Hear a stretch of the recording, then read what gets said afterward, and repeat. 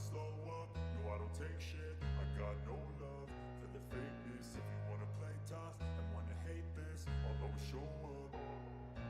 I don't ever slow up, no I don't take shit. I got no love for the fakeness. If you wanna play tough and wanna hate this, I'll always show up and make a statement. I don't ever slow up, no I don't take shit. I got no love for the fakeness. If you wanna play tough and wanna hate this, I'll always show up and make a statement. Everything I do so instinctive and so passionate. Every word I move so descriptive like an adjective. I got a vendetta against people who patented being negative when you should be getting after it.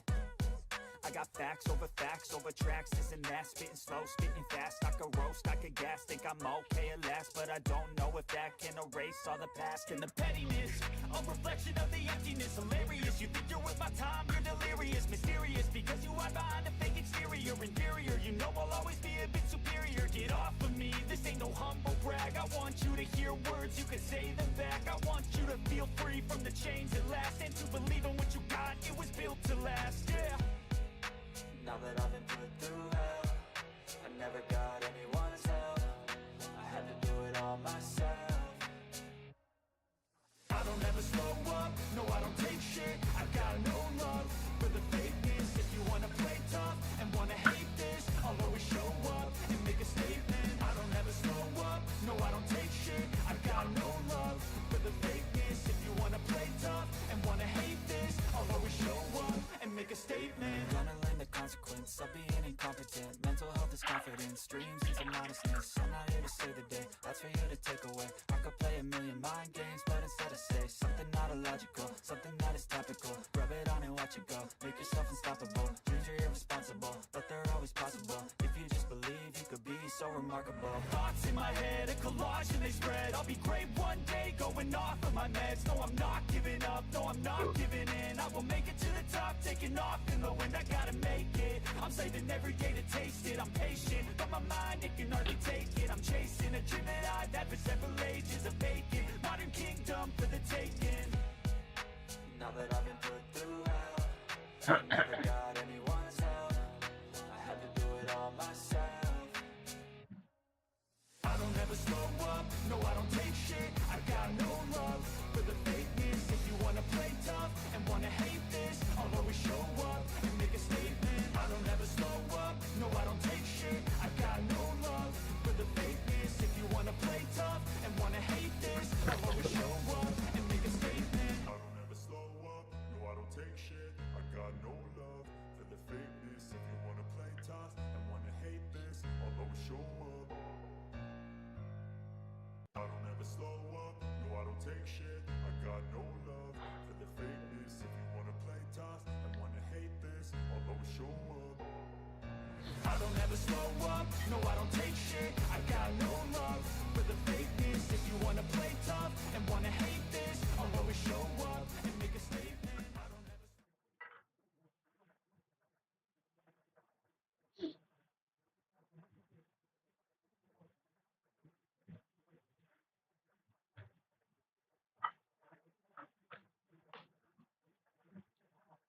Hello, hello, hello, hello.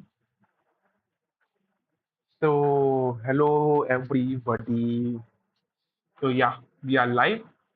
Let's continue the stream. Today is day. I today's 12th, and we will be continuing in today's stream. Actually, let me set the context of the video first. So, in today's video, we will be I will wrap up all the videos that are slowly or inconsistently I'm covering from past 2 days.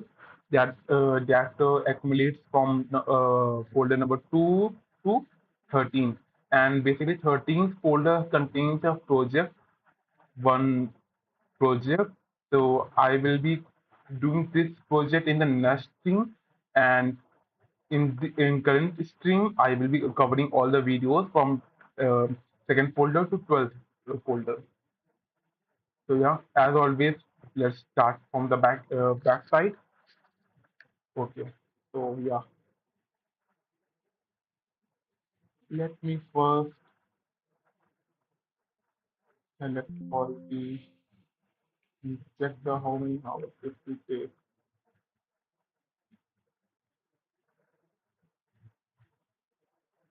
Yeah, so it is to approximately 7 hours. So without further ado, let's continue this video with a very pleasant quote. Okay,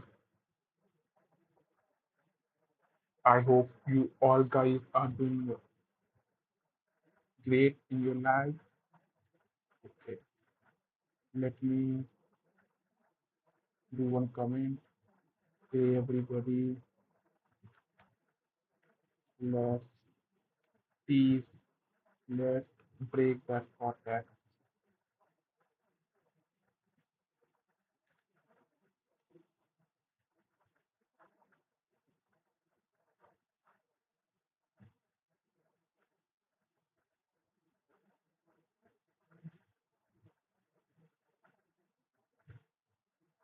Okay, so let's continue on this video. Right. Hello. What source of truth? Why can't we have multiple source of truth? Why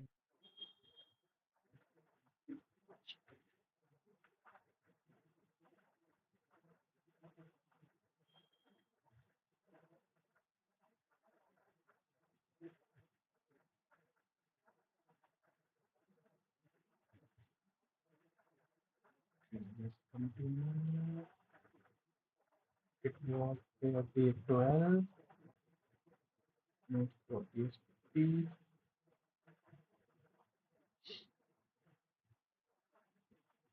do we do? Which is why all of these requests will go where long wires in the ocean, a bunch of router hops. The request will reach here. Response will come back. This is a very big file. This is like 1 GB file sometimes. It slowly gets streamed, or a 2 MB image. Wouldn't it be nice if this, if a lot of people in India are asking for it, then this request first reaches a server in India. Here it goes, gets cached over here, and everyone in India gets this request from here. That is what a content delivery network lets you do. The name is always to deliver content. Content delivery network. What does it do? It says, yeah, there are many objects stored in the world. File, and tell me what cdn.hkirath.aws.com. Find whatever they want. For example, they might want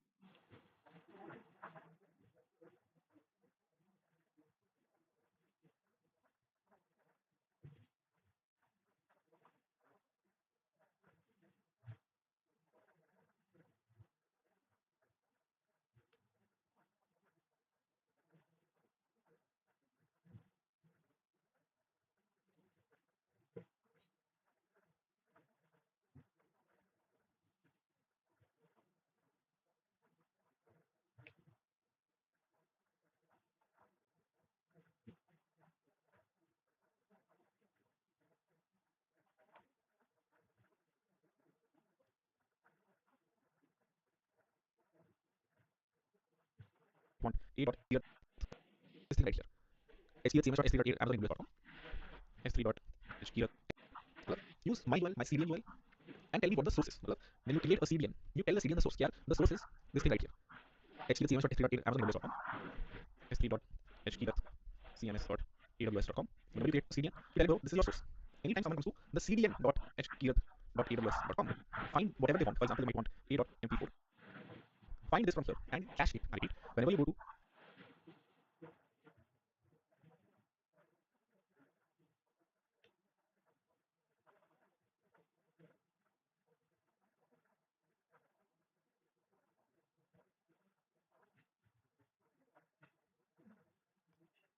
let me explain this. Right now, I'm on this specific place, the Google Drive, where I put a bunch of things. After I've done this, I will go to a different place. I'll go to the CDN place. I'll go to CloudFront, which is the famous CDN. It says CloudFront. Name itself is CloudFront. I'll sit in front of the cloud and let you create a CDN. What does that mean? By opening this one, you see it says this is the distribution URL name, and what does it point to? Look at origins. It says I point to htcms.s3.aws east1.amazon.com. What does it mean? It means after I created my S3 source on distribution. What does it? It means after I created my S3 process, distribution URL name, and what does it says? This is the distribution. Let you create a CDN. What does that mean? By opening this one, you see it says this is the distribution URL name, and what does it point to? Look at origins. It says I point to htcms.s3.aws east1.amazon.com. What does this mean? It means after I created my S3 source, I created a CloudFront distribution And I told CloudFront, okay, bro, your source is what it is. Let's keep it -cns.sd.com and CloudFront gave me back what? It gave me back a URL that looks something like this. The URL says d2sv.cloudfront.net.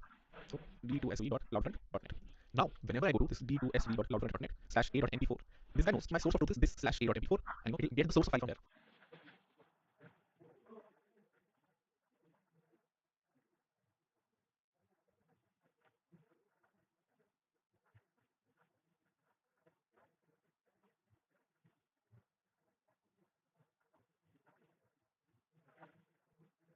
What it do something extra. Whenever this is the world map, they said the source of truth is here, S3 is here, but CloudFront, the CDN has multiple servers around the world. And whenever I from India go to cloud, whatever the URL was d2sn.cloudfront.net /a.mp4, this is from India, my request goes to my closest server, which then asks the source of truth, can I give me the mp4 file, gets it back over here, and then caches it. So now that mp4 file exists not just here, it also exists in this pop. And everyone in India wants that file, they can get it from here. Of course, it's not cached until infinity, it's cached for a certain time, let's say 2 to 4 hours, after which if no one is asking for it, the cache gets cleared. But we get how content delivery networks make it very easy to deliver content. The thing that is so hard and expensive that if it takes only one place, it will be very difficult for people all around the world to get it. CDNs is when the request will be opened to the closest. So then that would be drop in the closest pop, which will ask for the source of truth and cache it back. If, however, we give this URL, sd.amazon.com/a.mp4, then what will happen? This URL, the sd.amazon.com/the route file, in that case, what will happen? The request will directly go to the source of truth, which is basically means it takes a lot of time, and everyone is hitting the source of truth, and you mean someone is here in India and 20 people asking for it, all of them are going to US, none of the requests are getting cached close to these. Which is why whenever you have object stores, you usually have an associated CDN, so that all the requests to the object store are going by the CDN. The object store stores your files in a single location, let's say US East. The CDNs have multiple servers around the world, multiple pops all around the world. Whenever someone in here asks for something specific, the request first goes to the pop. If the content already exists here, you get it back. If the content does not exist here, the pop asks the source of truth, gets it back, and then caches it for here, so that all future requests to people here can be served by this pop. Hopefully that clears the importance of having CDNs in case of these heavy applications, in case of applications that are not just serving data, for example, your user information that exists in the database. These are serving actual real world assets, SSD, MP4 files, JPEG files. So you need not just an object store, you also need physical. That means 20 GB of bandwidth or something. You will charge something like $0.01 for distribution. Usually what is higher? Index. The distribution cost is higher. This is what you're for. If you have a big game going on, just a 1 GB file is reaching the object store, it's same amount. Now, in the cricket match, what happens? If this is your map, this is where the cricket match is playing. You get streamed out here to a server. This is the source of truth. This is the stadium. This is the place where you're storing your data. This will get, let's say, 1 GB data per hour. This data is going to so many pops in India that the distribution cost is a million GB per hour or something like that. That's the amount of data it's storing. Cost more than this cost. If you have this will be more expensive, but usually when you're building a website, you're optimizing for 800 people. So when you're asking earlier for discounts, you ask them on CloudFront. You try to find the cheapest CDN. You don't necessarily have to use CloudFront, by the way. You can use different CDNs. There are different CDNs. That are compatible with S3. So you can still use S3 as object store. You have different CDNs. We can go with the best. Okay. That's all for a high level overview of CDNs and object stores. Now let's go to the slides and understand how to practically start to deploy frontends and AWS. Maybe one more thing I want to cover is a question I asked here. Here you said frontends need to be distributed via CDNs. Why not packets? If I have this is the world map, this is India, sorry, this is Australia, if I deploy backend application and the server I deployed from the EC2 from the last class, that server exists here. Why don't we use CDN in front of EC2 server? Why would I say multiple pops? And then any time a user asks for data from here, it flows from this pop back to this location. I can't backend data be cached as well. Can you trust already? It was. The answer is basically if 100 people ask for an MP4 file, all of them reply the same MP4 file. But then you hit the server for, let's say, on a /me endpoint and gives back every case. Every user gets a different user gets email here@gmail.com. User 2 gets email from here. What does that do? That you cannot really cache backend. So I can be like, I will have CDN around and someone asks for something. I will first, check. If you ask something, this is property, get from here, and cache it, you can't cache it. Because if another user asks, they want something else, they're responsible for something else. The data is very user specific, which is why CDN is going to be a lot of applications. What do make sense is something called edge networks.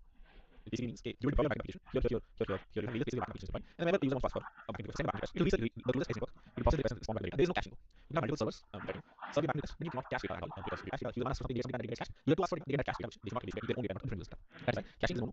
You do caching backend applications like this, but edge networks are basically deploying your backend application. Which is a good thing. But why don't we do the same S3? If this is the world map, why does a single source of truth? Why can't we have multiple sources of truth? Why do we even need a CDN? Just have the data in multiple places. The answer is the data is really expensive. If there's 1 GB file, you don't want to keep it in 32 pops. You need one max 2 residency. You can't really copy over 32 places. It's really expensive. That's why source of truth is really fun. As people want it, the source of truth copies over the caches. As people don't want it, caches keep it here. Right? With that, I think that's informed for today.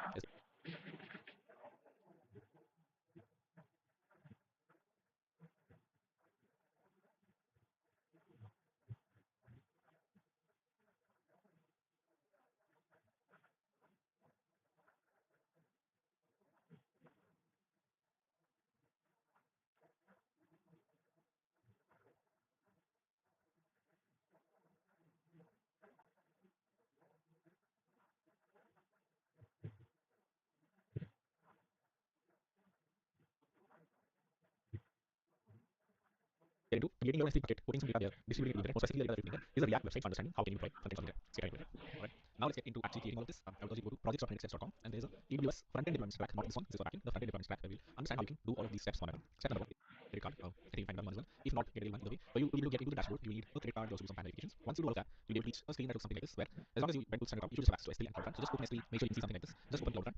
You open something like this, and you're able to see everything here and explore the AWS dashboard. You don't see any check marks, you will see the check marks section. You ask for permissions from a friend on the AWS account. If you are the root user, you should just have access to everything. That's step 1. Only completed on this, should we proceed from here and we actually start to create a React application and deploy it. Step number 2, building your React front end. Now in the end, we want to deploy a React project on PNF. There's a big call out here. This approach will not work for frameworks that use server-side rendering like Next.js. We'll actually go that is quite higher. For basic applications like modern HTML, CSS, JavaScript applications and React applications that can be converted down to HTML, CSS, and JavaScript, you can use this approach. For approaches which use some high level, some more extra concepts like server-side rendering, which is something that Next.js provides, this approach will not work. In that case, you don't have files that you just distribute. You need the server as well, which is why different approaches for a Next.js project, for a React project, or if you have a simple HTML, CSS, project, then this approach will just work. First step is just building your React project. So I would quickly urge you to start a React project.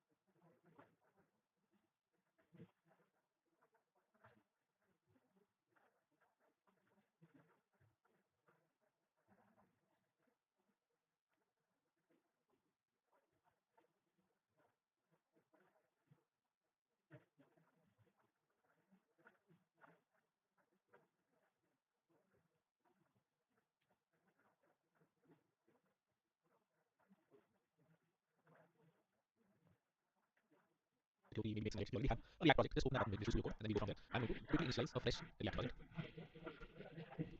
In the end, create react package. Make sure you select React from the framework. You can select either TypeScript or JavaScript. I've selected TypeScript. And now open this in Visual Studio Code.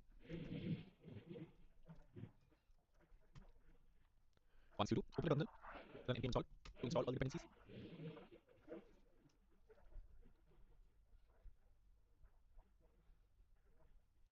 You'll see I have now if I open Visual Studio Code on the left, I open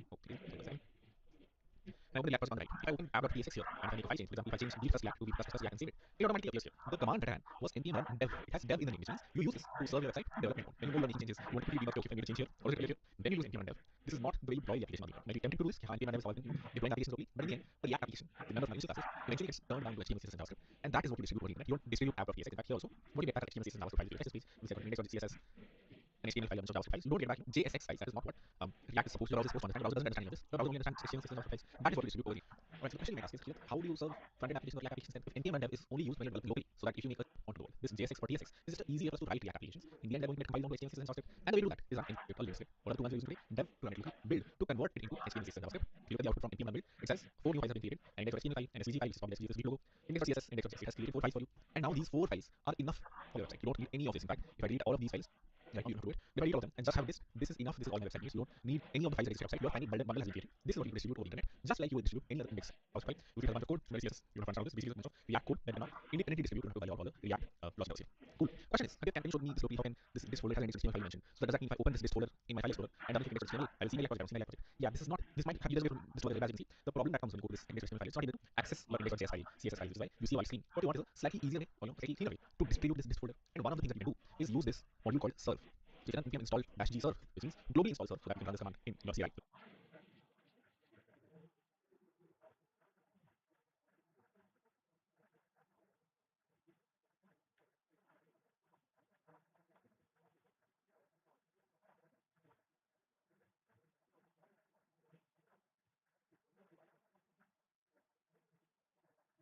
In your terminal, and then you run the command serve.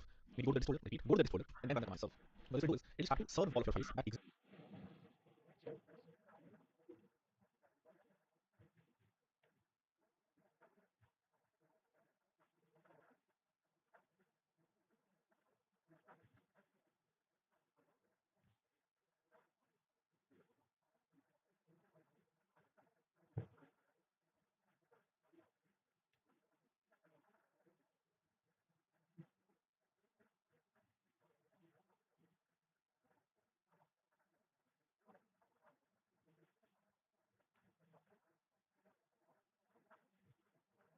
In this folder, it will start to serve index.html, file.svg, and all of these files on a port. So if I go to localhost 3000 now, you can see I have my website. I go here, or I can go to /index.html. Both mean the same thing. If you go to slash and I think it's there, it defaults to /index.html. If I open this, you can see I see my website finally created without any of the React code, purely being served from this folder. That is what React is supposed to be distributed. You have these files that you do serve over the internet. If you want to try out locally, you can use serve. You can different things. You don't necessarily use this serve. You can your own express server that is serving these files. In the end, all you have to do is serve these files on a port that people can visit and get back the HTML, CSS, and JavaScript. You cannot just open it directly in the browser as you saw. The console has a bunch of files you need to quickly to show what exactly this serve is.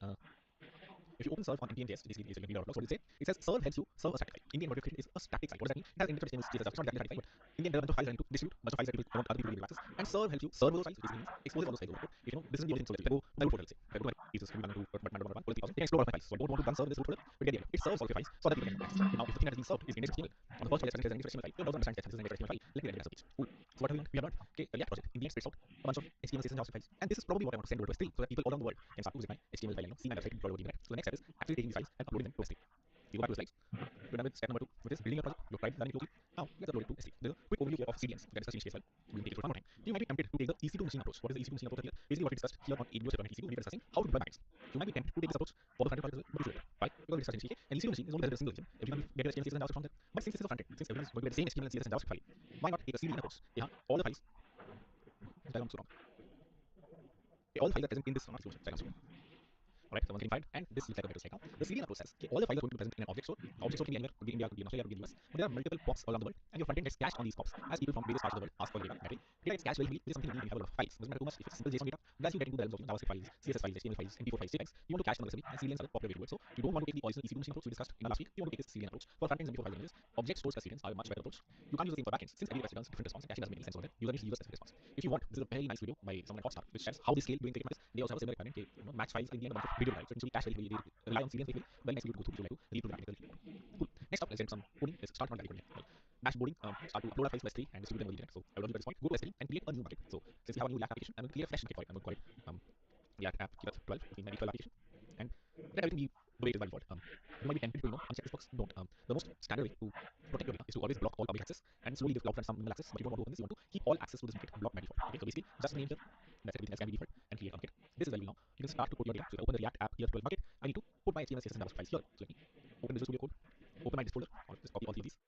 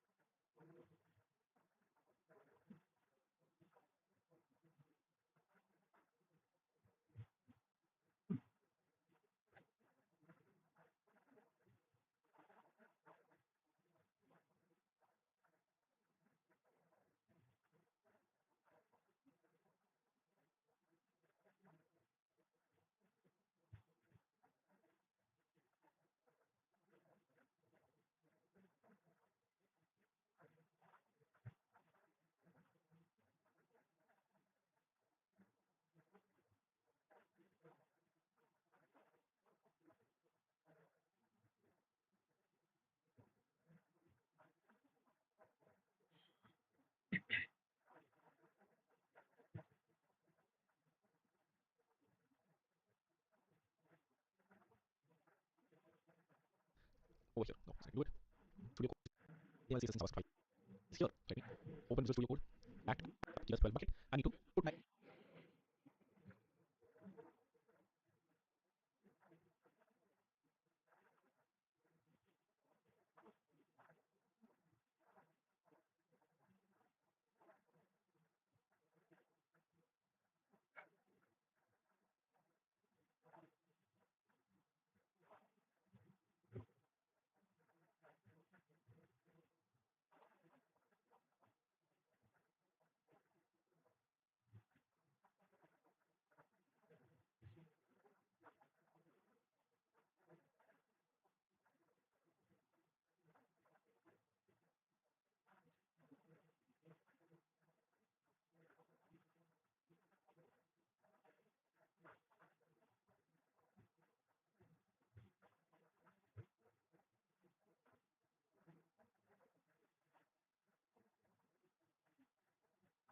HTML, CSS, and JavaScript files. Here, let me open Visual Studio Code, open my disk folder, or just copy all three of these over here. No, so do it. This is my final disk folder. I'm going to take my index.html file, file assets, and I just drag and drop them over here. That way, all of these files which have my index.html JavaScript files are all uploaded to S3. And now if I go to this bucket, you can see it has index.html on the root, file SVG, assets, so on and so forth. If I open this, there is a URL, but as I said, we have blocked all public access, so you can't just access this specific URL. If you do open public access, you will be able to access this, but you don't want that, you don't want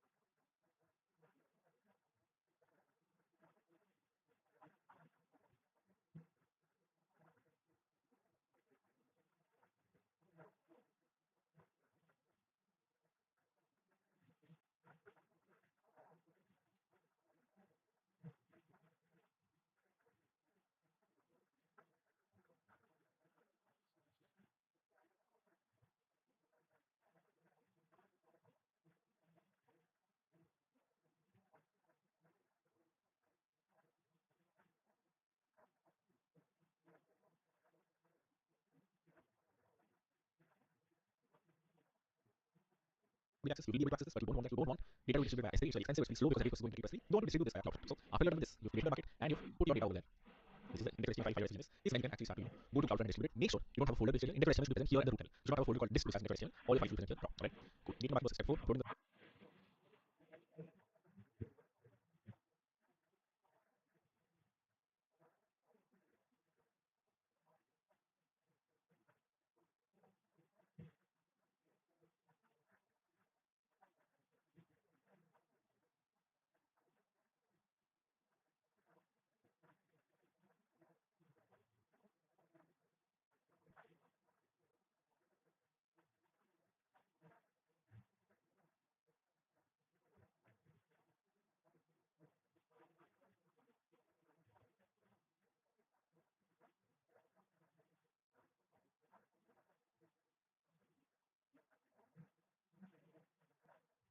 folder called disk which has index.html. All your files should be present here. Right?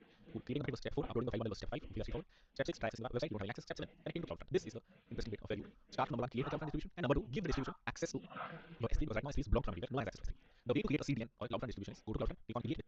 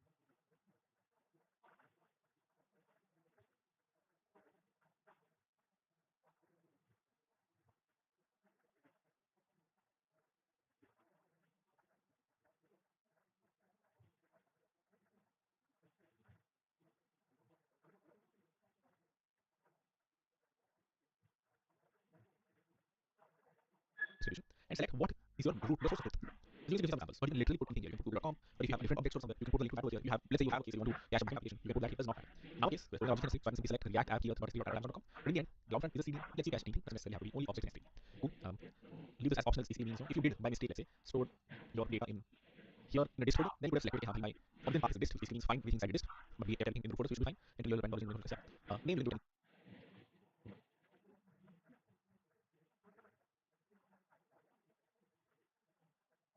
leave it as such. Origin access, this is important. Basically means, is your origin open? Is it public? Or is there some access control over it? What did I say? I said this is blocked by default. This bucket we are not open to the internet. No one can access it, which is why our bucket is not public, which is why we select either one of these origin access policies, which means how do you let CloudFront access your origin? How can CloudFront get some access on S3?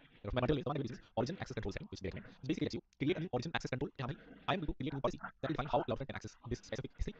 When I select mode, most of you would have an origin access policy already. So click on create a new OAC, do whatever you want to do. Select sign requests, because it's recommended, select most secure, and click on create. Then you do, you follow the steps. I'm going to create S3, so I create CloudFront distribution, set in my source. My bucket is not public by default. I add.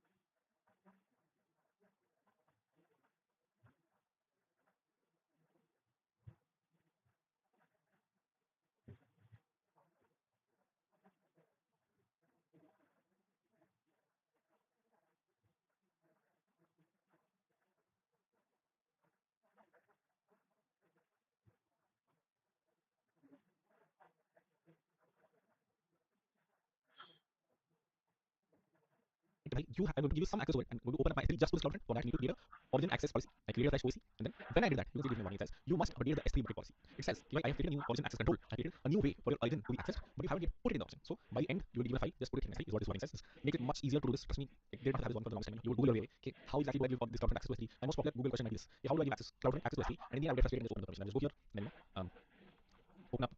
Let's see. Open up all these. I will not block access. I'll just open. You can't open bucket because it is so frustrating. Since it's a common problem, they now give you a warning. I'm going to give you by the end of this something. Just put that something in S3 and you'll go to it. Otherwise, we'll explain what exactly this policy is and how do I paste this in S3. Cool. So recap. I did the origin, created an OAC, and I told me I'll give you a file in the end. Put it in S3. I'm going to wait for the file to get it, and then I'll get the file and put it in S3. Everything else can be almost default. You have to change a few things. Let me show you what.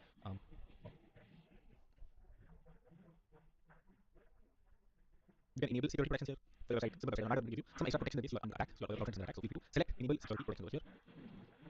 You will get to how you can point your own domain into it, but for that you need the section. If you're going to ignore it for now, then you can add it. And then this one's important. Default root object. What are we creating? We are creating a website. Look at it. Where does our code reside? What is the root file? Index HTML. But when you give a friend a URL, do you want to give them a URL like this? Do you want to give them something like Amazon.com, or do you want to give them Amazon.com/index.html? You want to give them a URL like this. You want to go Google.com/index.html. You go to Google.com. This is why in CloudFront you can say my default root object is index.html, which means if someone goes to my CloudFront URL, by default, if they don't give anything at the end, the file should be index.html. So I can easily give out URLs rather than giving out URLs like this. Does that make sense?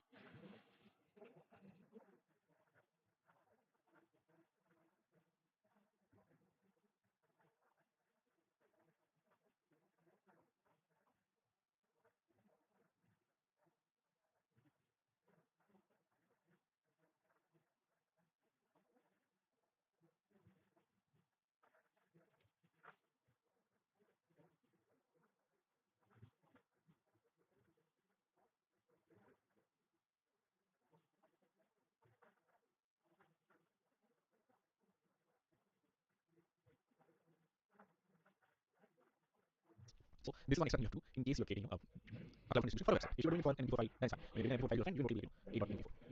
If you go to app.indexes.com, here. If you look at this file path, it says the CloudFront URL /host thumbnail/ml.jpg. So here it is fine. You can have whatever suffix and but when you're distributing a file, in that case you don't want the suffix. In that case, you simply want the default registration index. You can send the standard click on create distribution. And now it gives you policy. It says S3 bucket policy needs to be updated. Complete the distribution configuration by allowing read access to CloudFront policy in your policy. So you have to go to S3's permission page, specifically the permission page here. There you go on the institute. After release this permission page, there is a bucket policy. Where you check how public access is defined by default. If you want to add some access, you can. But by default, all access is blocked. This is why click on edit. It thankfully gives you a very nice policy which you can try to read through. But usually you use some sort of generator like this. So generate this policy. What does it say? It says allow CloudFront for this principle. This resource, which is the S3 bucket with the bucket name React app here 12, which is my bucket here, should be allowed access from this CloudFront URL. So this is the ID of my CloudFront that I just created. As you can see, it says E3A2F. If I go back to CloudFront, E3AUF. So what policy did it generate? The policy that has generated says this S3 path, anything inside this bucket /star should be accessible to this CloudFront distribution. That is the policy that we have now generated. This is the only access we have provision on S3. So now it's still blocked all across, but we have one permission. This specific CloudFront distribution should be allowed to access S3. I think this should be allowed. This one should. That's all you can gate access very well to CloudFront so that only a CloudFront distribution, only if someone is coming to this website can reach this link. There's no other way for directly access it. Cool. That's the extra step that I said. Now they give you this very nice warning all across. But before this, you have to figure this out by Googling, reach some sort of policy, edit out this ARN, figure out what the idea is, put it here, and you create a policy. Once you get frustrated and completely open the now it makes it easier. That's all you have to do. Now you just have to wait for deploying to change to complete it, and then you have a basic website up on the internet. This is the problem. The problem is you don't want to give your friend this URL. You want to give your friend a URL that looks like app.fredx.com or frontend.yourdomain.com. How do you do that? Basically, well, let's wait for this to deploy and then we try to visit the website. Alright. Now as you can see, it does not say deploying. It says it is last modified on state. Basically means my website is deployed. If I copy this and paste it here, you will see I have a React application. If I open inspect, refresh one more time, Google Network app, you will see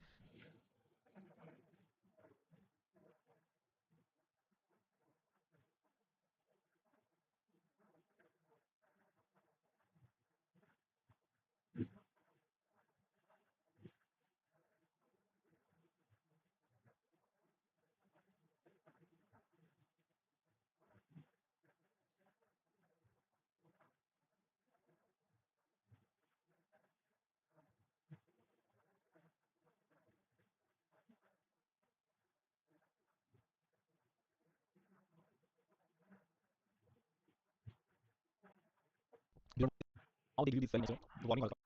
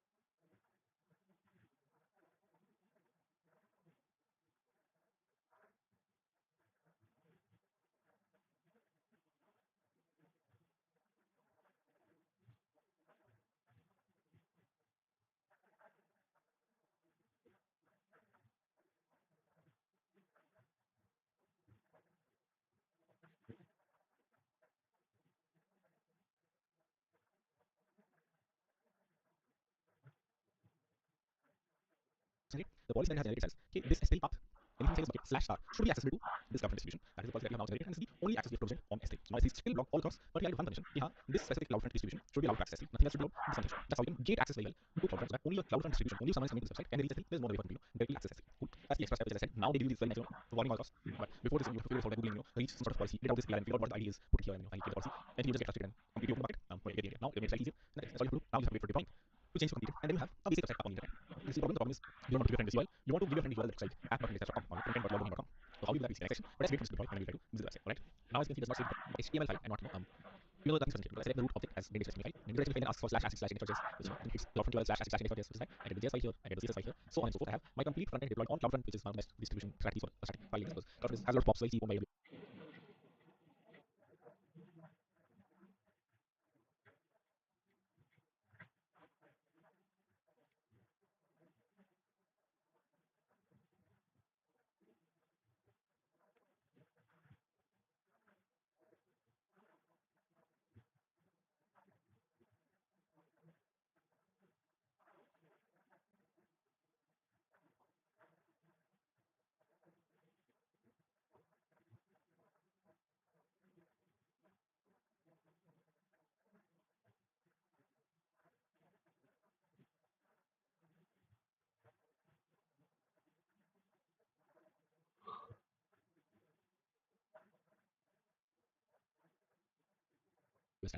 this was simple. This was really not good. Different bit is connecting to your own. So now let's understand if you own 100devs.com, how do you point either 100devs.com to this website or some other route, something like weak.100devs.com to this website? For that, you can do file creating distribution as well, or once you create it, you can click on edit here in the same section. So this is the CloudFront distribution. You can see it says alternate domain names here, which is exactly what we want. You want to give an alternate domain name. So when you click here, it says add an alternate domain name here. I'm going to write weak12fe.100devs.com. Again, to call out, I own 100devs.com, this is what I can put here. You're not able to put this here if you don't actually own a domain name. If you want to try this out, you first buy a domain name, you can see name.com. Custom SSL certificate. This is important if you want your final website to be deployed on HTTPS. Which you should. Any frontend or backend should always be deployed on HTTPS and not on HTTP. But here, the CloudFront URL is already on HTTPS. Why can't, if I just do this, why won't this just work? Why do I need to create a new certificate HTTPS? The answer is Amazon will not create a certificate for you. The certificate can only be created and deployed if you actually own that certificate. So you have to first show Amazon you have ownership of this URL. Only then will Amazon create a certificate for you, and you can put it on the front end website. They make it very easy. You can get a certificate yourself. You can buy a certificate on Google.com, or you can ask Amazon to create one. It's very cheap and free to create an SSL certificate on AWS. So if you want to website HTTPS, which you should first create a custom SSL certificate. For that, click on request certificate, and it will take you to another service of AWS called AWS Certificate Manager. So that's how S3 is a service, CloudFront is a service, AWS Certificate Manager is also a service. And here you can request for certificate. What is a certificate? The thing that you need for that application. So I go to any URL Chrome, expand this. How can I see certificate? There you go. Connection secure. Certificate is valid. Whenever you go to an HTTPS website, it says certificate is valid. You can see explore the public key of the certificate. And that's how you know every website that's needs a certificate. This is what we are creating for our website. CloudFront has a responsibility. We need to create one for our website design. We are going to the AWS Certificate Manager, which is create this certificate. So next domain name. What is our domain name? It was v12fe.com. So this is the domain name that I need a certificate for. Select the installation here. Basically means how will you tell AWS you own this certificate? And you do email validation. But this one's easy. Second type of encryption algorithm you want to use. Keep it default one saying it's how you want to the algorithm that you want to use to create a certificate. And I'm going to start it for publish this one. Click on request. And now when you want to do that, if you refresh, you will see it says pending validation. So you ask AWS to create a certificate. But it hasn't been built yet. Why? Because how does it know you own this domain? Like Facebook.com here. You first have to verify if you own this certificate. This is your domain name. And how do you do that? It says please go to wherever you have bought your domain. I have bought Google domains. So if I go to Google domains and look at all the domains that I have bought. Domains.google.com/registrar. Here you will see I have a bunch of domain names. 100 domain names. So I click on 100 I click on DNS, which stands for domain name service. I can actually add records here. Go to my records. Here where does app.indexes.com port? Where does backend1.indexes.com port? All these records you can here. Even if you go to Squarespace, even if you go to Google, you will find a DNS section here. That's the provider. Go there and click on manage custom records. And here add a new record like Amazon wants it. Amazon tells you if you want to verify that you own this, please on this domain name, which is underscore AU whatever .people@indexes.com, which copy the first part here and paste it here. So underscore AE1 whatever they want me to point, whatever subdomain they want me to point, to what value, they say value record is this. I'm going to copy this and paste it here. What do they type? CNAME. So they say create a CNAME record for this subdomain to point to this value. This is the same thing that you have to do to show if you do actually own this domain name. After you click on save here, AWS will hit this URL, it hit underscore A. It hit underscore AE1.100.com, this specific URL, and try to see if you put that. That's how you verify that. Here was able to do that, so here does own at least week 1 to a few of indexes.com because we able to put an entry on the subdomain. You can save here, then wait for some time. AWS will be able to figure out here does own this domain name because here just put this in the domain name provider, and since here's the only one who has access, admin of week12fe.indexes.com is the only one who has access to it, and since you put that value here, that means it does own this specific URL, and it will just generate the certificate for me. It will generate the certificate unless you can verify you actually own the website. Cool. Now you just have to wait for some time until this pending validation changes to verified. So refresh. Pending validation for some time. Alright, I'm waiting for some time. It says status issue, which basically means they have issued my certificate. If I go back to CloudFront here, go to my certificates, refresh. It says I have a week12fe.indexes.com certificate created for me. So I can just attach this certificate because that is what I want this specific website to print. You can save changes now. There is one last thing you have to do in this. You've done this report CloudFront. If any request comes to you from week12fe.indexes.com, you should be able to handle it. No serve the URL, serve the contents of S3. So now someone should be able to instantly not just type a here. It doesn't show me anything. But that CloudFront URL works. I go to CloudFront URL. I see this here. I told this guy, okay, week12fe.indexes.com should open. You might receive a request from it, so please serve them correctly. Serve the S3 context there. But it's not looking at it. And guess what is the one thing I missed? I have not yet pointed week12fe.indexes.com to this CloudFront URL. I did not go to my Google domains. I did the verification bit. I did say this thing points here so that AWS is able to verify and generate my certificate. I did not yet point week12fe.indexes.com, which is the week here, that's what it means, to this URL. I need to create a CNAME method. Okay, week12fe.indexes.com should point to this CloudFront URL without HTTPS and save it. That's the last thing I have to do. Now if I go to week12fe.indexes.com, like a minute or two because it takes some time for DNS to propagate, by the time all these records to get propagated all over the world. So I'm going to wait for like a minute and then type it week12fe.indexes.com, and that's hopefully now showing the same context as this file here. I was able to deploy a website on CloudFront and attach my URL to it. That's good because so you share it with your friends. You don't do this a lot of times. If I showed you, if you know I showed you app.indexes.com, the ML.jpg file was just being served from the CloudFront URL because you should probably see access to access.indexes.com. Not really matter. It's a hidden URL. But when you're serving the website, that website URL isn't here, which is why you probably don't want to do your CloudFront URLs and attach a domain name. I go here, DNS isn't yet propagated, which is why it says this. Let's wait for some time and then we see this actually works. Alright, the DNS has propagated, and now if I go to week12fe.indexes.com on HTTPS, I do see another site deployed. So that's how you can convert your CloudFront URL to point your own domain names to it. This is what you want in the end. Now you have an HTTPS front end on your own domain deployed on CloudFront backed by S3. This is why introduction video. Deploy front end applications, specifically React applications, not simply HTML, CSS, and JavaScript applications. Next up, there's one more thing that's left. Can you guess it already? This. Let me show you what it is. But basically, can you guess there's a problem here? This does work, but in the end you have a dynamic website. Like dynamic has a bunch of blocks, so you make a dashboard out. And what happens when I go to dashboard? You cannot find the dashboard file in S3, so it doesn't know where to go. Ideally, there is client-side routing here, and S3 or CloudFront should always return index.html. I repeat, even if I go to whatever route, doesn't matter. CloudFront should return index.html, so that React features and then is able to figure out that the route is /dashboard. So I have to render the dashboard page. In the end, doesn't matter what route you get. CloudFront should get back index.html, and then the JavaScript file that will come, React project will come. We figure out if the route is this specific thing. So this is what I render. So what do we want? Next, last thing we want to go back to slides and mention this. To add an error page. You will notice a problem that whenever you try to access a page that isn't the index route, you will reach an error page, something like this. Well, you don't know that. This is because CloudFront is looking for this necessary, which is not necessary. To make sure that all requests reach index.html, add an error page that comes to index.html. What you can do is, if I open CloudFront or AWS, if I open CloudFront here, I can open that specific distribution that I just made. And over here,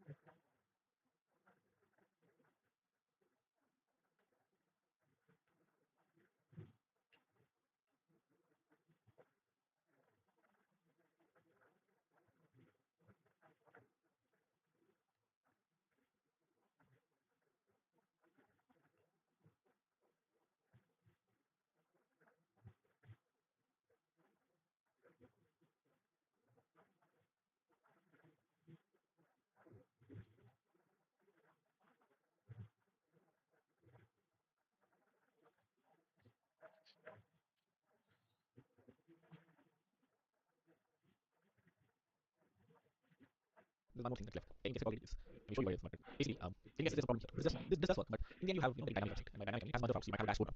And what happens when you go to dashboard? It cannot find a dashboard file in S3, so it doesn't know where to go. Ideally, there is client-side routing here, and S3 or CloudFront should always return index of HTML. I repeat, even if I go to whatever route, doesn't matter. CloudFront should return index of HTML, so that React is here and then is able to figure out that the route is /dashboard. So I have to render the dashboard page. In the end, it doesn't matter what route you hit. CloudFront should get back index of HTML, and then the JavaScript file will come, the React project will come. If you doubt that the route is a specific thing, so this is what I want to do. So what do we want? Next, last thing we want, if you go back to the slide, I mentioned this, to add an error page. You will notice a problem that whenever you write access route on a page that isn't the index route, you will reach an error page, something like this. We don't want that. This is because CloudFront is looking for this in S3, which is not this. To make sure that all requests reach index of HTML, add an error page that mentions HTML. What you can do is, by opening CloudFront or AWS, if I open CloudFront here, I can open that specific distribution that I just created, and over here, add an error page. Add an error page. And what does an error page mean? Basically means, if a user reaches a page that looks something like this, rather than showing this dumb error, what should you show them? Like for the original need for something like this, okay, user reaches a page that doesn't exist, what should the default error page that they see? And in our case, what do we want that error page to be? We want that error page points to, can you guess, if the request reaches a 404. If, what happens when you go to ASP page, when you inspect, so like, what status code I write 403. Which might mean, if I select 403 over here, and say customize error response, whenever the user reaches a 403, return them back index.html with a 200 status code. Tell them you're good. Here's an index.html file. Do not show them 403, even though when you visit this website, the status they get back for all these files is what? 403. It's just forbidden. You don't have any file. You don't have access to this file. That's what 403 status code means. And what are we saying here? We are saying, anytime a 403 status code comes, don't return this to user. Give them a special.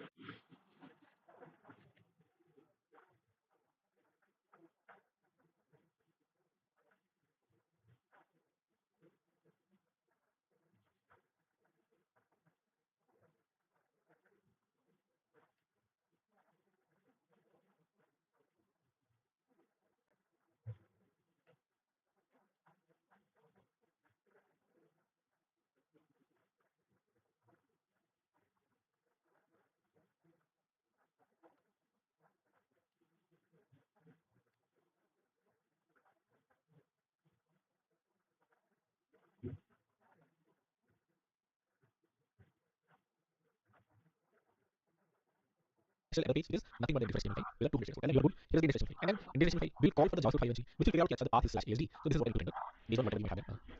Slash index here. Based on whatever client side routing you have. If you're using React Cloud.com, if on /asp you render a certain page, that is what will appear here. So if I now go, one extra thing you have to do is clear an invalidation. What happens is CloudFront covers the value of caching. So a lot of this data is cached. The response to /asp is cached right now. And to make sure you're able to clear the cache, you can delete what's called invalidation, which means invalidate the cache. Doesn't matter what pop has what. Invalidate or remove all the cache from the user. So that when the user gets the cache value doesn't return the real values. Right? If I go to another URL at ASD, that's fine. But ASD was cached, which is why I have to give invalidation. But either way, now it doesn't matter what I go to every time I add the same index because I added an error page. Like before the 3 comes, don't send a 403 to user. Send them /index.html based on whatever client side routing you have. If you're using React Cloud.com, if on /asp you render a certain page, that's what will appear here. So if I now go, one extra thing you have to do is clear an invalidation. What happens is CloudFront covers the value of caching. So a lot of this data is cached. The response to /asp is cached right now. And to make sure you're able to clear the cache, you can delete what's called invalidation, which means invalidate the cache. Doesn't matter what pop has what. Invalidate or remove all the cache from the user.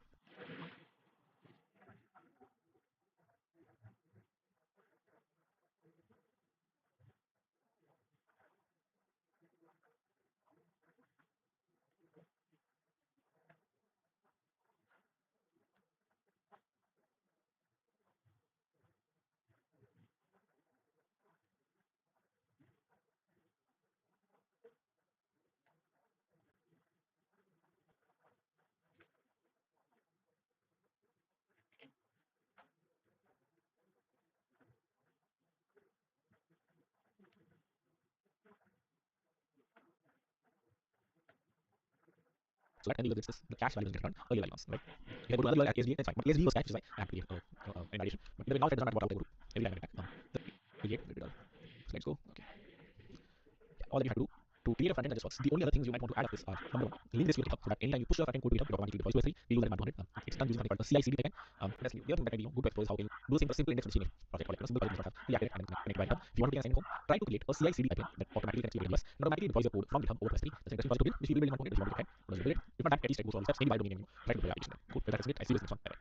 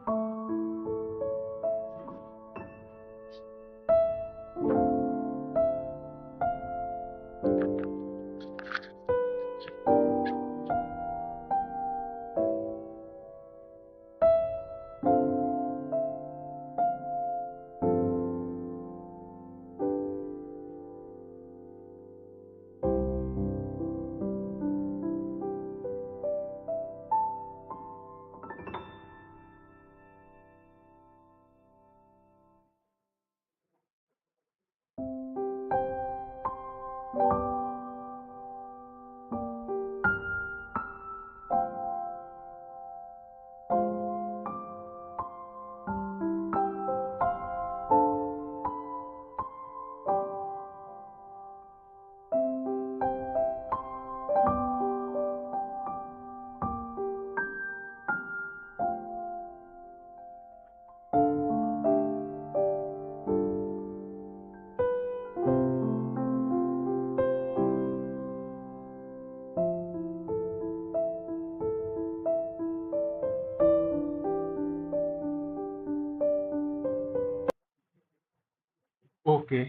so all right then, let's from the and continue the stream and wrap up the laptop over video.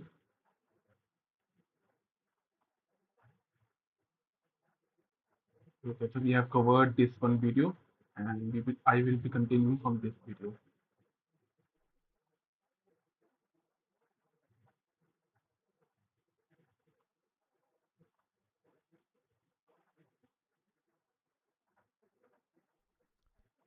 Everyone, this video is going to be about some more advanced TypeScript APIs.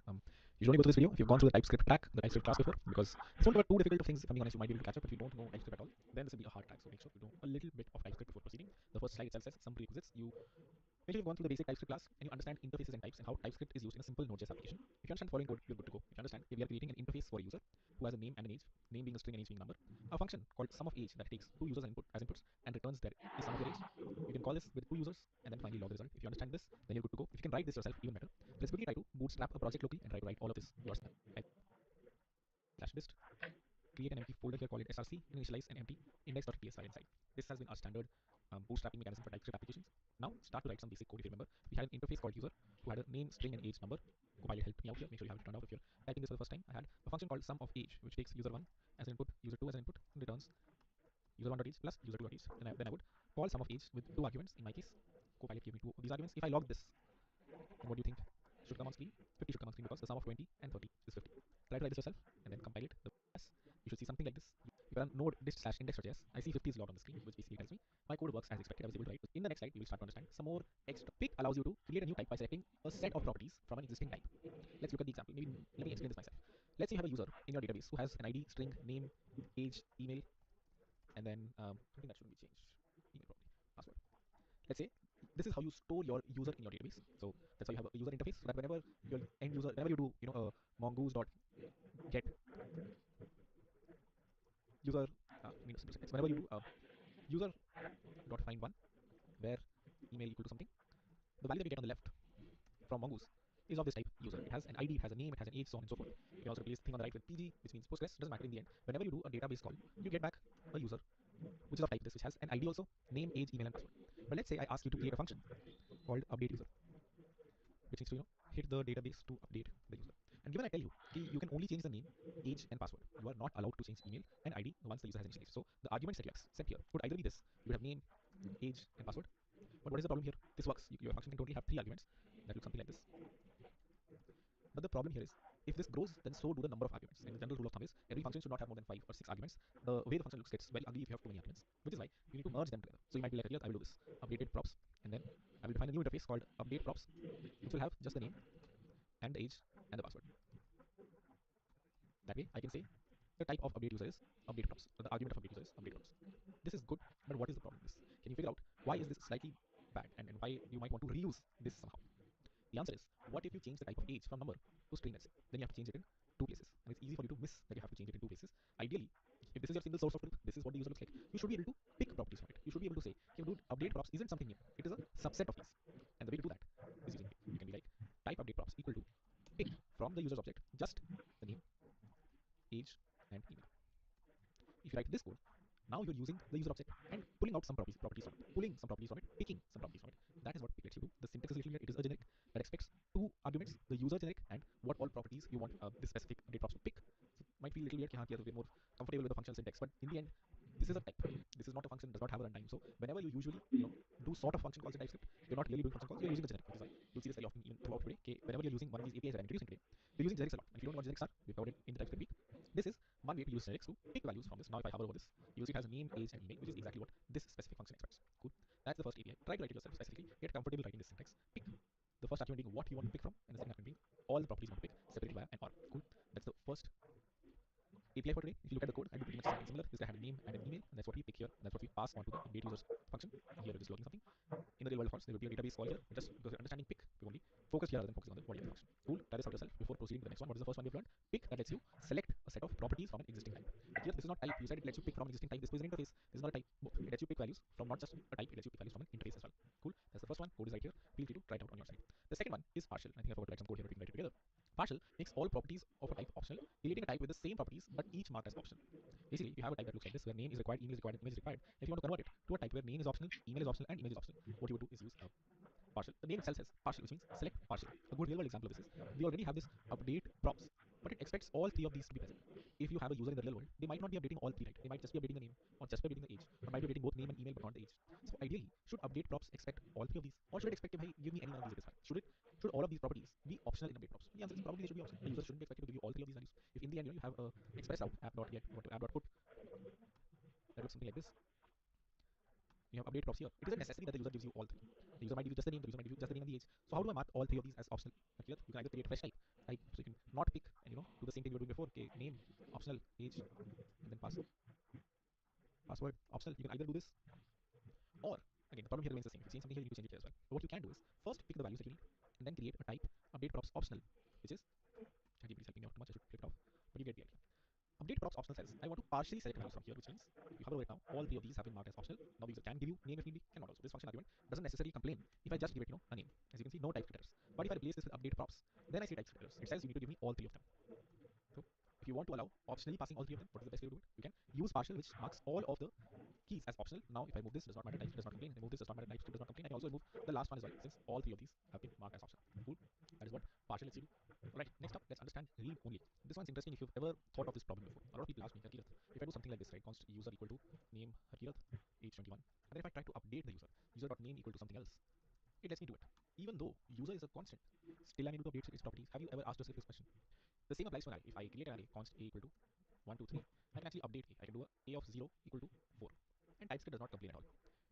Let's just focus on this example. I have declared an array which is a constant, and yet I'm able to update a property on it. I cannot do that for a string. If I do const name equal to Harkirath, then try to do what is this? Let's const username equal to Harkirath, and if I try to do username equal to something else, TypeScript begins to complain. It says cannot assign value because it's a constant. But the same doesn't happen if I do it on an array or an object.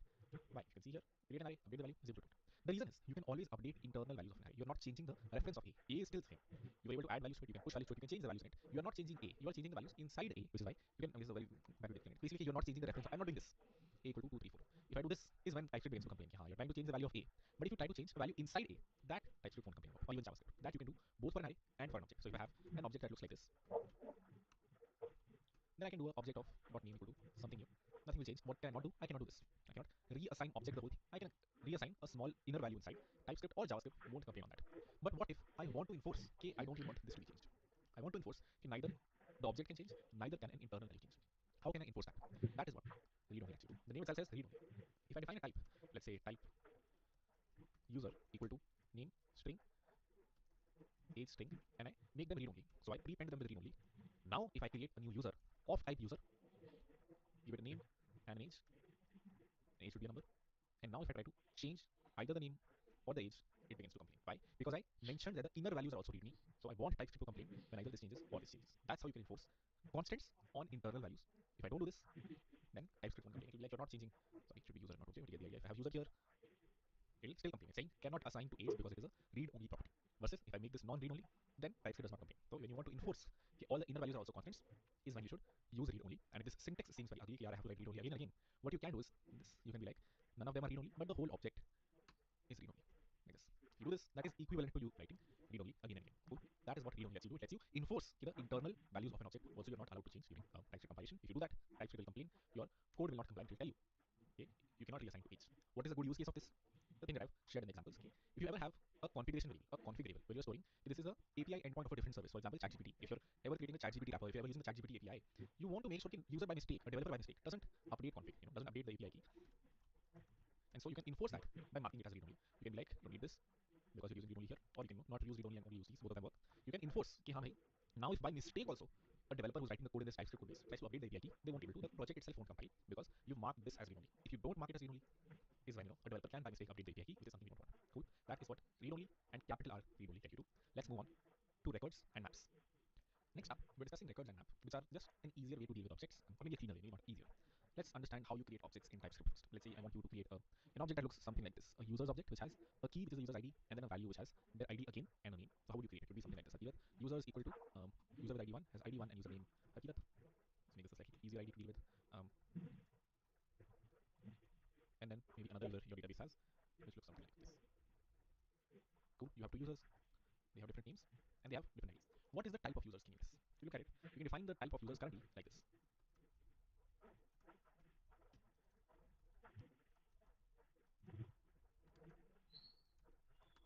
You can say, okay, my user has a type that looks like this: ID string, username string, which is basically this right here.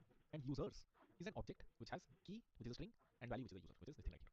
Can you copy this from here over here? Yes, you can do this as well, or you can do this. Both of these work. In the end, you have a very nice type for users, which is an object which has string as a key and ID username as the value. This is, might seem very complicated. This is like the easiest way to do objects in TypeScript. If this seems complicated, you can do this. Let's say you don't even have users as an object. You have something like this. Hope that's easier. Okay, users is simply an object where the key is a string, which means how you index the object, and the value is a string as well. You could have another one called user's age, let's say, which stores the age of user, and that might look something like this.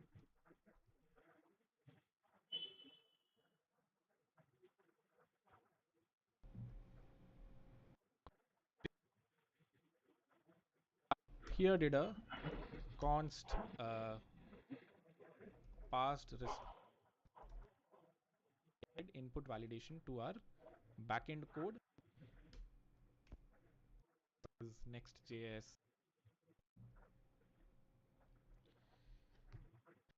Generally, okay, cool.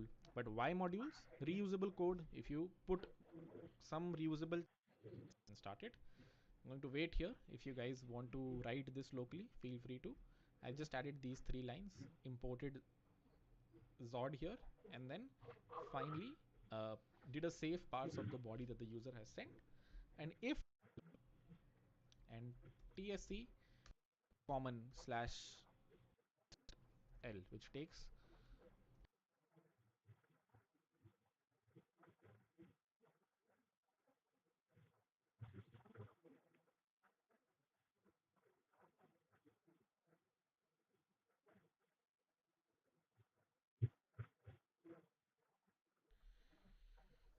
so yeah, forgetting about what is re-rendering, how things are rendered under the hood. Just you've been given an assignment and you need to figure out how to do it.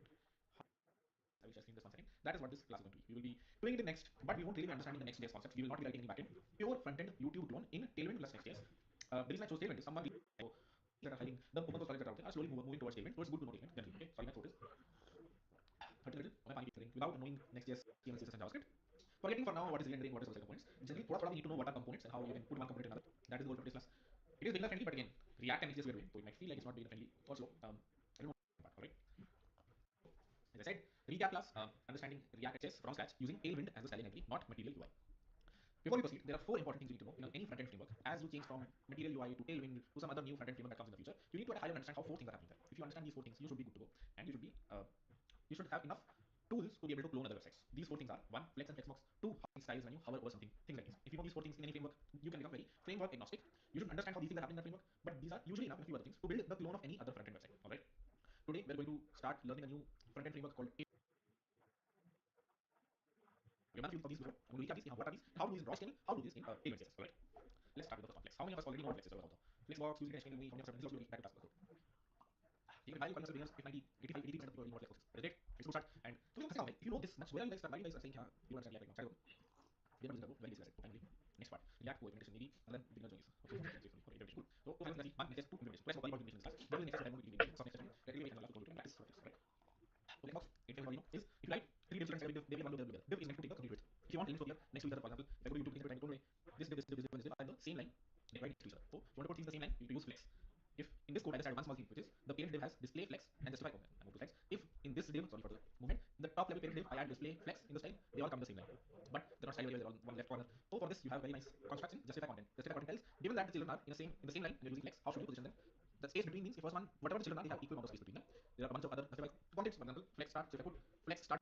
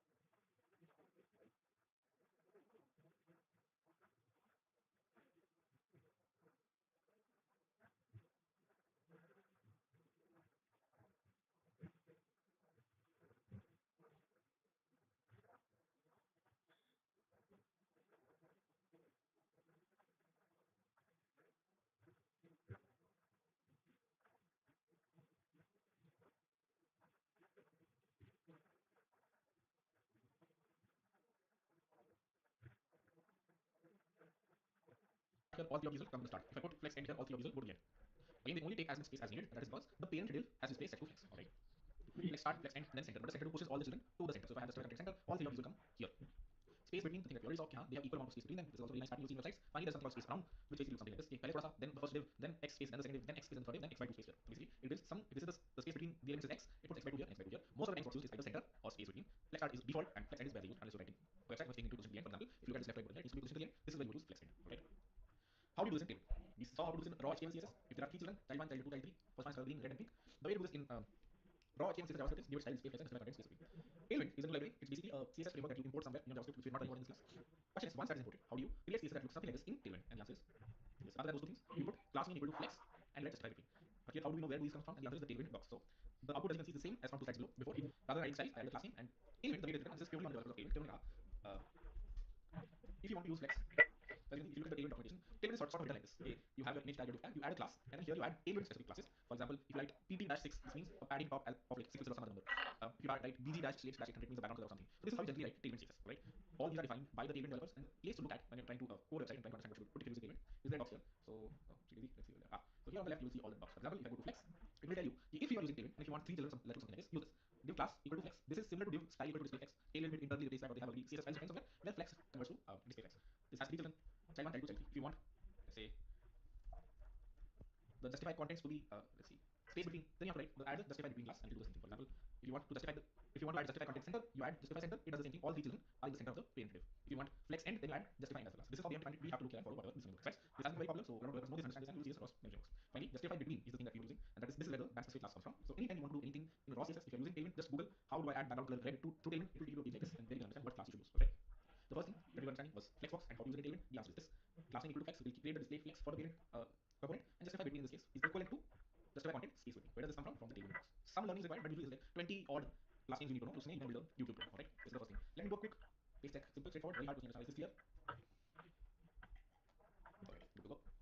Grids. We have done grids in material UI. This is how to do grids in Tailwind. For let flex, another way to put three elements in the same row is using grids. We've done this in material UI. How do you do it in Tailwind? Div class name equal to grid. This means all the children below it are going to be part of a grid, and then grid calls three basically means this should have three columns, all of them equally distributed. This is all you need to do to have three divs right next to each other, taking equal spaces, and this works very well if you have equal space for all your children. That is never not always the use case. For example, if you go to YouTube, these elements as you can see, all you need is a grid of 4 elements. But if I open a video, this is the grid on the left, this is an element on the right. These two are right next to it, so we will need a grid. This is the parent element. This is the thing on the left, which is slightly bigger than the thing on the right. So we need to understand how to create a grid which have different widths as well. The way to create a grid with equal widths is this. Just represent how many children do you want. If I add 4 here, you will see child 1 green, child 2 red, child 2 pink, and then some extra space here. Because I told we need 4 elements per line, and I will use 3. And this is why if I add grid calls 4 here, you will see 3 of them on the left, 4 space will be empty. Alright. Unequal widths. So if you want unequal widths, if you might remember from our material UI grids, you would tell how much space, assuming this window is split into 16 parts, how much space should each child take. This guy is very similar. You tell there are 12 children. So earlier we said grid calls 3. Each one of them takes equal space. What we will do here is we have 12 columns, and you can say call span 5, which means first guy takes 5 of those 12 columns, call span 5, second guy also takes 5 of those 12 columns, and the last guy takes just 2 columns. That is how you will do unequal widths. So nowadays when you will be creating a video player on the left and this thing on the right, what will be on the left? Maybe something like call span 9, what will be on the right? Call span 3. Alright. This is how you do grids in Tailwind. Only two things you need to know: what to do with the equal widths, grids space, grid wall 3, number of columns that you need. If you need unequal widths, then divide the window into 12 columns and then choose wisely which one you want. First one to take more, second one to take less, so on and so forth. Lastly, not lastly, only last big thing is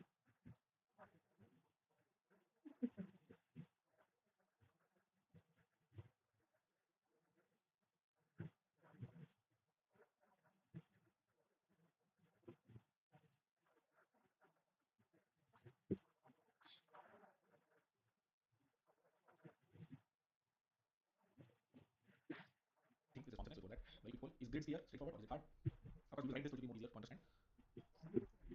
91% in a beginner class. Good.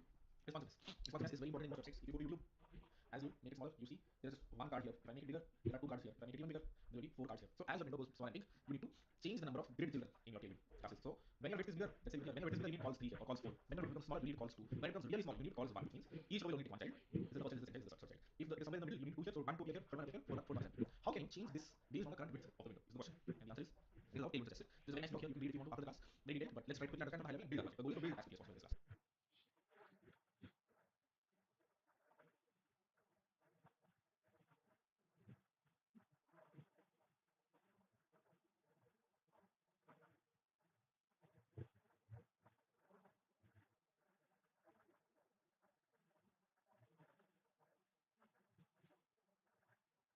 It says there are 5 what are called breakpoints that have been defined. If the width of the window is less than 640, the exactly 640, the user is on the SN breakpoint. If the width of the window is 768, then the user is on the MD breakpoint. These are called breakpoints. इसके पहले something was happening, after this something new will happen. That is what the breakpoint means. Okay? This is where we cut a line. Okay? Before this there's some CSS, after this there's some CSS, at this point either one goes. Alright? What are the 5 popular ones? SM, MD, LG, XN, 2XN. इसके ऊपर someone has a very big screen and smooth. Okay, we have like this one I have in front of me. It's like 30 and the website name are not descriptive. We are not going to optimize this much. We do need to optimize the website to be very small, slightly bigger, even bigger, and so on and so forth. So what you have to do is you have to tell statement make conditionally make the style this if the video is less than SM. If it is between SM and MD, make the style this, so on and so forth. Let's see how you can do that in statement. This is from the official docs, the page that I showed in the last slide. Let's redo it, since this is sort of important. Let me quickly do a check on recording. Hello, hello. You got Alright. Working mobile first. So, Tailwind specifically, every Tailwind has its own opinion on how to implement something like this. Tailwind works in a mobile first fashion. Read through this says, by default, Tailwind uses a mobile first breakpoint system, similar to what you might use in other frameworks like Bootstrap. You don't know Bootstrap properly. What it means is, other prefix utilities, like uppercase, take effect in on all screens, while prefix utilities, like this, only take effect at the specified breakpoint and above. Too much, let's understand what this means, basically. They have given us two examples. They say, let's say you want, on a small screen, this is center. You want your mobile text gets centered. If you use a mobile text gets centered, if it is a bigger screen, text is like on the left. Okay, you might think this is the right solution for us. So okay, this is the way to conditionally specify styles in Tailwind. If you want, just like we had bunch of classes here, let's go back to slides. We had the grid class, grid calls 3 classes. Similarly, there's a class called text dash center. What does it do? It centralizes the text inside the div. If your problem statement is okay, on a small screen, div should be centered or text should be centered, you might think, okay, this is the solution. SM colon text center. Okay, when the user on small screen, SM text colon center. When on big screen, then default will kick in. But that is not how Tailwind works. They use a mobile first approach, which means the solution will actually be this. The solution will be by default text center. Anything above SM text center. I repeat. SM colon whatever is given here kicks in when the screen has crossed the SM breakpoint, which means this is the SM breakpoint 3 whatever it was. When the screen goes above it is when this CSS kicks in. Otherwise, the default will kick. If you are below SM, the default will kick in, which is we have defaulted to text center, and anything above SM, which means this is the breakpoint for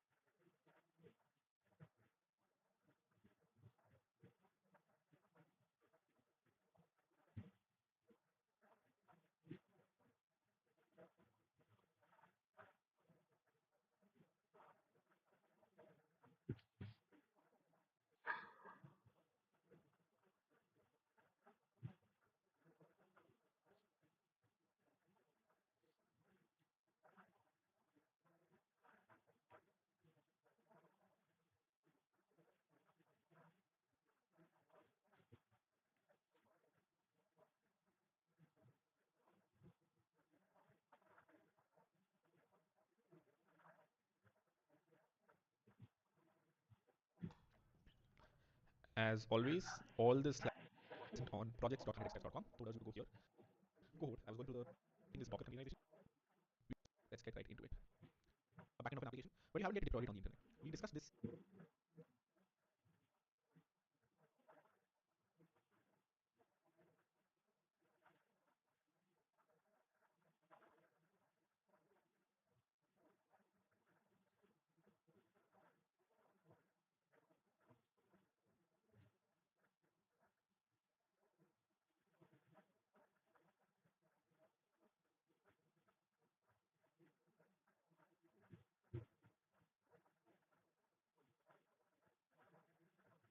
Very beginning when we were discussing HTTP servers. This is the architecture that is usually followed when you're hitting a backend server or a frontend server. This might be you somewhere in the US, and the server where your code is hosted, where your Express application is running, is hosted somewhere else. Until now, we have only run things on your local machine on localhost 3000 and hit them from your browser. Eventually, at some point, if you want to deploy an application like this, project.com, facebook.com, google.com, you need to host it on a server. This is where cloud providers come into the picture. Cloud providers are basically people who realized, well, like 28, 29 it's very hard to buy these servers, and normal people cannot do it. So very big companies created these backup server, like sub companies inside them that provide servers for rank. So if you've ever heard of AWS, if you've ever heard of GCP, they're nothing but if you've ever heard of AWS, which stands for Amazon Web Services, this is the world map. You don't have a, you can rent a small GCP and then Microsoft also.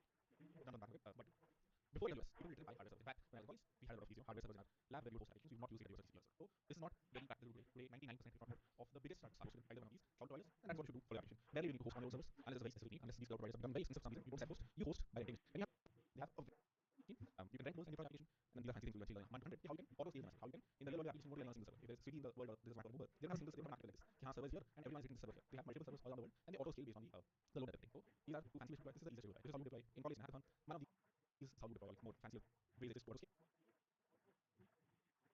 Those would use to deploy an application in production. There are a few downsides to this. If you rent a virtual machine, or if you create a Kubernetes cluster for this machine, or you put it in an auto scaling group, in all three of these cases, you are buying at least once. Here you're buying more than one. Here you're buying at least one. By buying and renting, paying $20 a month for. Yeah, you get at least once per India. I will pay $20 a month. But the problem is, if you have just started the application, no one is going to use it. For example, projects.redis.com, barely let's say 100 people use it every day. So does it make sense for me to buy a server or rent a server for $20 a month when it's getting very minimal load? When the CPU usage is going to be only 0.01%? Why should I pay $20 a month? Wouldn't it be easier if I could pay on a per request basis? And secondly, what if suddenly 100,000 people visit the site, I take a video here? Then this single server won't be able to handle 100,000 people, and I will have to auto scale. I have to start one server here, I have to start 3 more servers here. So these are two problems with an architecture like this or deploying an application like this. Taking care of how and when to scale cost is there even if no one is visiting the website. Even if no one hits this website for a month, I still pay $20 a month to AWS. Monitoring various servers to make sure no server is down. This is the third problem. What if I'm sleeping and this server goes down for some reason? There should be some failover, there should be some way to start another server if this one goes down, and I'll have to monitor all that. These are the downsides of specifically this approach. Monitoring can be taken care of if you use a tool and startup, but if you're literally renting a VM, there's a lot of headache you have to go through, especially initially, and you have to cover the base cost. What if you could write the code and someone else could take care of this? I write the express application and give it to someone. Obviously, I don't want to worry about deploying it. I don't want to worry about how to allocate it, and I want to pay minimal fees. If no one visits my application, I want to pay nothing. If 2 visits happen, I want to pay 0.01 cents. If 100,000 visits happen, I will pay $20. What if the pricing could be done on a per request basis rather than me having a server up and running always and me paying $20 a month? This is where serverless backend comes into picture. Now the name is a little misleading. Serverless does not mean there is no server. It just means that you as a developer don't worry about the server. There is still a server, but it is the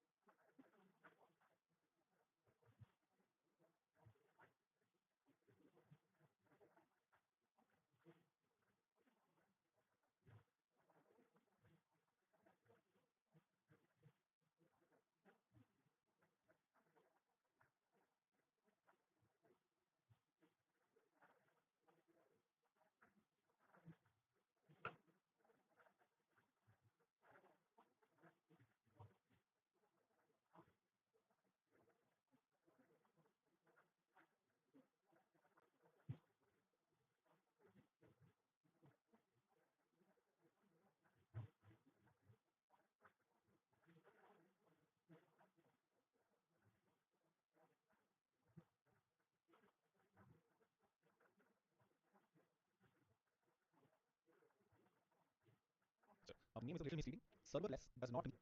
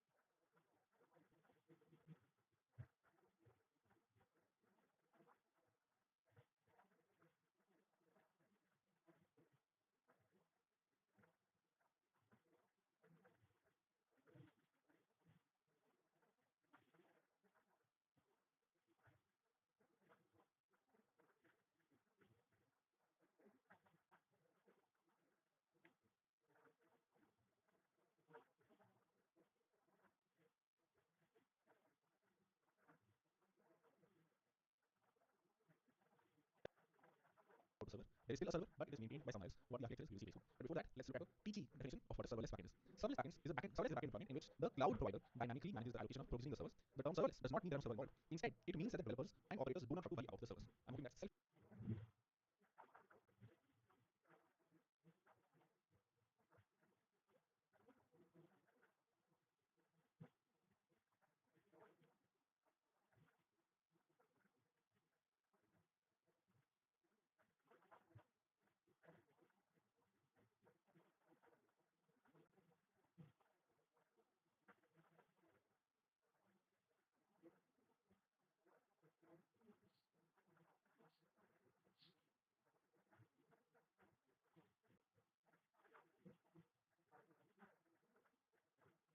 Explainability. Okay, the cloud provider just makes sure of auto scaling application. If no one is visiting, it'll have pretty much no server running. As soon as someone visits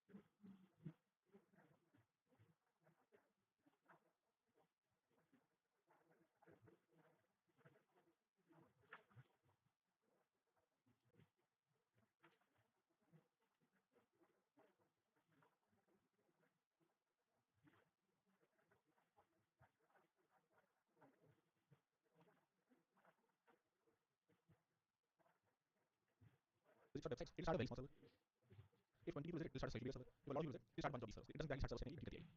An easier definition. What if you could just write your express routes and run a single command on your machine, something like npm run deploy, and the app would automatically deploy, auto scale, and charge you on a per request basis. These cloud providers realize this is one, very use case, and two, can be very profitable at scale. Serverless gets very expensive at scale. If you're beginning to hit the scale of Facebook or any big application, you should move back to an architecture like this VM architecture, because serverless is very expensive because the per request cost is really high. But until then, it is always a good idea to deploy to serverless. What are the problems though? Number one, more expensive at scale. Number two, something called the cold start problem. The name is slightly self-explanatory. Cold start problem. Let me quickly say what that means. Since AWS is charging you on a per request basis, which basically means if there are no requests, then they will charge you $0. If no one visits projects.highlights.com, they will not charge me anything. Hence, if this is the world map, sorry, very bad. Right here, they are not going to bring up any server for you unless people are hitting the application. Unless someone is coming on projects.100xdevs.com, there is no small, even minuscule server anywhere because they're not charging anything. They're not charging anything. Why would they bring up compute to handle my?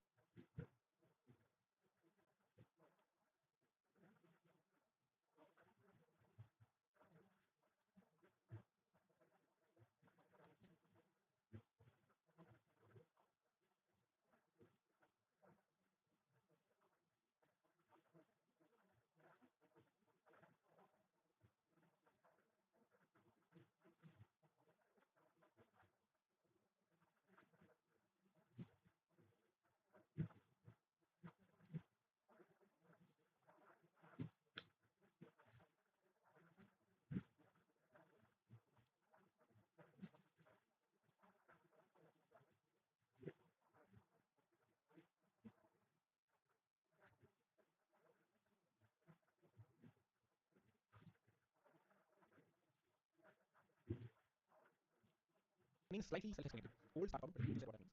Since AWS is charging most server running, the backend of this, I need to start a server very fast. So it very quickly tries to start a very small container so that it can handle this request. If no one had been visiting the website for a really long time, this is what's called the cold start problem.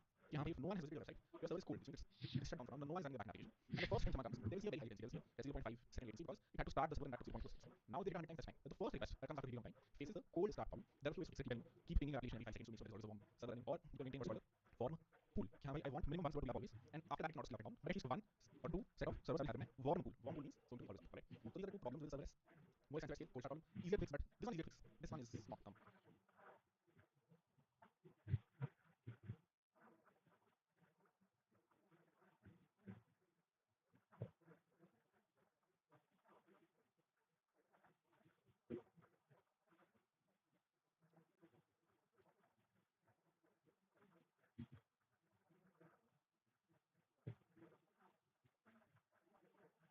So you usually move away from it as you get a lot of scale. What do I mean by scale? You have Facebook scale, you have 3D scale, where is scale, any application will get really expensive and also very slow compared to owning your own infrastructure. So you want to eventually own your own infrastructure. But for a project that's just being bought up from ground and no one's going to visit, serverless is a beautiful package. So in fact, that's what projects.highlights.com uses. And if you're on the screen with this is the reason as well. I don't know who's going to visit, I don't want to pay $20 a month. This is why I use serverless and I can't pay any sort of paying less than $5 a month because no one visits that thing. Alright?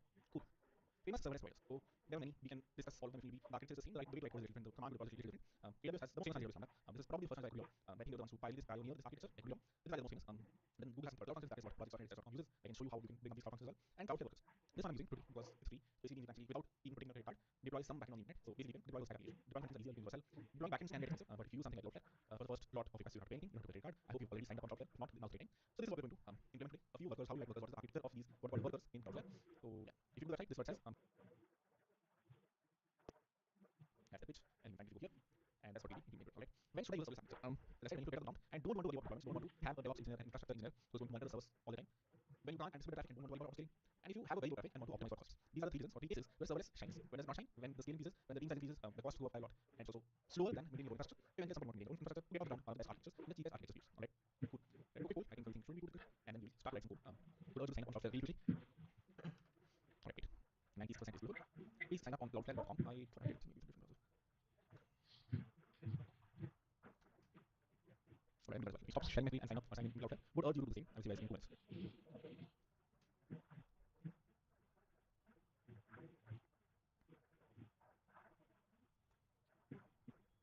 Right. Cloudflare is one of the so their mode is basically they prevent what's called a DDoS attack or what's called a distributed denial of service attack. This is one website I don't expect to break if all of you visit and sign up together. I'm pretty sure you'll be handy. This is one of their biggest mode. Handling attacks like these. A lot of people. They understand when attacks happening. They understand when 500 people, 1,000 people from India, from distributed cities are signing up. So I would expect this to not take too long, but pretty sure you'll be the same.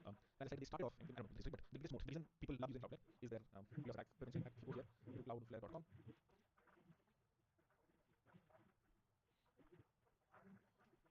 On the top right, you will see under attack because that's not their one of their funnels, but people love to use them because whenever you update application, someone will DDoS you and then you come to Cloudflare. We'll discuss this one point right away. Okay. Just want to make sure everyone has signed up.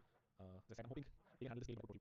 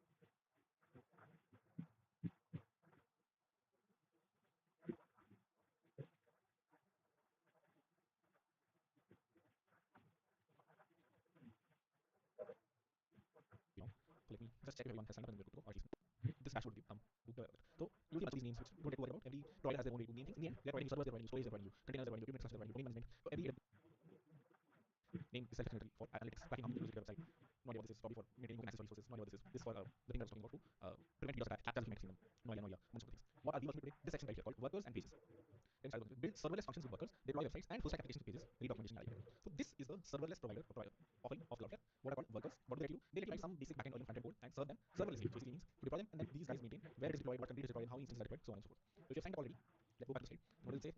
Create a test worker from UI. Yeah, so what you can do is try creating a worker here. So click on the go to workers, click on create. Don't try to both code.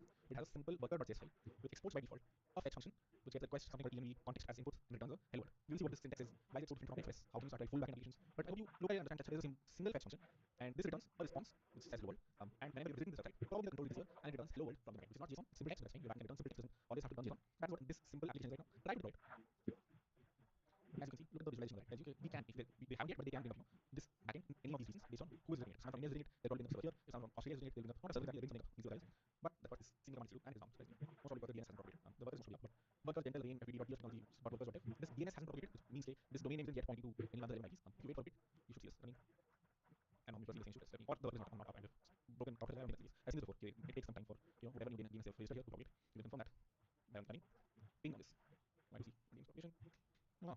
Not this happen. Either with broken Cloudflare or it'll take some time to propagate. We'll wait. But anyone else been able to deploy, let's see. Pretty sure you have like some time. Were you able to deploy your first worker and does it work for you? Let's see how it works. No, 50. No, 30. Most people did not work. Do all of you for whom it does not work, see this. For everyone for whom it does not work, you see this. And you just go to results. Or yeah, we see this. Most people do. 20% most see this also. What do you see? Let me check. Let's check. The really down come up. Let's go. Working, nothing. See, there you go. Deployed. Wait for a bit. Eventually come up. And it gives price. This is not for you. It did work for me. And I think the problem was, here's the buying so many people together. Yeah. Cool. Alright, we're going to proceed. If it did not work for you until now, it will work for you. And what we do until this point, we signed up to Cloudflare. We said create a new worker. Click on this button. In some demo code we hosted, they have a business code. I'm going to put on my worker. And what happens when I hit this website? Hello world gets returned. Why? Because when I hit this website, control reaches here. This is similar to app.get. We handle everything. This is app.get, app.post for any route.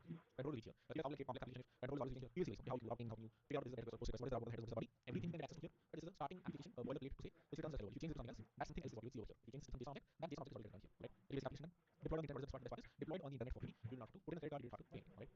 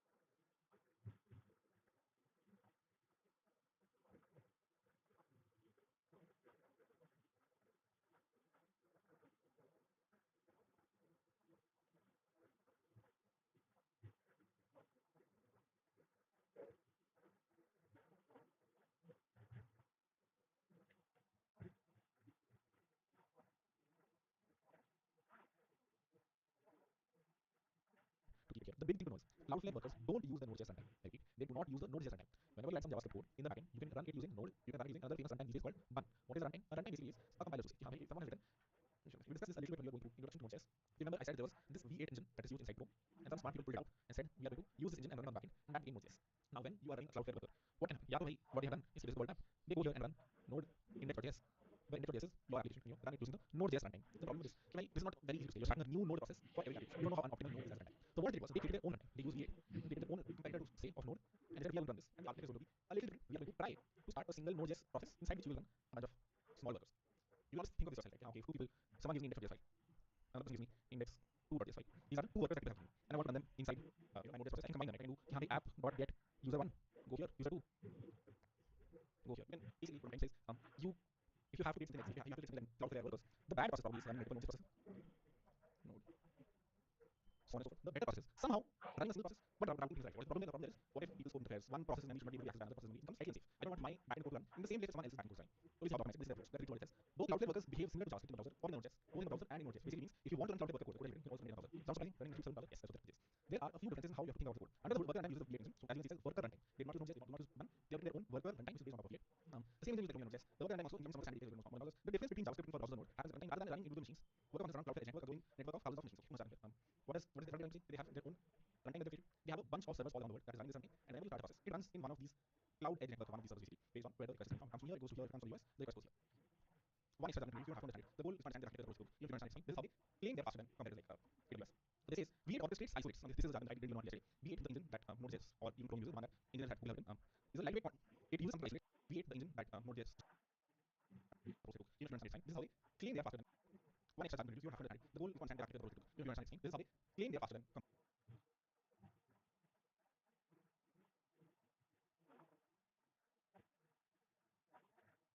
is like AWS. But this is V8 orchestrates isolates. Now this is the jargon I did not yesterday. V8 the engine that Node.js or even Chrome uses, the one that engineers had Google have is a lightweight one. It uses something isolated. This is lightweight context that provide the code with variables that provide your code with variables you can access in the same environment and execute them. So my target let me explain diagrams here. When you want to build something like this, you can either start multiple Node.js processes with running the user's code. These brackets here is the user's code, and this arrow here is the process overhead, which means starting a new process. So you can either do Node index.js 9 times, or you can do Node index.js a single time and run multiple codes inside.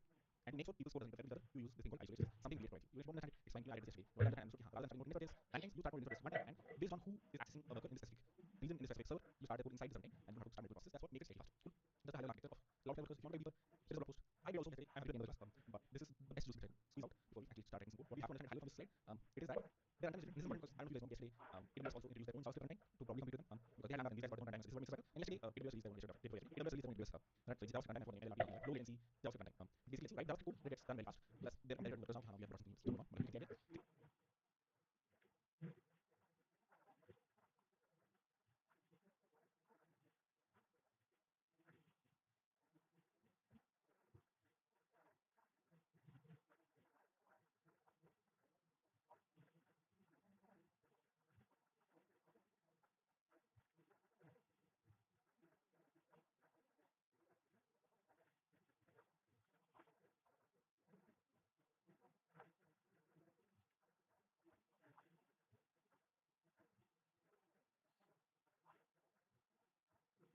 Reading the runtime and then deploying it in this.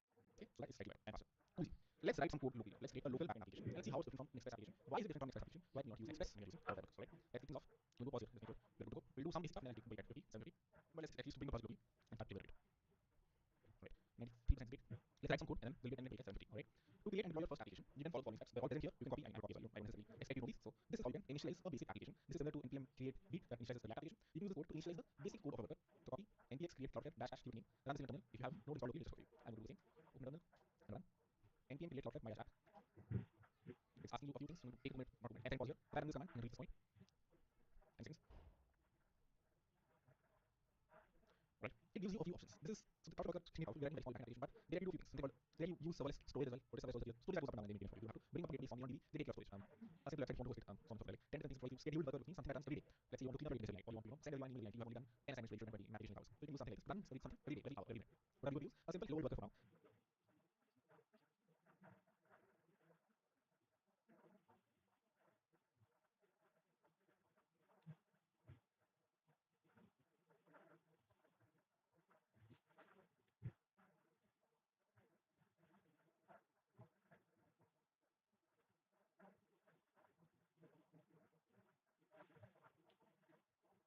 Eventually, maybe we can try the other options. But for now, Hello World Worker, you should use TypeScript. You should not use JavaScript. You can use JavaScript if you want, but I think implementation now. So put out the use TypeScript and it will go. Open this into report next. I'm clicking. It asks, do you want to deploy application? Select no here. You have not yet logged in to Cloudflare in your terminal. So if you press yes, I don't know how to deploy. So just select no here for now. Let's not deploy our application just yet. Right? Open it into report. I'll do that. We'll do it for 15 seconds and then we'll do a poll. I'm hoping it's straightforward.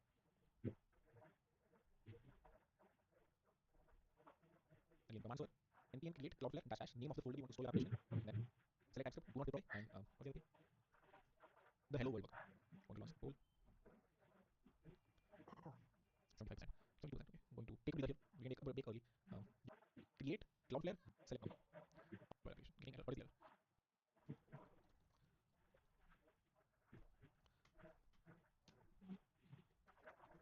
Some machines will you can just put it from there. It's just some code that came in the machine. You can just clone it from GitHub for now. Eventually, I can share and we can eventually do this. For now, let me create a repository and push the code there.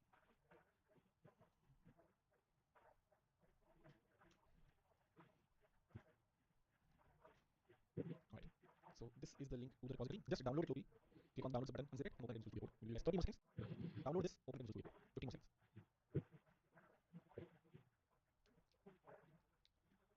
Alright, we'll go.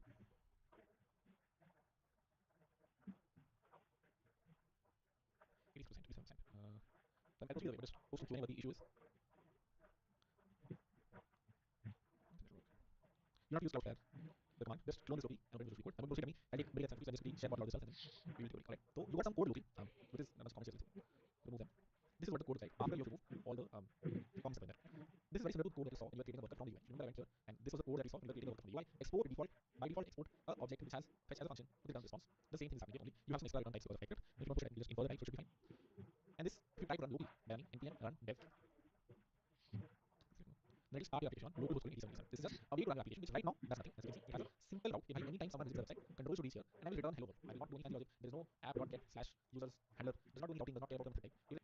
For the people who clone the repo, you will first have to run npm install, and then have to run npm run dev to start the application locally. So first run npm install, then run npm run dev. If you refresh your page, you should see hello world. If you change the thing that is returning here to let's say response.json, and you send some JSON here, without any, so return response.json message hi there, then you should see message hi there automatically reloaded for you. And you send some JSON here. Bring the process up quickly.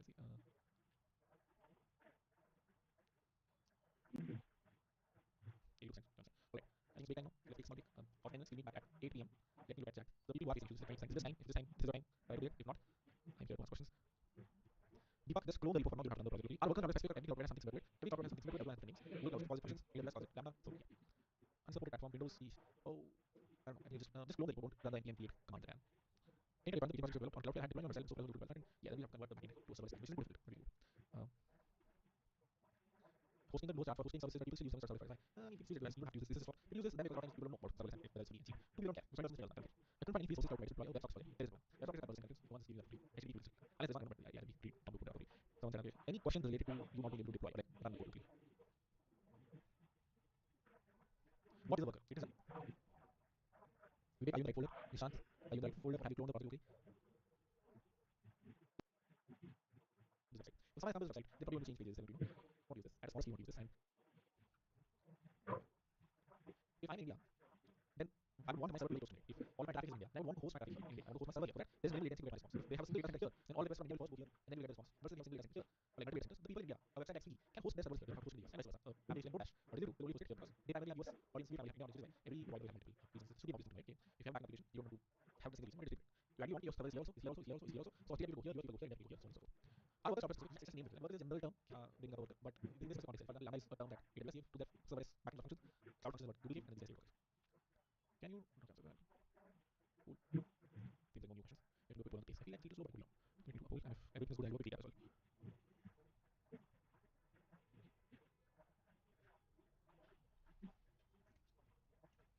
20% slow, 62% perfect, and 12% fast, 30% fast. Cool. Feedback, but I can slow down further, but I'll take a question at the end. Yeah, so if it did not work out at this point, then follow along from there, right? Cool. Do you want to start? Let me do a page 3. Yeah, expensive at scale. When should you use the service architecture? When you want to get down as quickly as possible. There are many workers that are starting.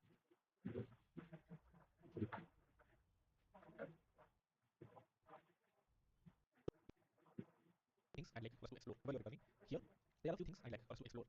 Number one, explore package.json and its dependencies. The project we have flow locally has a package.json. Every process does. Every node just process does packets. And here, if you look at it, The dependencies, current dependencies, dependencies, dependencies, object dependencies, object dependencies, no dependencies. There's just one real dependency. There's types. This is TypeScript. Wrangler is the only dependency. What is Wrangler? This is the thing that which is technically the what is called the CLI of Cloudflare. What is CLI? It stands for command line interface. It is what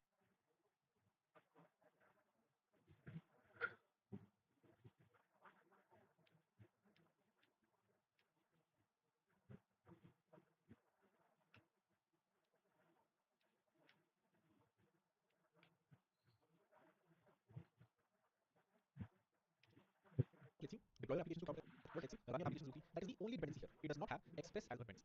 If you write some code here, you never wrote app.listen 3000. Someone else wrote the code to bootstrap the HTTP server, to actually start the HTTP server and route all the requests here. This is significantly different from how we written code before, where we own the HTTP logic, where we actually write how we start HTTP server, we own the lower code layer. Here we don't. Here we have a simple native function. So my request will come here, this is what we respond. We won't care about any of the app.get logic yet. This we eventually learn about how to route it, but at least app.listen we don't know. How do you start HTTP server? We don't know. Dependencies, there is no HTTP server here. Wrangler brings their runtime locally and actually starts the code in run in daemon. Cool.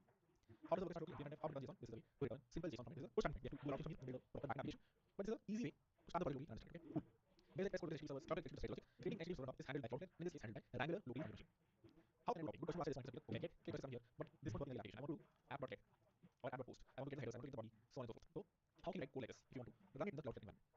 Can you do the same in the Cloud environment? Can you write code like this? The answer is yes, but not exactly. You cannot write as clean routing code. You can do this eventually, but not express. Why cannot express? Get soon, but you can write code like this. If you want to do this, this is the code that you have to write. Try copying this and pasting it to your index.ts and let's try to explore it together. Don't replace this part. Keep the export interface env here and then paste the code from the slides over here. Let's try to explore what this code says. In the next 10 seconds.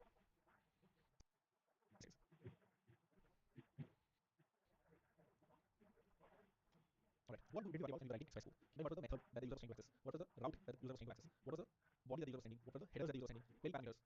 That's really what you worry about when you write an express application, right? This request object here gives you access to all of these things. I repeat, whenever you write this function, this express object here, you can log the body, you can log the headers, you can check request dot method equal to get, then return something else, return something. You can basically get access to what method the user is running. Or sending a request from. What else do you worry about? Headers, body, query parameters, you can get very soon. Anything else? The route. How do you get what route user is getting? Have to hit the slash user route, or have to hit the slash API slash v1 slash user slash create route. How do you get the route that the user is? Request dot host. You'll find it's where the request object haven't. I think it comes later on, but I'm sure you'll find it here. You go to the types here, you will find a way to get the current route that the user is. Let's see all these then. You can see how the route is. Should be very straightforward. Let's start to run this project quickly. Basically, all the code copy from here, paste here, npm install, npm and dev.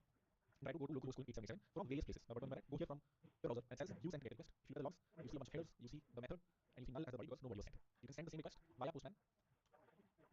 Let's send the post request, and it says you did not send a get request. If I look at logs, it says post is the request that's been sent. So my point here is you have access to everything. You do not have access to very clean routing like this app.get, app.post slash xyz. So you have to extract all of these and do very difficult routing. For example, here you can do if request dot get request route Cloudflare workers. Request route. Basically, this gives you actually pretty convoluted to get even the route from this specific request. But yeah, you can extract everything from the request and do it with routing. If URI equal to slash users, then handle the user request. So on and so forth. So your code will look very bad and be very hard to maintain. If you're writing code like this, you'll see very soon how you can optimize it. But do we understand? Even the native fetch function that you're exporting from here, you can get access to everything. It's very hard to do out here, and as you have 20 different routes, you don't want to write code like this, but you can. You understand this bit? And then proceed. We won't actually use this user ID that makes it easy. Do routing. But it's not show even library. This is always intended to be done. Eventually, libraries came into the picture and made it easier. 86%. It is not late. Then we proceed.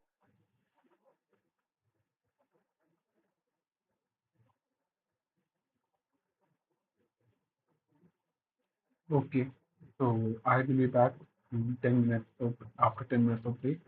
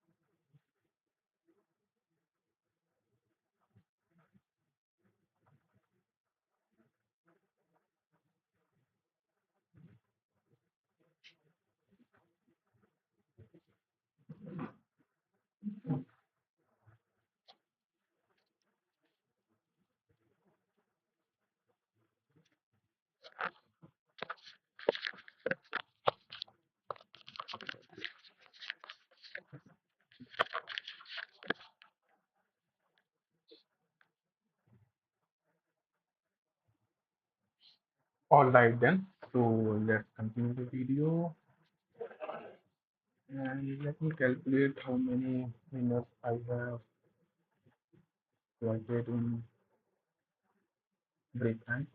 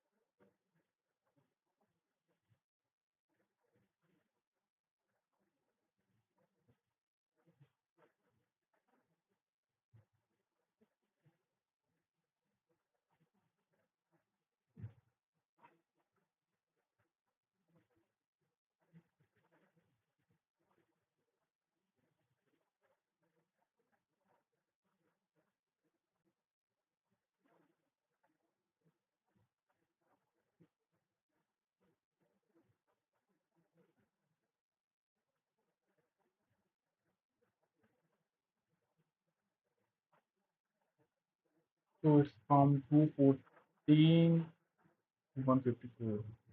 Okay. These across 20 minutes.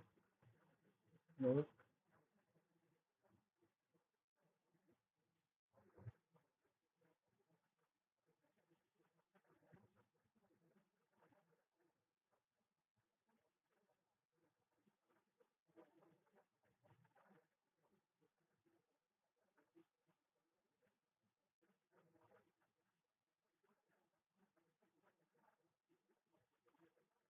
From 48 minutes.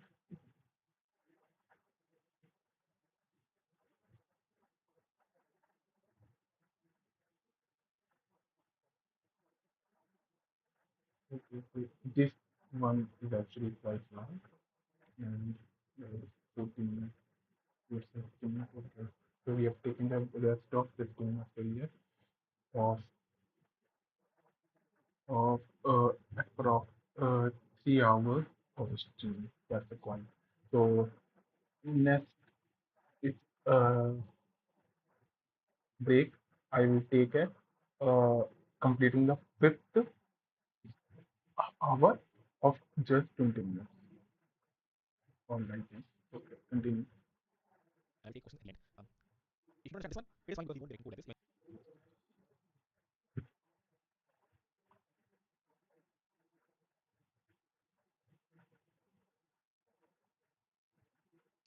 Having server in other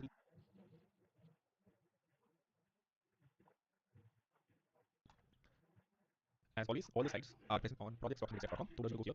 Today we're doing something called serverless packets. This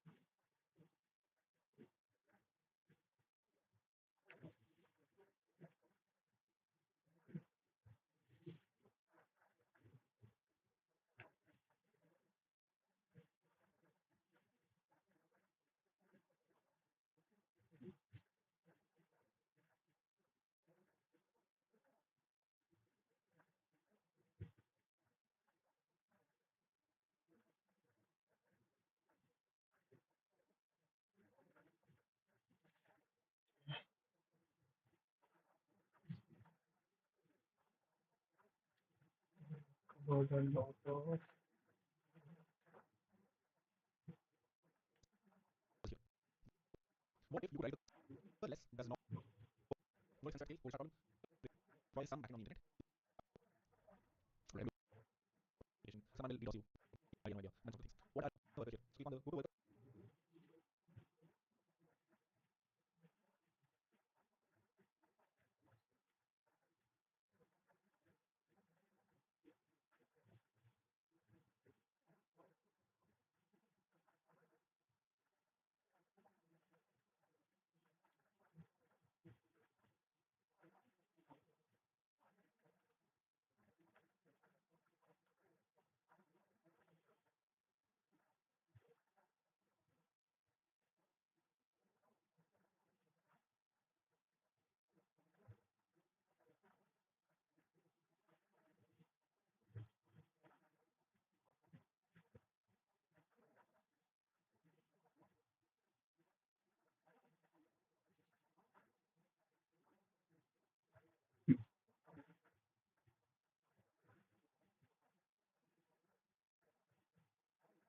based on who is visiting me, and I think the people Node.js processes, they take care of storage. A simple website if you want to host it, so on and so forth.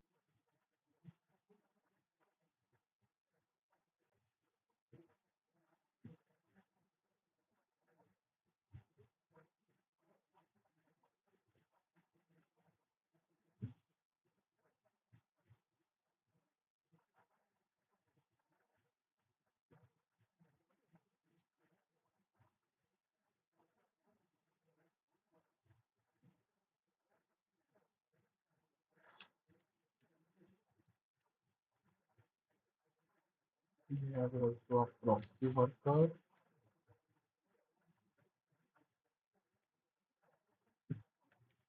and community email worker.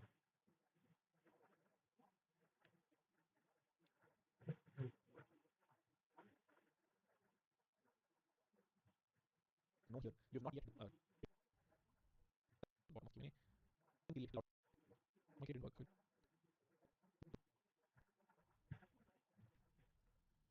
It is hosted on local host 877. The thing that it is running return response.json message header, then you see message header automatically reloaded for you as well. Alright, getting very close to 750 here. I want to do one more thing and then we'll take a break. Were you guys able to run it locally? For people who didn't process locally, let's see.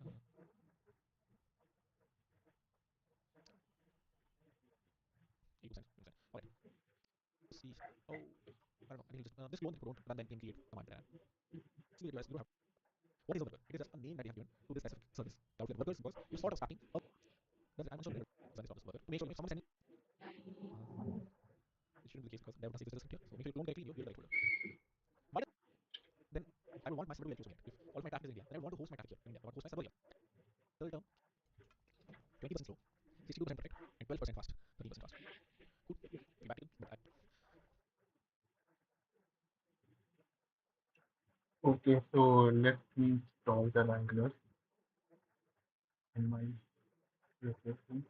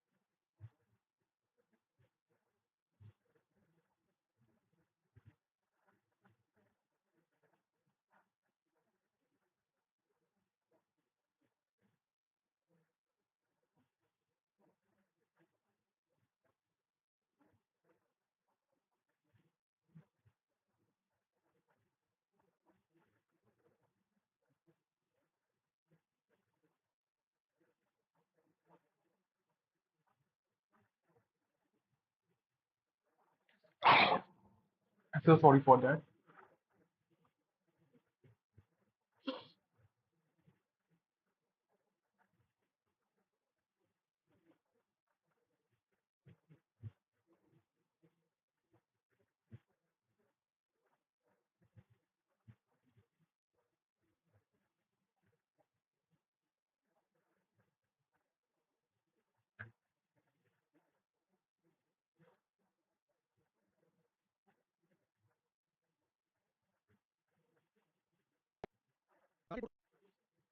can't put all of its servers in one country. Servers in many regions. Can't put all of its servers in one country. What if I'm in India? Then I want to host my traffic here in India. I want to host my server here. Okay? There's many latency. Sleep time here. Name everything. What serverless backing functions. You back to you have backing application. Go on to the only hosted here because here like my listeners, the people in India, a website likes mean what does having servers mean? Why would you have servers in many regions? Can't you put all of its servers in your folder? Make sure you clone correctly and you that. It shouldn't be the case because that must exist script here.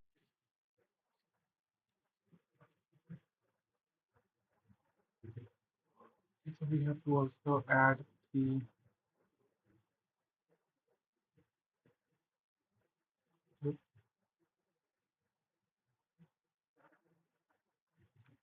deploy, download deploy.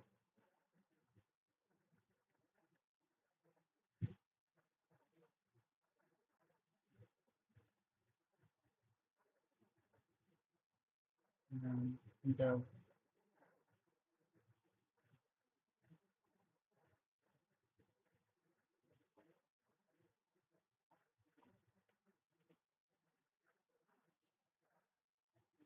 Dev. Dev. Wrangler Dev.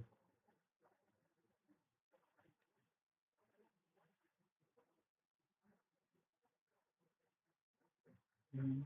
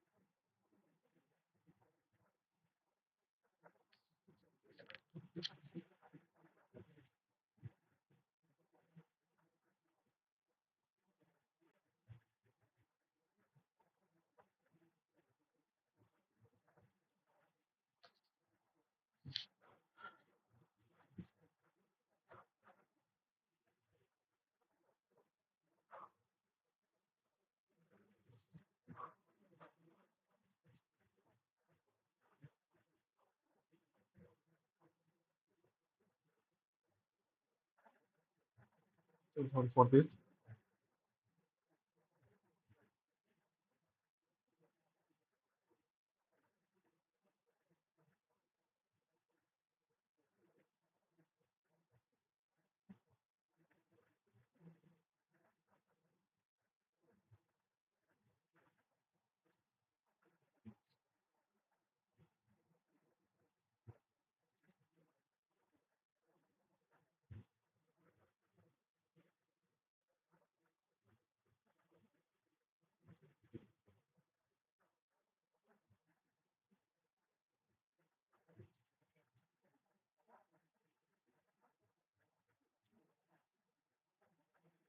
to social media and vice versa. Backing those functions, but and then run npm install and then run npm run and following from that, right? Cool. Do you want us to start? Let me do a quick recap of what we've done until now. Number one, there's nothing too much me. So I want to give account as PS1. There's working for you, which means we run npm run dev and go here and you're able to see some.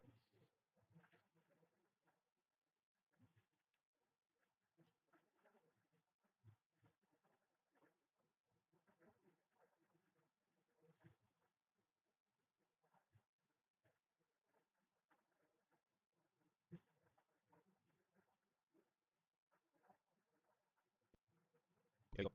After initializing the worker and making sure it is running locally call, it's not, then pp follow up. If it is working for you, which means we run.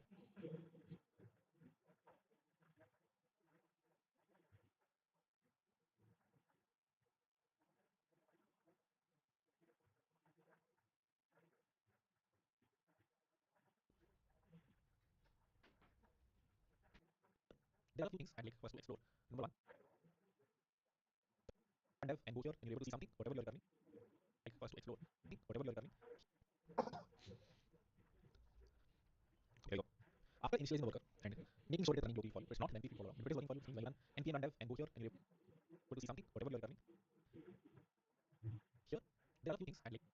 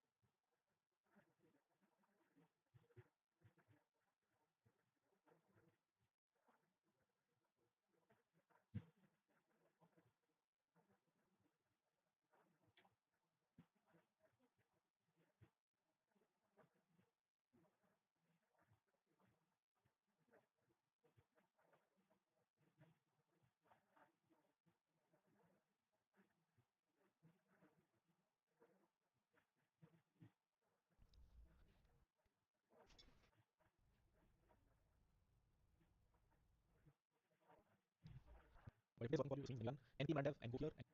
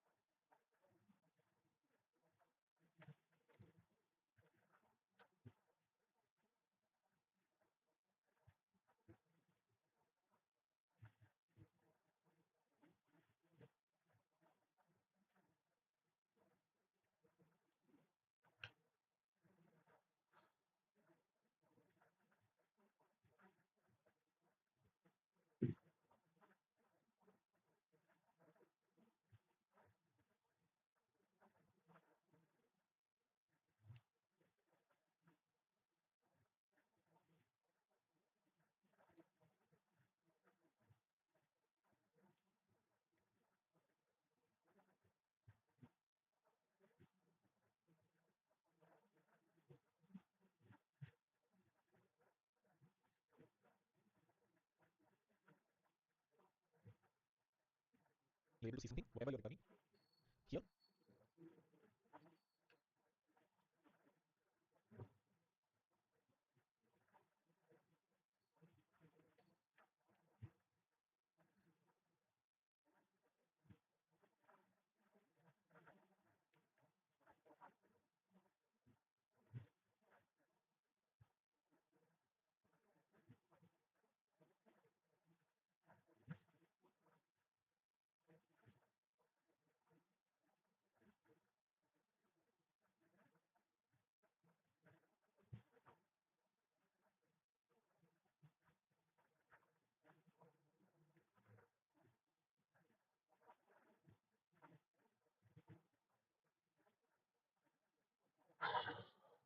there are a few things I like us to explore.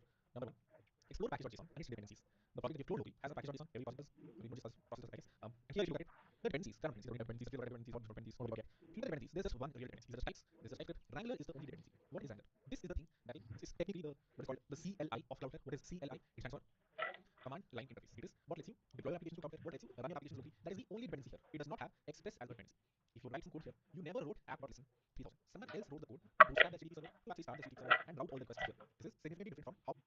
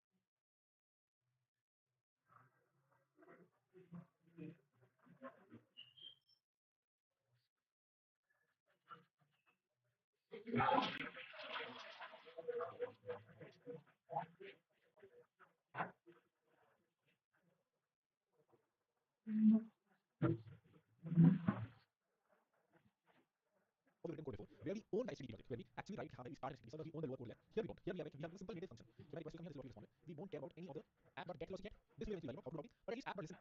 We don't know. Yeah, how do you start HTTP server? Because there is no HTTP server here. Wrangler brings their runtime locally actually, starts the code run and npm runtime. Cool. How does the work start locally npm runtime? How to run JSON? This is the way to return simple JSON format. This is a push function. We have to do a lot of things from here, build a proper backend application. But this is an easy way to start the project locally and understand. Okay, cool. Where's the test code? Where's HTTP servers? Cloud executes state logic. Creating HTTP server now is handled by Cloudflare, and in this case handled by Wrangler locally on your machine.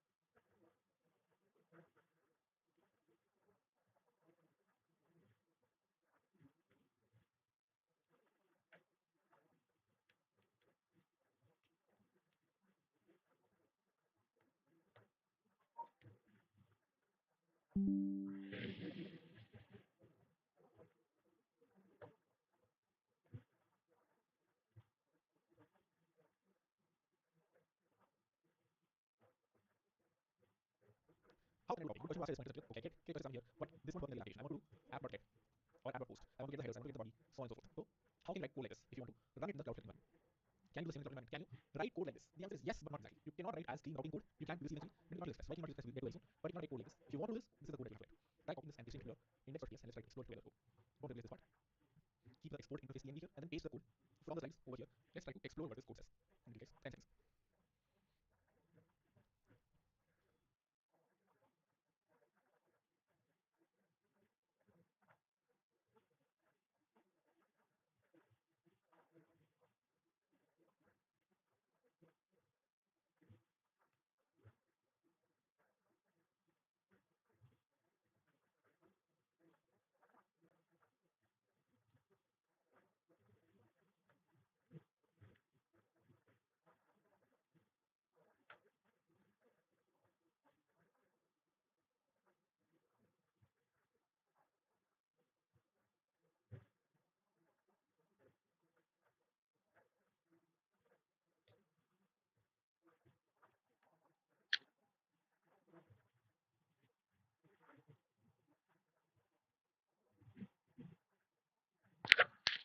Alright, what did we write about when we were writing Express code? What was the method that the user was trying to access? What was the route that the user was trying to access? What was the body that the user was sending? What were the headers that the user was sending? Query parameters.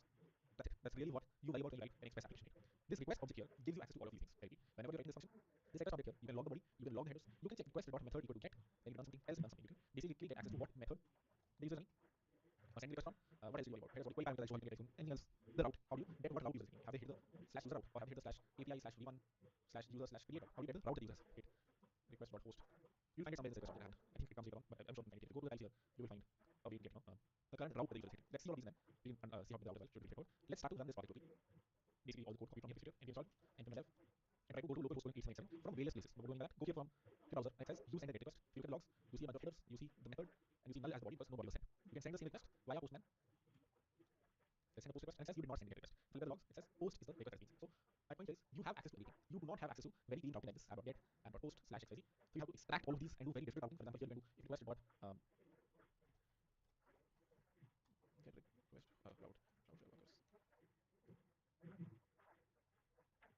workers request. Basically, this gives you pretty convoluted get even the route from this specific request. But yeah, you can extract everything from the request and do very different routing. If URI equal to slash users, then handle the user request, so on and so forth. So your code will look very bad and be very hard to maintain. If you're writing code like this, we'll see very soon how you can optimize it. But do we understand? Even the native fetch function that we're exporting from here, you can get access to everything. It is very hard. Do everything here, having 20 different routes. You don't want to write code like this, but you can. Do we understand this bit? You can actually. We want to use libraries that makes it easy to routing. But just want to show you what library because this was intended to be written. Eventually, libraries came into the picture and we can here.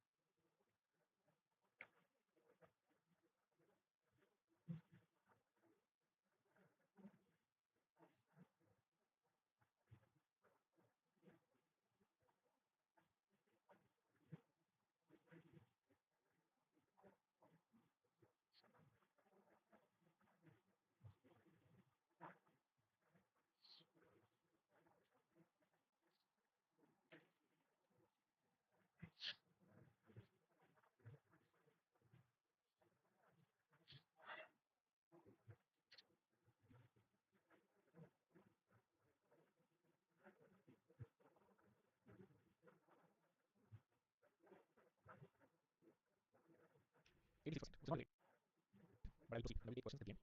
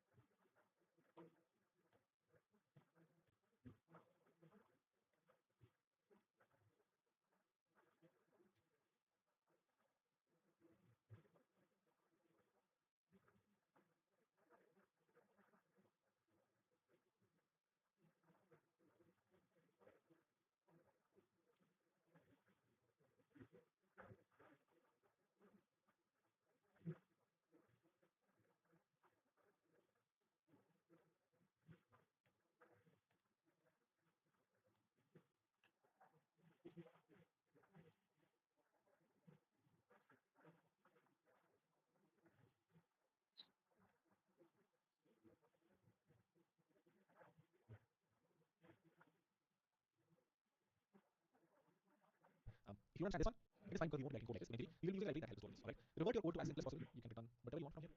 Don't worry too much about what body is written just yet. Let's try to deploy this on the internet. Let's see if at least the first problem goes away. If you're able to deploy your application almost for free on the internet, and the way to do that is number one, log into your Cloudflare account. So feel free to put whatever code you want here. Can be fairly simple, straightforward.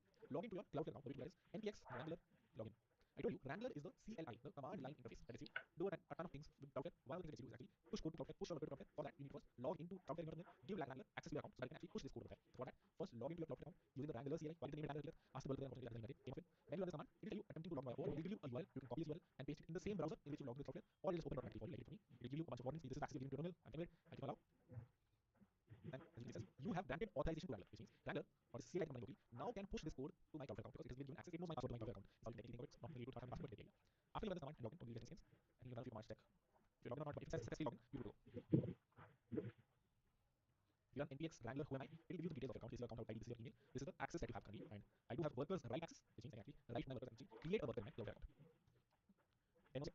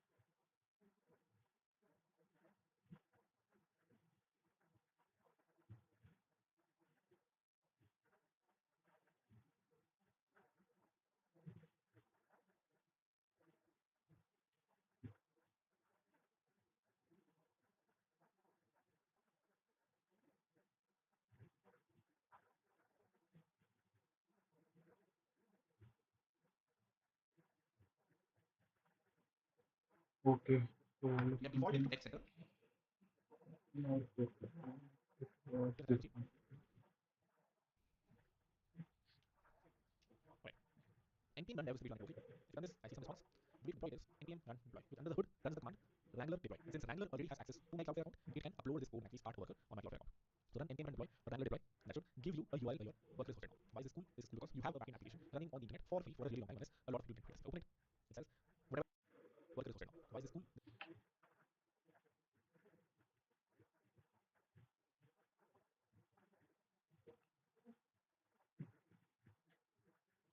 actually my script was something else, so I couldn't that. npm run deploy.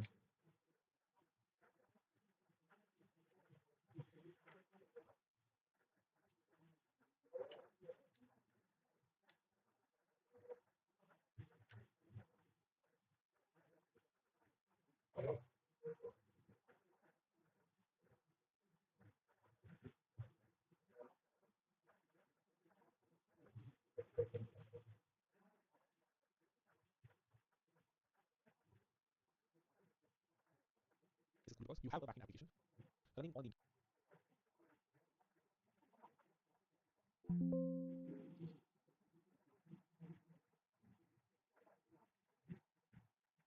internet for free for a really long time, unless a lot of people can create this. Open it. It says whatever I see locally, I now see on the internet. I have been able to deploy my application on the internet. You can use the same tool to deploy. I can just a bunch of other things. This is a use case I really need today. Deploying my application. Do we understand this? Net good to go. Are you facing any issues? Some const user equal to await dd.get user here. You'll get something from a database and then return that user here, right? So this needs to be an async function. If it is an async function, it is not returning a response. It is returning a promise, which is returning a response. So that is why the return type is promise or response. If you ever have a function, for example, let's say sum, it has to do an async call somewhere. Let's say it takes two numbers as input, but needs to do some async call first, create some db call, and then returns a plus b. This will also not return a number. This will not return a number. This will return promise of a number. So the question, that's what promise or response means. Do you need it? You don't need it because types can infer you are returning a response. So you have to give it the type specific question. Deploy command npm run dev. For the people seeing website on these, people eventually come up. It's just because so many people on it. It's like how Node.js handles HTTP. Yes, the syntax is very similar to how if you use a native HTTP library in Node.js. Yes. Not able to log in. Can't do Wrangler login. What error do you see when you that command create just want to get to the domain that is response generated from response not generated. Promise does take generate as an input based on what does response return. What would your worker be? Yeah, that is what it's a lot, right? Oh, great question. If you look at the final URL that I get, it looks something like this. My-app.cleartechnologies.worker.dev. This is my account name, or more specifically the email that I log in. This is what I have in package.json. I put package.json. The name of my application is my-app. If I make it my-app2 and rerun npm and deploy, it will start a new worker for me with the name my-app2. This is how it identifies what worker you're trying to write to what worker you're right? This is what everything. Steps after Wrangler login is as simple as npm and deploy. Oh, it did not deploy yet. My-app2. In Wrangler.com is where you change this. If you change this to my-app2, then you will get a new worker. And npm and deploy now, I can start a new worker. Like either way, we will see now. There you go. Deployed, uploaded my app2, you will change this to my app2, and now select a new worker. Now I have two workers running, one on my app, one on my app. Alright, let's go to the Cloudflare dashboard. Alright, either way, we will see now. If you look at the final URL that I get, it looks something like this. My-app.cleartechnologies.worker.dev. This is my account name, or most specifically the email that I logged in with. This is what I have in package.json. If you go to package.json, the name of my application is my-app. If I make it my-app2 and rerun npm and deploy, it will start a new worker for me with the name my-app2. This is how it identifies what worker you're trying to write to what worker you're trying. Alright.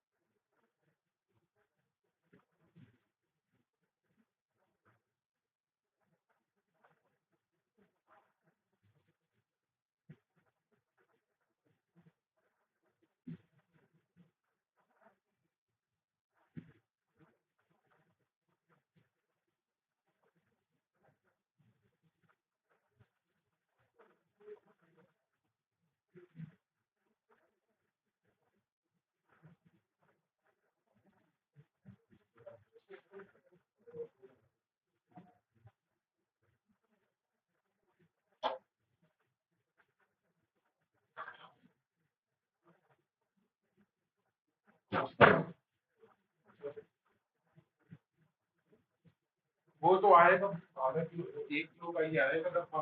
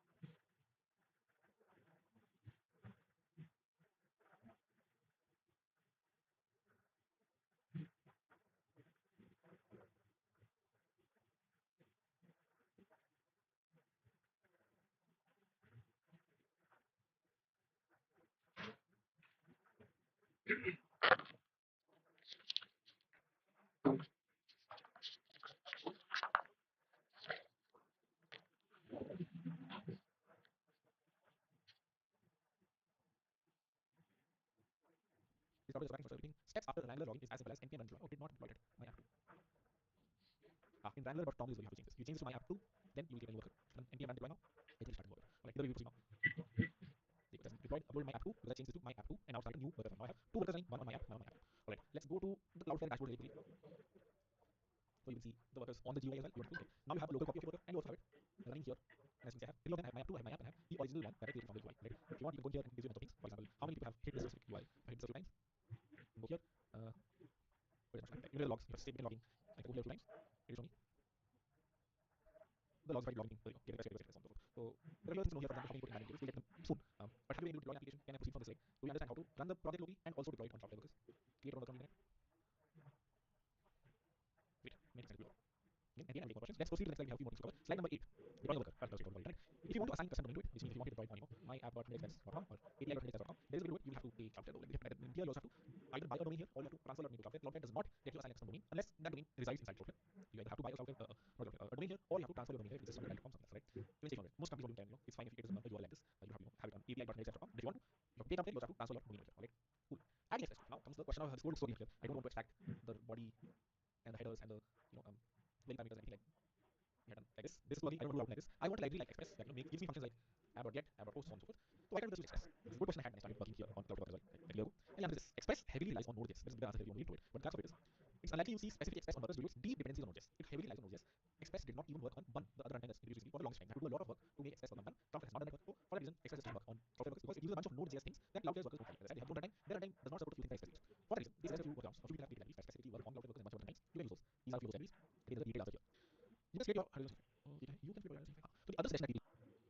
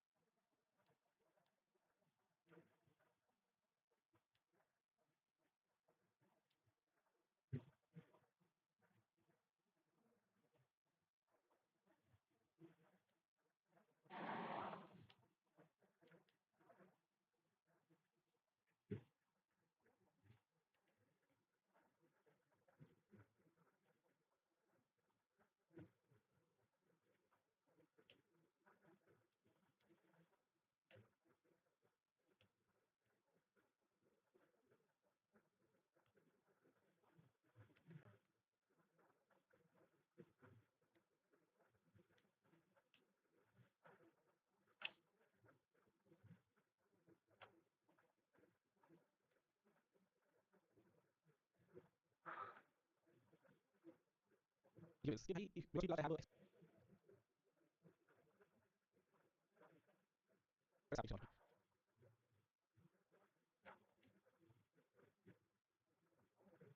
I want to move this application to Cloudflare. How do I do it? Because you say Express doesn't work, but my existing application is Express. I want to move it to Cloudflare. How can I do it? So there is a, if you really need to deploy a Node.js application, by a Node.js application, they need an application that is written in Express and an application that is supposed to work on Node.js. If you really want to deploy an application, I would search more for Elastic Serverless option. What is Elastic Serverless option? One that does not have its own runtime, one that runs any Node.js process. If you can split the app to smaller components and don't need to have Node.js, Cloudflare workers are in this option. So this second point is sort of important. They have suggested something like this. Yeah, you might have Express logic right now, it is fine. You have to eventually move to Cloudflare workers to write logic links. Encapsulate as much code as you can into generic functions. For example, controllers/user.ts, controllers/todos.ts, and do all your logic here, which is 95% of your code. The 5% of your code that's actually routing. This is how you originally did it. This is how you can put in the Cloudflare.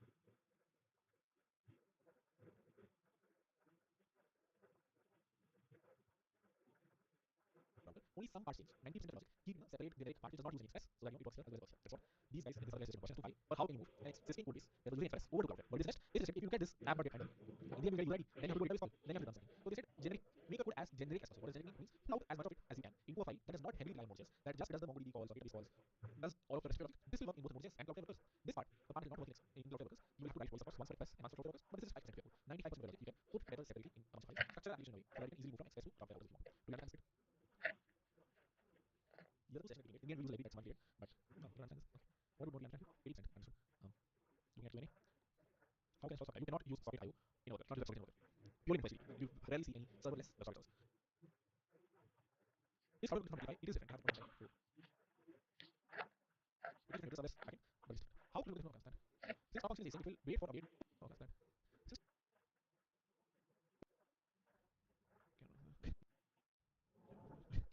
easy. Okay, I'll recap this slide one more. The goal of this slide is backend, but it's different. How can you do this? Understand?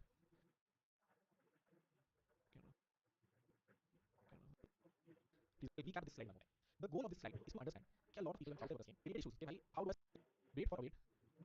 How can I install socket? You cannot use socket IO in worker, not use socket in worker. Purely method. You rarely see any serverless web sockets. This product it is different. So it is serverless backend, but it's different. How can I do this? Understand?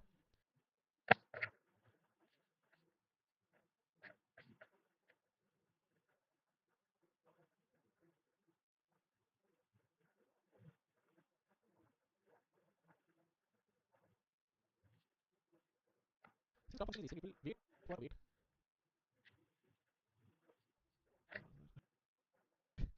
Easy. Okay, I'll recap this slide one more time. The goal of this slide is to understand a lot of people in Cloudflare workers create issues. Okay, how do I support Express? What is the issue? Express support for workers. Someone created an issue in Cloudflare. How do you support Express? I have an existing Express code base. How can I move it here? Because it's not working. They tried to deploy it, did not work. And people said Express does not work. These are a bunch of libraries that do work. Use these libraries. You will not.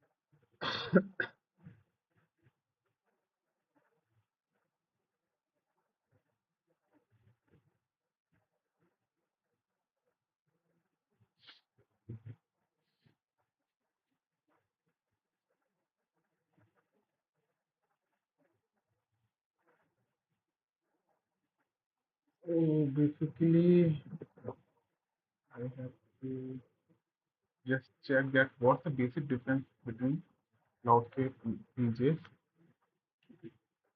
Basic difference between Cloudflare pages and Cloudflare.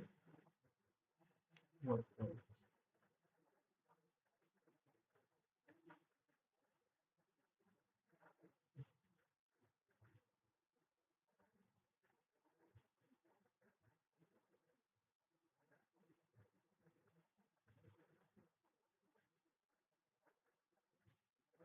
Okay.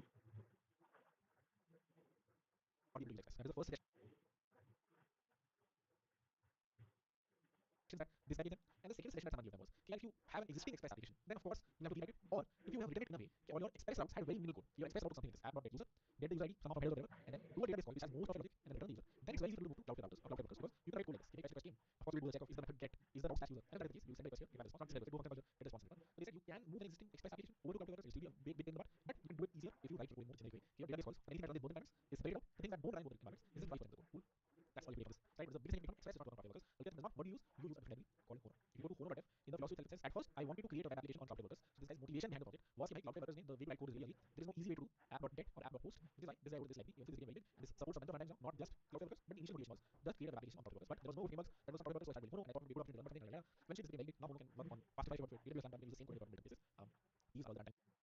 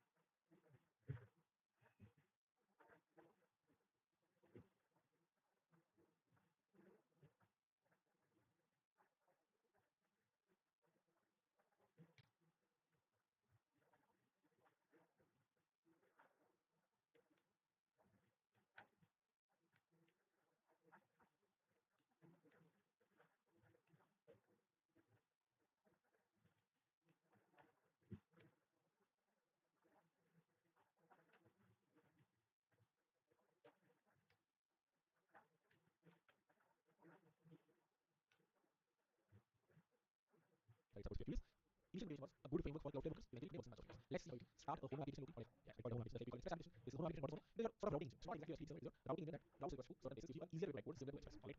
Let's start by building a fresh project now. The way to create a fresh Homo project is npm create Homo request, and then name of your application. Going to copy this. Open terminal application. I'm going to name it Homo dash app. You can name it whatever you want. I'm going to find all these in the slides. npm create Homo latest Homo dash app. We'll wait for 10 seconds and I'll proceed. This will basically give you a basic boilerplate code, and then open the code.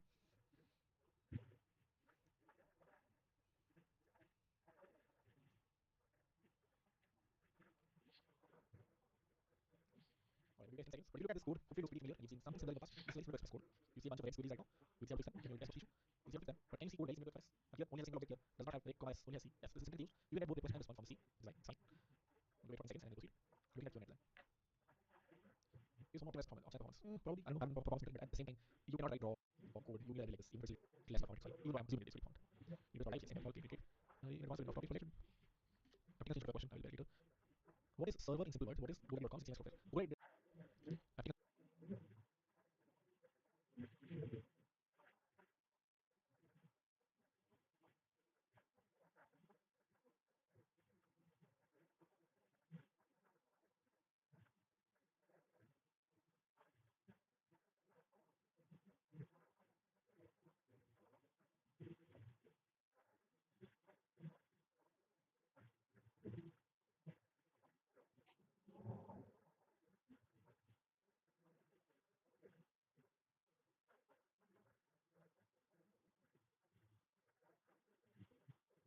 change for question, I will later. What is server in simple words? What is GoDaddy.com? CMS software. GoDaddy.com lets you do a few things, but basically lets you buy domains. Cloud lets you do more things, lets you buy domains. Also lets you pretty much server. What is a server? A computer on the internet, which is running web code. You go back to the Node.js instruction class that we use this. Alright. npm install is followed by npm run dev. If you run npm install, this then actually installs the dependencies and you get more modules for them. And these red queries go up. Alright. The code might seem almost straightforward because we've done this before. This is very similar to Express, only more things change. There are no two inputs here. There's a single input, and this gives you both the request parameters as well as the response parameters. If you want to respond, you can do c.x or c.json. And if you want to get what do you want to get here? You want to get body, headers, query parameters, middlewares. What is this? These are the big things that you want to get in an application connecting to a database. If you know all of this, how you can do this in Kono, you're mostly good for 99% of use cases. How to return some data, how to get the body, headers, and query parameters.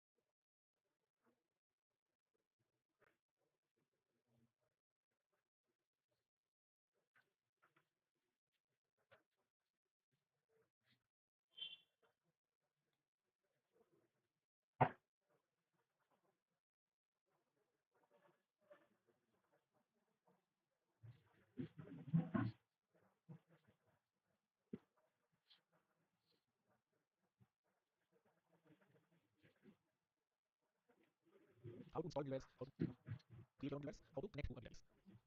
Let's discuss these one by one. Body. Let me guys. Here is some code that will give access to body headers and query parameters. So if you copy this code, getting inputs from user, paste it here. You will see it gives you access to the body. Gives you access to the headers. Okay, this is the syntax of how you get the body, the headers, and the query parameters. Let's test this out really quickly. If you want to write yourself, you can write yourself.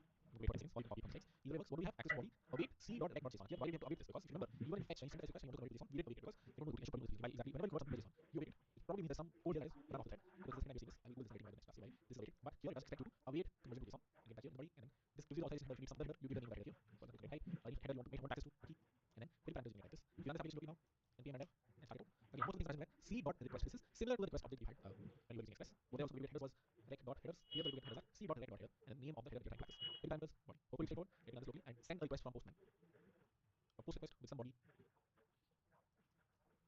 some query parameters question mark pattern equal to true, and with some headers for specifically authorization header. 1, 2, 3. What am I sending? I'm sending the authorization header. I'm sending a query parameter. I'm sending somebody. You can send all three of these in a post request. If I send this, it says order for not found. Why? Because the output is something else. What is the output? Post get request. Let's make it post.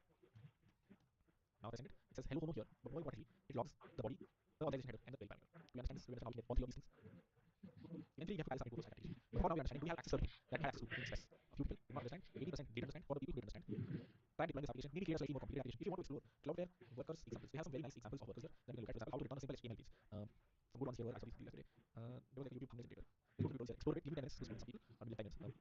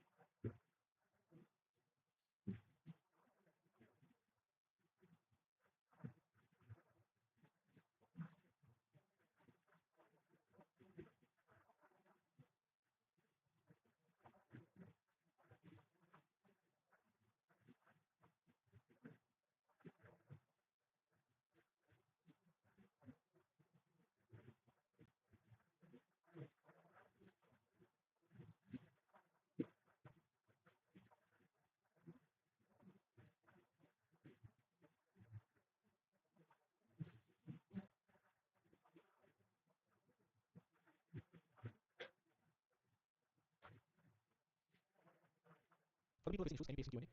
But why do we Express work on different runtime programming framework? That is, Express many types. They do not have time. Like this, Java is the framework.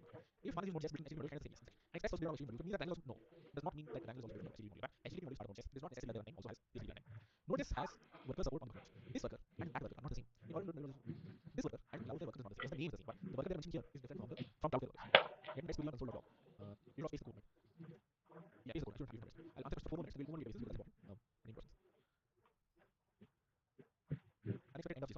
are not sending the right body, sir. When you are in postman and sending body, you either don't have correct keys on here, you are either not passing in double quotes here, or you have not set keys on here. Make sure you set keys on here.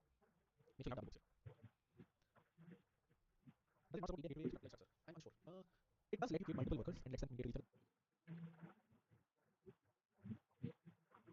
Where we define India attach a worker on it.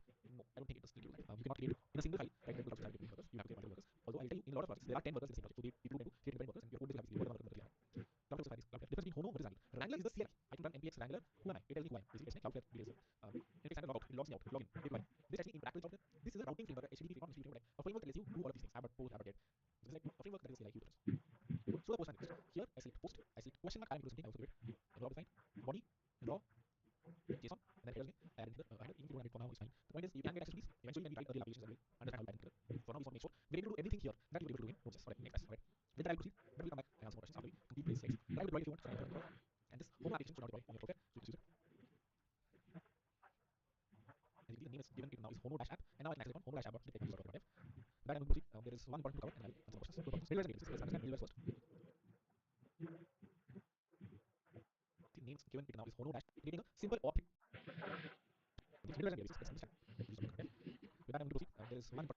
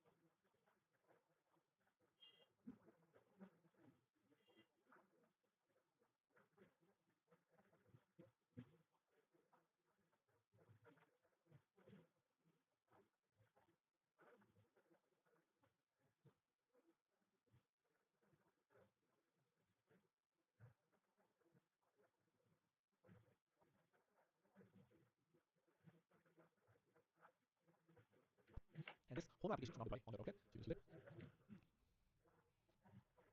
you can see, the names given it now is hono-app, and now I can access on hono-app.clear technologies from the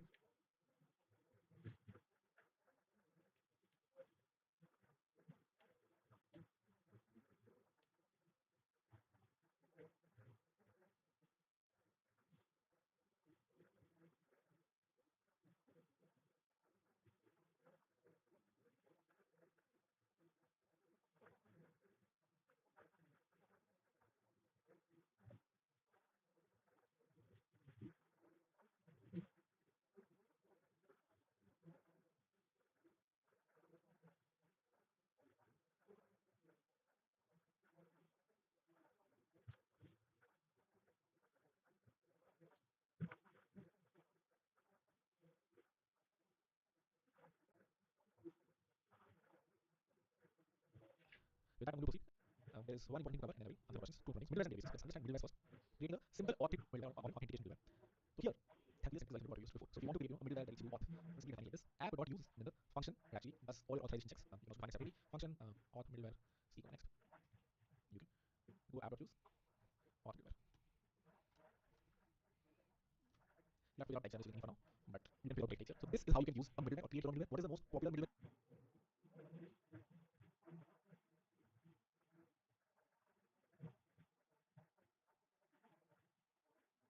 we have seen until now? The authentication middleware. The middleware that makes sure the user is actually logged in. So how can you create the authentication middleware? What is it? It's just a function in the end. The syntax is different from Express. What was the Express middleware like? It was something like this. Correct.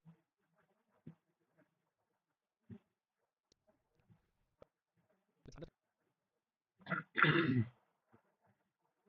Okay, so I'm just feeling some burnout. So let's do another video. And we right now we are having two videos in queue. One is statement and second one is this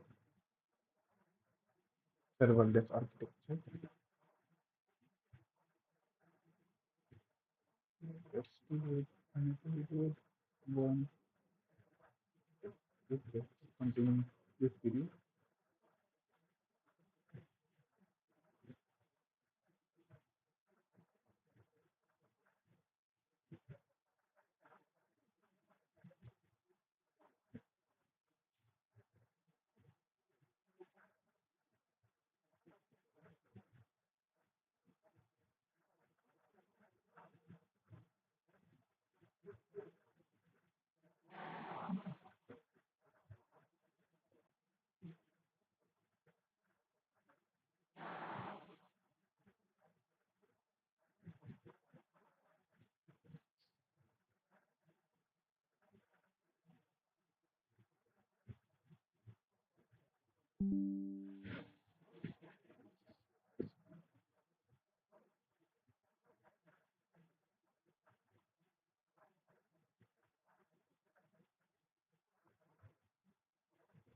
Doc, most bounties are being given live classes right now or on the GitHub project of the website of dailycode.com. So if you are looking for one, they are very easy low-hanging fruit that you can take a look on if you want. All right, 7:03. We'll wait for 1 more minute and then we will start. How many of you already have AWS as an account or there you go. Do you have an AWS account ready to go? Yes or no? Okay, 40% yes, 60% no. So now it'll be very hard to get one right now unless you have a credit card. Like take 2 minutes and try to sign up. But if you don't, you can do one of two things. You can either watch this video later on when you have an AWS account, or you can follow along. There's no third option, unfortunately. Whatever we do, you can use something like Walter, but at the same time, you know, AWS, it might overwhelm you if you go to cloud provider and follow along. Maybe if I was you and I got on your account, I would probably watch the video offline where I would look at how things are done and try to follow along there. Right? Microphone is correct. Microphone is correct. Cool. With that, I think time to share screen and we can get right into it. Today's code and all the links code is all on AWS deployment efficiency cycle on projects.redis.com. So please go to projects.redis.com and open AWS deploying EC2 and also open your AWS dashboard on the left. Like so if you have an AWS dashboard open, sign up. You don't need to necessarily see anything. You can do any pages, does not matter. But make sure you're signed up here, ready to follow along, and you have this open on the side as well. Again, before I start, I'm going to repeat. If you don't have an AWS account, you can either follow along and just look at it and try to understand, or drop off right now and then look at the video later on. When you do have an AWS account, you can also use the same things on a different cloud provider like GCP, which provides you some easier, credits of $300 or something like that. There's one called Vultr VULTR that gives you credits. I think if you want even DigitalOcean gives you a lot of credits, and they're easier to create an account on. A lot of the ideas remain the same, although if you're a complete beginner, then it'll be easier for you to just follow along on a cloud provider like AWS. Cool. So you contact around 30-40% people have access, other people don't. Good to go. Let's get right into it. Let's kick off by understanding what is AWS. It stands for Amazon Web Services. It is so I mean, it has some sort of history. I'll take it through like people did not have cloud providers for the longest time. Everyone would buy and rent their own servers and data centers. Data centers were the thing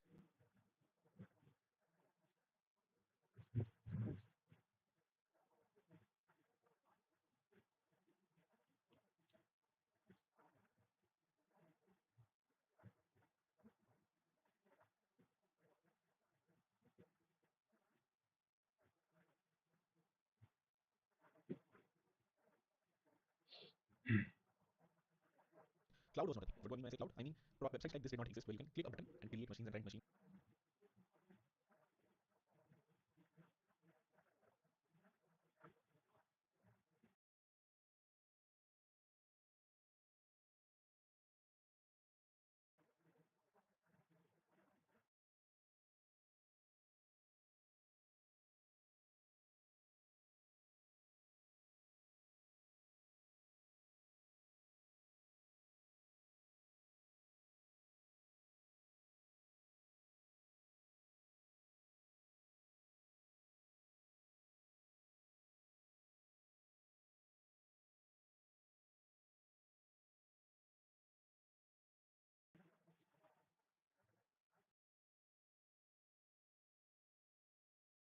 Right? With the time,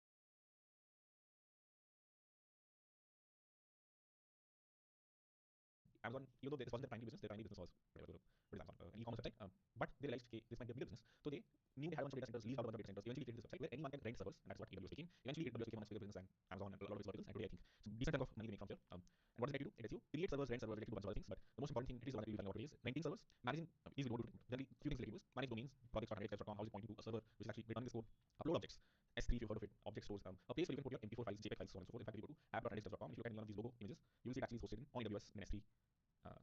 Not this one, like all of these images, they're all hosted in S3 in this account S3 only, and this is where you store things like MP4 files, even our videos from the platform are stored on AWS. A lot of these things you delegate to a cloud provider, you don't do in-house. Auto-scaling servers, creating Kubernetes clusters, some of these things we cover in 1 point. This also cloud providers do very easily out of the box. The offering we'll be focusing on today is renting servers. Basically, the first point: how can you launch an instance over there, launch a machine in a data center of AWS, and how can you actually run some code there? How can you access it on the internet? Cool. So the next slide. EC2 servers. This is a jargon. First thing you might have heard of it. EC2 stands for Elastic Compute Version 2. When AWS came into the picture, the first offering, might not be the first offering, the biggest offering, the thing that people really wanted to use was, okay, give me some compute. Compute basically represents a bunch of CPUs,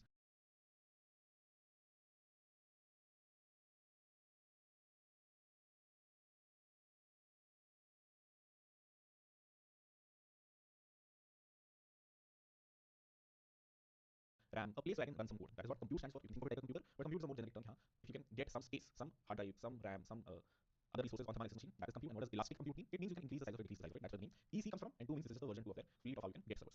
You can spin up a new EC2 instance from the AWS dashboard. When I keep saying EC2 instance again and again, it means starting a server. What is an EC2 instance? A server. What is a server? A machine in some data center, not exactly machine, so you get the idea. A machine somewhere in some data center of AWS that I can get access to, that I can run code on, that I can host my Node.js code, React code, whatever I want to host. Should host React code on EC2 instance, we get to eventually. But the backend code, if you want to host, one of the ways is you get an EC2 instance, which means you rent a server from here, as you can see.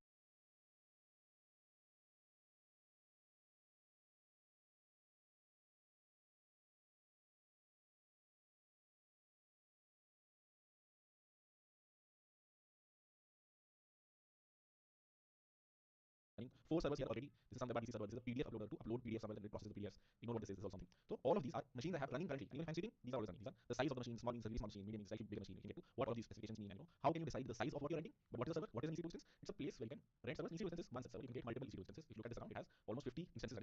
Let's start by creating our very first instance. So if you're just logged into the AWS dashboard, type EC2 here and click on the EC2 dashboard, and then go to instances. It might say 0 for you right now because this is the first time you're starting this, or first time you're going into an AWS account.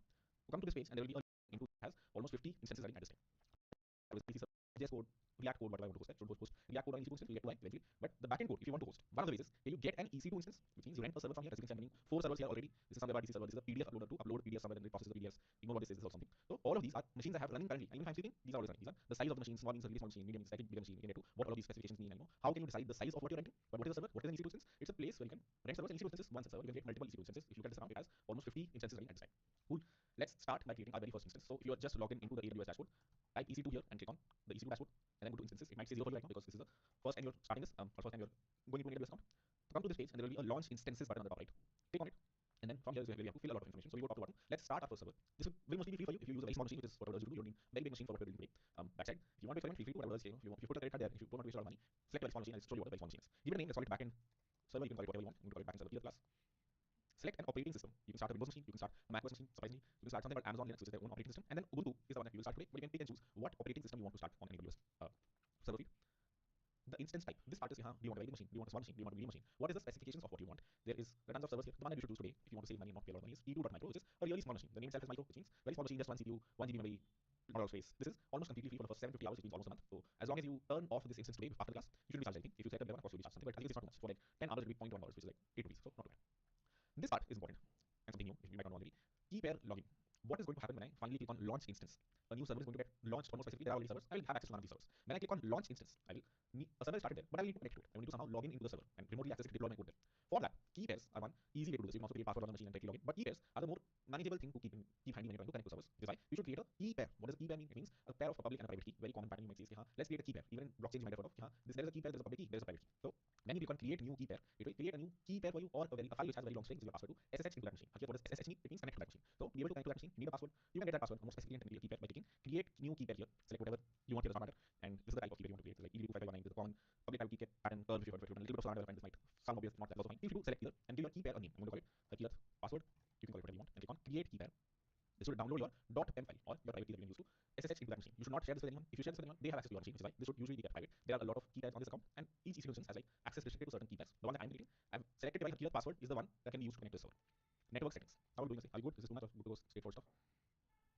This is a one-time thing. All of these categories you need to understand, and then when you create instances, should be pretty straightforward. Now, 77%. Okay, I will take a small pause here. What's up? Is it that you don't have access to AWS, or is it something else? Access. Not much that I can do, unfortunately, on that. Credit card too fast. Okay, let me take a breather here. Speed too fast, alright. Let me do a quick poll after this. Okay, we just got into the class. We can start from the top. No rush. Let's take it easy. Let me do another poll here. How's the base poll?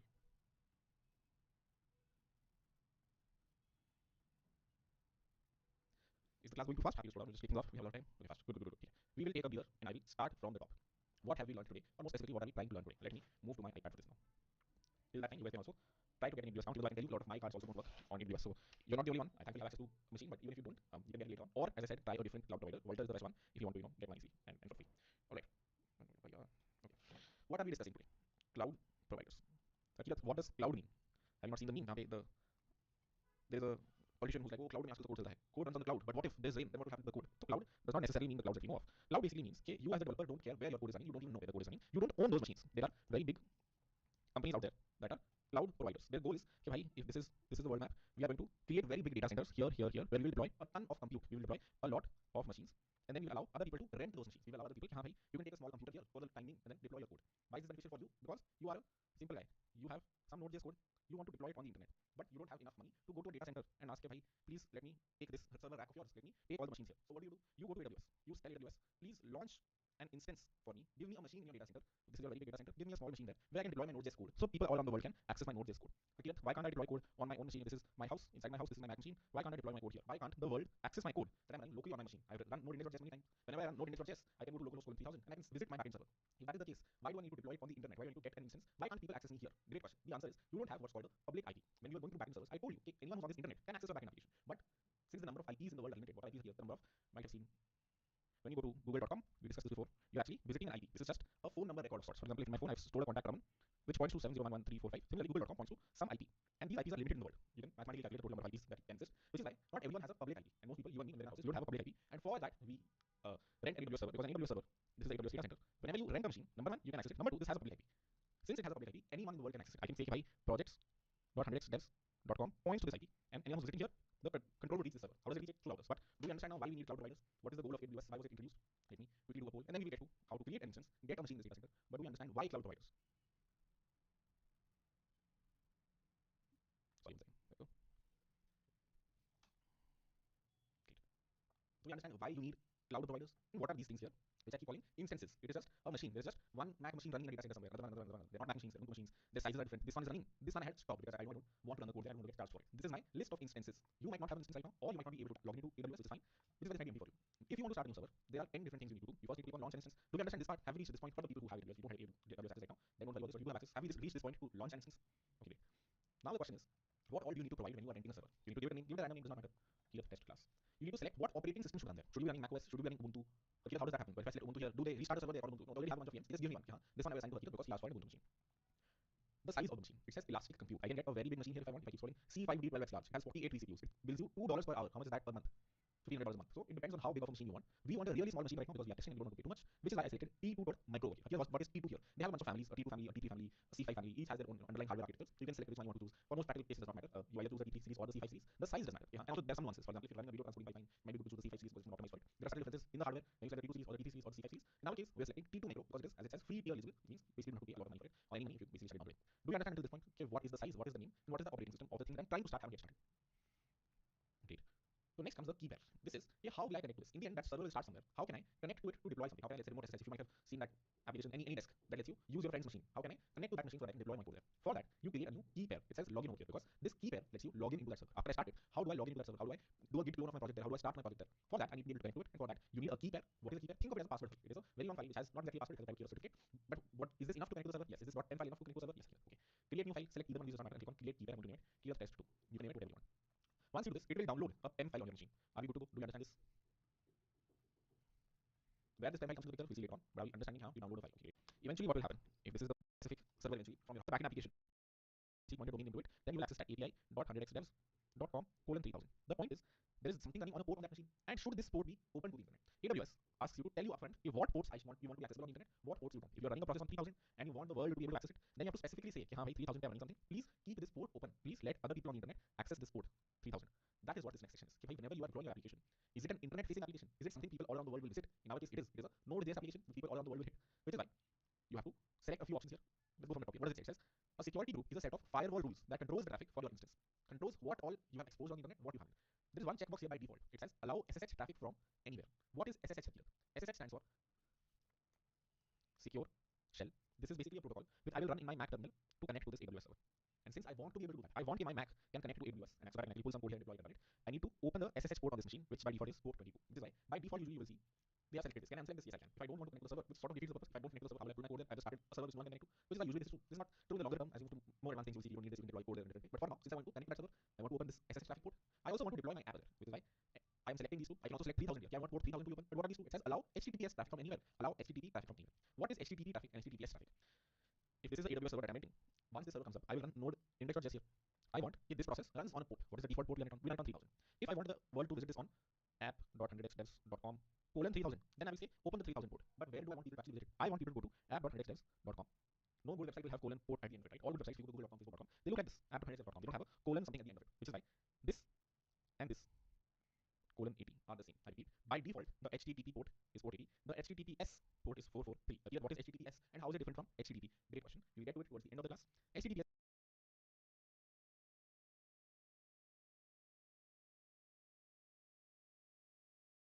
is the most secure version of HTTP. Let me take you through what it is high level, and then at the end of the class we'll discuss it a little bit more. When you on your AWS machine eventually run node index.js, and let's say you hardcoded the port to 80. I repeat, you did not do a app.listen 3000. You did a app.listen 80. If you did this, then now I can simply access this specific application by going to the IP. I don't have to do colon 80. If you don't put colon anything at the end, it is assumed as it is going to be colon 80. If I visit http://1.2.3.4, it is equivalent to me visiting 1.2.3.4 colon 80. So if I start a process here on port 80, I want this port to be open to the internet because I want people to be able to visit this and be able to hit my Node.js process, which is why over here I have selected allow HTTP traffic from anywhere, allow HTTPS traffic from anywhere, which means this will open port 443. This will open port 80. Can I open more ports? Yes. We'll see eventually there should be a way here as well to add more ports here. If not here, once we start the instance, I'll show you how you can add and open more ports. Ideally, good practice is you don't have SSH open locally for now. You don't have HTTP open. You only have HTTPS open. The good practice is your server is always closed. By closed I mean if this is your server, no ports are open. If someone tries to hit your server :2031, :3000, :3001, AWS rejects that request and only 443 is open. What is 443? It is the HTTPS port. Clear? Does that mean if I start app.listen 443, then my application is secure? Then whoever is hitting my website is hitting it on HTTPS? Not exactly. We will get to how you secure your application. Either way, port 80 or port 443, ideally both in this case, is what we have opened by selecting this and this. Do we understand this part? Do we understand security groups in AWS? That's what this section is called. As you can see, it says create a security group which restricts what ports on your server are open. Can we change this later on? Yes, we can change this later on. Okay, great. You understand it? Let's proceed. Configure the storage. I hope this is pretty straightforward. How many GB of space you need? Do you need 8 GB, 20 GB, 30 GB? You can select that from here. And that's it. That is enough for you to be able to launch an instance. As you can see, it says rules with source this thing allow IP address access on the instance. We recommend setting security for access on known IPs only. This is basically telling you, are you sure you know what you're doing? You are opening your application port 443 and 80 to the world. Are you sure you want to do this? We do. We want to deploy the web there. There might be cases we want to restrict this. Only Hakirat's IP or only people in India can visit this specific server. For now, we open it on the internet. That's what 0.0.0.0.0 means. If you've done some Google networking, it's basically the summit of everything. But yes, one go there. Launch instance. And as you can see, it says successfully initiated the launch of instance. Of course, it will take some time. And if I click here, it shows me that specific instance called Kirat test class, and it says instance state pending because it's still starting up. Remember to stop this at the end of the class, else you won't get a build if you selected the micro. But if you selected the one, you will select this and click on stop instance later when we are done with the class. For now, you're good. Are you good to go? We understand how to start a server. Now we just need to deploy an application there. But do we understand how to start a server? All the things that you need to provide, specifically the certificate that you need to download, security groups, naming your application. Okay, cool. So now let's wait for a bit for this server to actually start. There you go. It says running over here, which means my server is running. There is something that is started on an AWS server for me. It is billing me also, and now is the time for me to deploy an application there because I'm being charged. I now have access to a machine. I should go to that machine and deploy my application, which is what we're going to do next. Let's look at some of the things that are present here. This is the name that I gave it. This is an ID for the instance. This is whether or not it is running right now. This is the type of the instance. Micro means the small one, data the one. Status checks. This will basically mean whether or not it's working. It is initialized right now. It will be good to as well. Alarms don't worry about. Availability zone. This is sort of important. As you can see, whenever you log in or sign up into a server, on the top right, it will let you select a region. AWS has got many data centers throughout the world. The one that I am starting my server on is in Mumbai, but you can select a different location. Availability zone means inside that data center also there are various availability zones that are slightly far from each other, not connected to each other. If one makes the other is available. The one inside AP South 1, which means Asia Pacific South 1, which means Mumbai. Mumbai is called AP South 1. Osaka is called AP Northeast 3, so on and so forth. उसका भी जो A वाला availability zone है, it has A availability zone, B availability zone, C availability zone, basically means how they're divided. That is where I bought machine. This is my public DNS. This is a decent, very user-friendly thing for you to know, and my public IP. These is why I have to actually start the server. If my machine, my Mac data running right now have public IP, I don't have to do this. But since it does not, and cloud providers do, this is the biggest reason I have to start it. And now, if anyone on the internet goes to this IP :3000, it will try to hit my server. And as you can see, it is stuck because I did not allow any access. There was nothing running on 3000 right now. 80K, I did provide access. As you can see, it says nothing is running there. 443, I did open it. As you can see, it says nothing is running there. If I go to any other port, it is stuck because AWS is not letting me hit that port. Does that make sense? If I try to hit 80 or 443, it works. If I try to hit 8080 on any random port, it is stuck over here. How can I open this random port if I want to? I can go to the security section here on select the instance, click on security, click on the security group, and you can change these inbound rules. What are inbound rules right now? Port 80 access is allowed, port 22 allowed, 443 allowed, 22, 80, 440, two different type of IPs. You can add a new rule here. 3000 also I want to allow, 3001 I also want to allow. You don't want it right now. But if you want to open your application on a different port, this is when you can update the security group here. Make sense? Good to go? Shall we proceed? Okay, cool. Seems like the pace is pretty enough. Let's increase the pace a bit. Now I need to SSH into the server. I need to SSH connect to the server. So for that, first of all, move this certificate file to a folder where you want to. I'm going to do that myself. Copy this and paste it in here, and then go to that folder in your terminal. There you go. This is my certificate file. It is in the projects folder for me locally. Wherever you have it locally in your terminal, go to that specific folder. For example, I'm in the projects folder right here, /users/applications/projects, and this specific folder has my certificate file, which is keyleth-s-2.pem. The way to connect to a server, or SSH into a server, once you're here, take 10 seconds, 15 seconds to reach this folder in your terminal, and I will proceed. So make sure you are in the same folder, CD in the right folder, where you have your PEM file, where you have your certificate. 15 more seconds, then I proceed.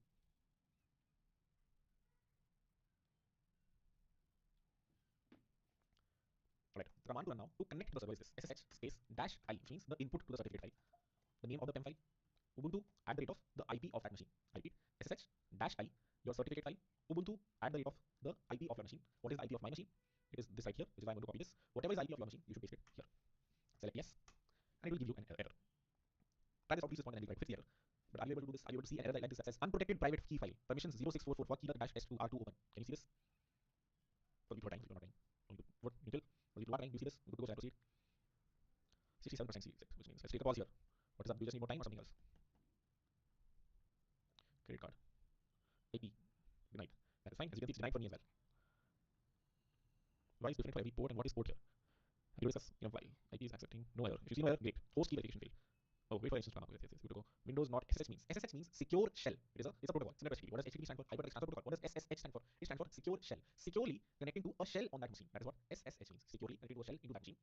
What are people who weren't able to start it? I was not able to either. The command you need to run is this: chmod space 700 space the certificate file, which is this one. Here's what is this command to. We will discuss very soon. But try running this command: chmod 700 keyleth-s-2.pem, and then rerun the SSH command. I will quickly share what this is, what 0644 is, what does permissions for this thing are to open means, and why did this command actually fix it. Try SSH one more time, and this time, hopefully, you should be able to connect to that server. If you look at it now on my screen, this turned green. It says Ubuntu at the rate of something, which means now I'm securely connected to a shell over there. I am connected to a terminal in that server. I can run some commands over here to clone my repository, start the process, so on and so forth. Take your time, no rush. What are the two things I did? Number one, I went to the folder and pulled my PEM file here.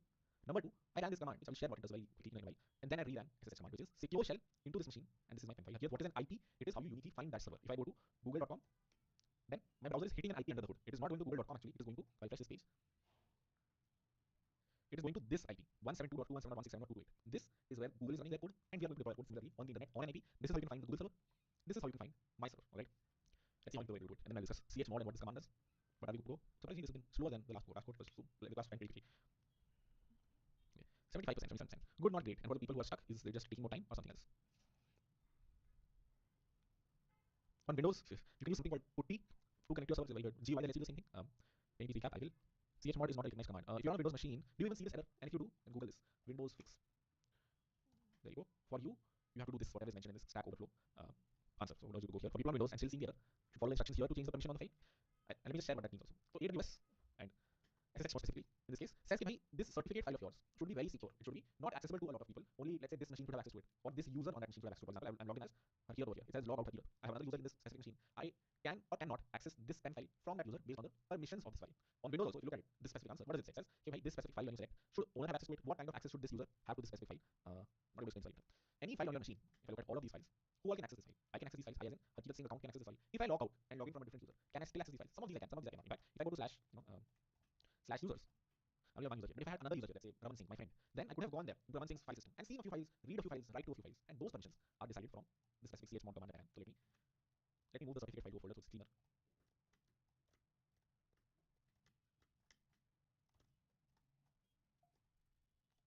Okay, I will do a very quick recap of everything. I think things went a little too haphazard, so let me take a breather and share what has happened until now. Until now, we're only trying to SSH into the machine that we had started. We have, this is Harjeet India, my Mac machine. This is in Mumbai, an AWS server that is running for us. I want to connect to that server. I want to see the terminal of this thing on my machine so that I can run commands there. I can run git clone. I can run npm run start. I can start a process here on port 3000. Question is, how do I connect to the server? And the answer is using the SSH command, which lets me, as the name suggests, SSH into this machine. It lets me securely access the shell of this machine. Okay, great. How can you connect to this? Number one, you need the certificate file that I created, because when I was creating the server, I told you this certificate has access to the server. No, I just. So number one, I need access to the certificate file. Number two, I need to run the SSH command. SSH-i-cert.pem. Ubuntu and whatever. So I need to, number one, have the certificate file. Number two, have the IP of the server I want to connect to. The problem is when you try to do this, if your certificate file is too open, and by open I mean if it has too many permissions, this can be accessed by /users/keyleth and also by /users/raman, and this guy can also write to it. You cannot SSH to it. You get a warning. This doesn't AWS enforce a warning. Okay, do you want, if you are using a password file, if you're using a PEM file, it should be very restricted, which is why we run chmod 700 and this thing. What does 700 over here mean? Great question. If I run ls-ler, it says this file read, write, and I think extend. I don't know what it stands for. there are 9 sections here. Her clear single specific user me has read, write, and whatever access, and another user does not have any access, another user does not have any access. So these three mean something called this so let me Google what these three mean. But question, okay, not to go here. Let me first go here. If you really want to go, we can do one of two things. We can either accept chmod, the command that I am, will make this permission of this very restrictive, or we can understand how does it make it restrictive. You understand why does 700 translate to this? I can tell you if you want to binary. 7 stands for 111, right? 1 plus 2 plus 4 equals 7, which is why 111 I have read, write, and executable access. This executable belong, and 0 means the other user has no access, read access, no access, no executable access. Plus 1. Do we want to go into the depths of this command, or do we want to continue to SSH, assuming 700 somehow made this more restrictive, and that is why AWS now allows me to SSH into it. We can do either one of these. The other one will help you move like SSH and continue with a little better mapping, but we can choose. I'm happy to explain chmod file permissions in more depth if need be. I must cover chmod later in the class or end of video. What should we cover? SSH file permissions and the into server and this permission thing also changes based on what operating system you are on. If you're on Windows, then there's a different way to change the permissions for this file. If you're on Ubuntu, then you use chmod. Okay, great. SSH and continue. Very clear winner. So let's SSH into the server and start running a few commands now. The first command is going to be what? I need to bring my backend server over here. Again, what was the command to exit it? EXIT. What is the command to SSH into it? SSH-i, the certificate file name, ubuntu.file. Once you run this, and if you want to clear this command, you can run clear or command K. And then I want to clone my backend server over here, my backend server code over here. The repository I've chosen for today is this, and you can clone your server code here as well if you want. But this is the one that I'm going to clone. It is make sure you select HTTPS here, or you can just copy this link here, github.com/sql/some-server. Going to paste the same chat. The command to run is git clone and this. Oh. Okay, pretty good. Run this command. Some of it will work, some of it won't work. And let's see for how many it works and for how many it's not. Were you able to run this command? Yes or no? The git clone command, did it clone the folder for you in this AWS instance? For a lot of people it did, for a lot of people it did not. For people like me, for whom it was not able to do it, there's one thing that you can set up as an AWS permission on your account, which is this account as K. By default, my EC2 instances don't have access to the internet, and a lot of times you see this as a random thing that pops up like, you have started your instance, but it doesn't have internet access. It cannot hit the internet. How do I know it can't able to hit the internet? Number one, when I run the git clone command, it says could not resolve host github.com. Number two, if I'm running ping.google.com, it's saying cannot find that specific domain. So the issue here is coming in DNS resolution. I've mentioned this here in the slides as well. Whenever you launch the instance, you might see this error. And the way you ideally fix this in the real world would be Google this. I'm not able to hit the internet. AWS server doesn't have internet access. Maybe paste the error here. And then you reach, my AWS server cannot resolve a DNS server. It cannot resolve, my AWS server is not able to hit a DNS server. What is a DNS server? The server that resolves github.com, the IP here. You also don't have to understand this. You have to Google and follow, but feel free to choose if you want to understand in depth. This you'll see many times. You start an AWS instance, it's not able to resolve github.com, it's not able to, not exactly internet access, but not able to convert github.com into an IP. And the way to fix that is you open this file /etc/resolve.conf, and now comes the difficult part. How do I open this file here? I cannot open it in Visual Studio Code, so you have to open it in Vim, which will be confusing for a lot of people. Let me take you through a video of mine. You have seen Windows versus Linux, where I discuss exactly this. Why you should not use Windows and use Linux. And one of the reasons I give there is, if you use Ubuntu, you get a lot of practice in the kernel, and that is useful when you're SSHing into a machine. That's exactly what I covered in this video. We'll look at it later on. But that's the first time you're seeing it in action. I have to open and edit a file here. I have a server. That server has some problem. It's not able to hit the internet or not able to resolve IPs. I Google what is the solution, and the solution says you need to open this file and add this into over there. You need to open this file and edit it. Now, how do I open this file? How do I open /etc/resolve.conf and edit it? And the answer is using either Nano or Vim, the terminal-based editors. They're similar to VS Code, only they run inside the terminal. And right now, since this code is not running on my machine, it is running on AWS server. I can still connect to my VS Code slightly harder. This is very easy. I run the command Vim and the file that I want to edit. So v space the file that I want to edit, and here I can add the entity. So if I go to the end, I press swipe. Vim is very hard to navigate. So if you are doing this with me, please do this. I try to follow along very reasonably. Press I, repeat, press I, and that will take you to insert mode, as you can see at the bottom left. Then press enter, then go up arrow key, and then paste. Paste whatever the response says here. If it already works for you, you don't have to do it. For the people for whom it does not work, paste name server 8.8.8.8 here. Okay. I will repeat all this from the top. But what is, you have to open the file, then go to the point you want to add it, then press I, then press enter, then go up and then paste this, and then escape :WQ. I repeat, escape :WQ, enter. It won't do anything because we did not open this in sudo mode, which means you cannot edit this file. It's a very protected file. So if you want to edit it, first you have to exit by escape :Q exclamation. I repeat, escape :Q exclamation to exit it. And next time when you're opening it, put a sudo in front of it. Sudo, which means super user, do this. Super user, open this file, and then again go to the place I, enter, paste, escape :WQ, enter. And this will actually change the file. And now if I ping google.com, I can actually hit the internet and I can run the git clone command. I will run all the steps again. If git clone failed for you initially with this error, it says could not resolve host github.com, what do you have to do? Number one, how do you do this? You Google this error. When did I do this solution? What does it say? You need to edit this file. This is a protected file, which is like the way you are going to edit it is sudo v, then the path to the file, and press enter. This is the file I want to edit. Then using arrow keys, you will navigate to the point where you want to put your this specific solution. You will copy the solution, command C, control C. You will go to this point, you will press I, go to insert mode, press enter, and then paste it. Okay. Now you have the changes here. Now you need to save the file and quit it. You need to save the file and quit it. Remove this because I already have it. Escape :WQ, enter, save the file, and fix it. And you should wait. We good to go? Was this simple-ish? Basically, I will do the repository yes or no, or I stuck on the Vim side. Okay. Could not hit. Cool. Let's take a break very soon. But make sure you have some dash server in this machine. At the very least, you have the code here. You see how we can run the code. But at the very least, make sure you're able to clone the repository, which means you can run this command over there, git clone, github.com/https/some server. And when you run this command, you see some server here. You can also exit this SSH input again, and you should still see some dash server here, which means things are working fine. If you don't see it, which means you want to clone it. You need to debug it. So I have to take a 9-minute break. We meet back at 8:10. Don't open that then. People are stuck with having questions. If you want to, by the way, just quickly finish the class for today, you also go to the slides and move on from here. We were able to clone. So the next step is just installing Node.js and then installing the dependencies and starting backend. Feel free to run ahead and do this yourself. Alright. Going to open chat. These things like file permissions and SSH are related to computer networks. Sort of.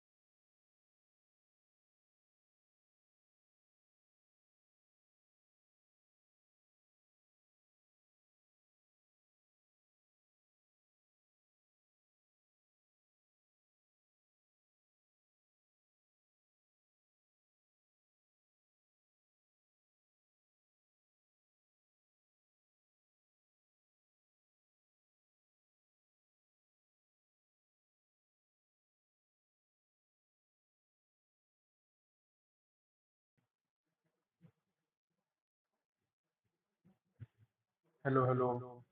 Yeah, so we are live again. So sorry for this long break, but as we are streaming of as we are streaming of 10 hours stream, so this was a must. And in this break, I had my dinner, so yeah, we can continue. But before that, let me calculate how much break till yet we have covered.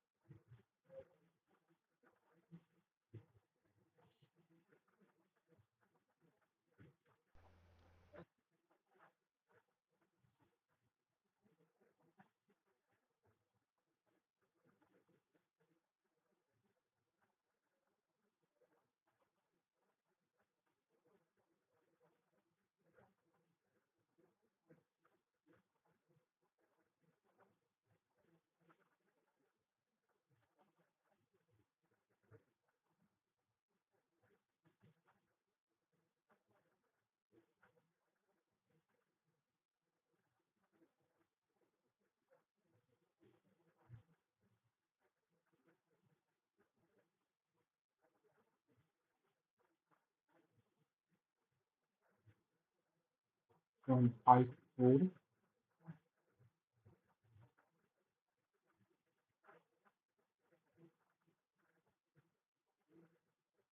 that was 20 minutes.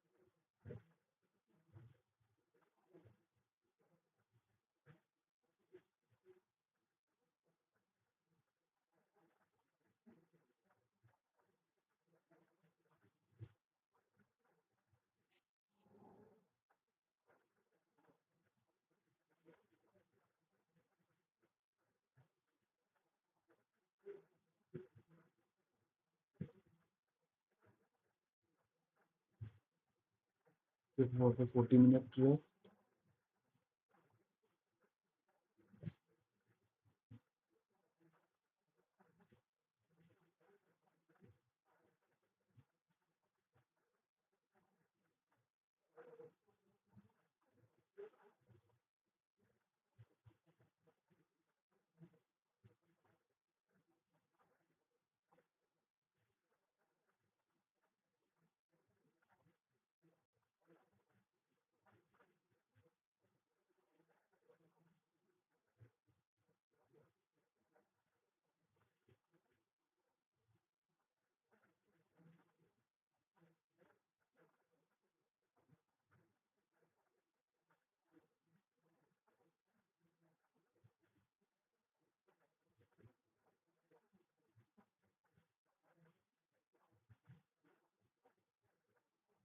So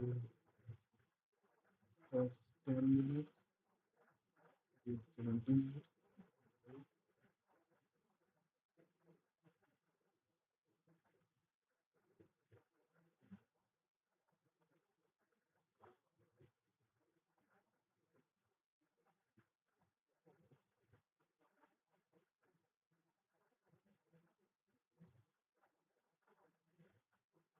138.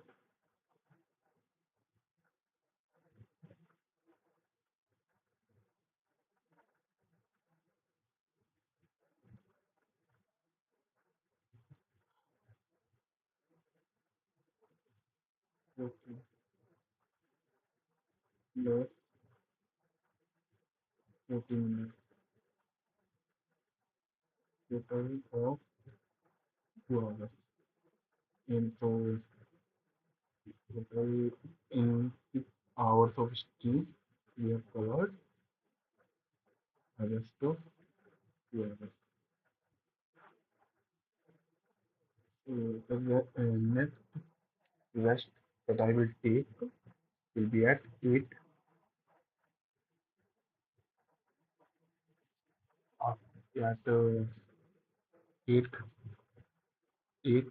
hours or 20 minutes. Now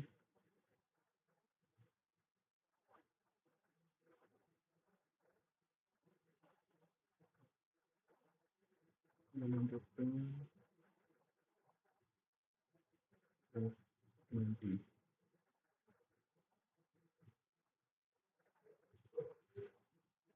So let's continue.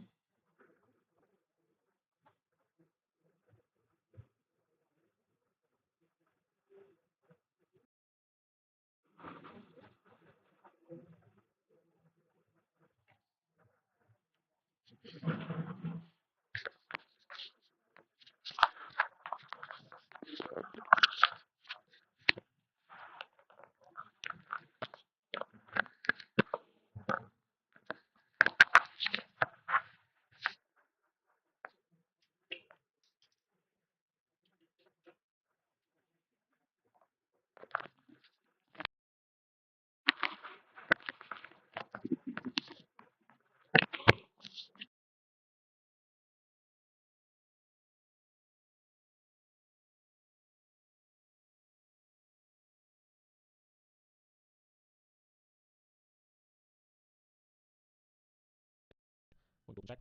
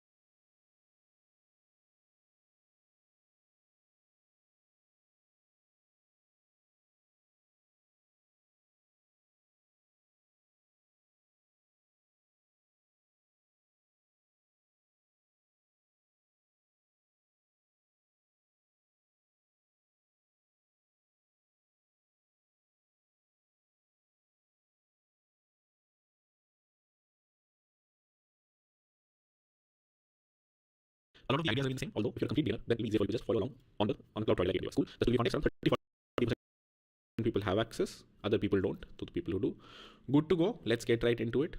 Let's kick things off by understanding what is AWS. It stands for Amazon Web Services. It is it has some sort of a history. I'll take you through it very quickly, which is people did not have cloud providers for the longest time. Everyone would buy and rent their own servers in data centers. Data centers were a thing. Cloud was not a thing. What do I mean when I say cloud? I mean websites like this did not exist where you can click a button and create machines and rent machines and deploy code on those machines, which is why with the time Amazon, even though this wasn't their primary business was whatever they were. What is Amazon? An e-commerce website. But they realized this managing these we won't do today, but generally a few things they let you do. Look at any one of these logo images. S3 are stored on AWS. Good. Okay, bhai, give me some means this is again seen somewhere in some should host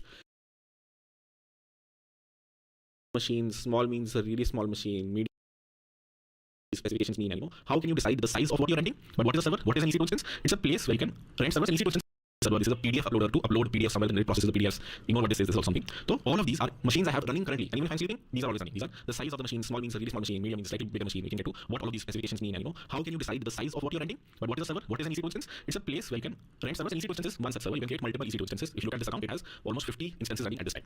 Cool. Let's start by creating our very first instance. So if you're just logged into the AWS dashboard, type EC2 here and click on the EC2 dashboard, and then go to instances. It might say 0 for you right now because this is the first time you're starting this, or first time you're going into an AWS account. To come to this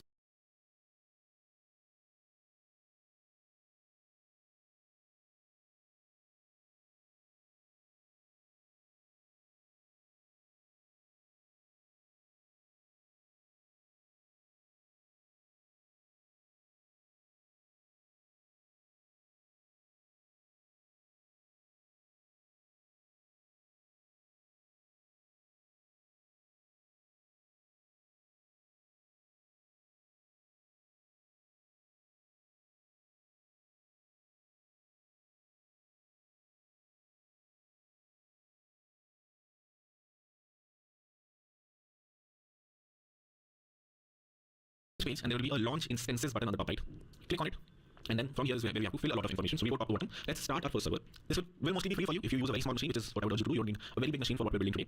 That said, if you want to experiment, feel free to. What I would urge you, if you put your credit card there, if you operating system, you can start a Windows machine, you can start a macOS machine, surprisingly, you can start something called Amazon Linux, which is their own operating system, and then Ubuntu is the one that we will start today, but you can pick and choose what operating system you want to start on AWS server feed.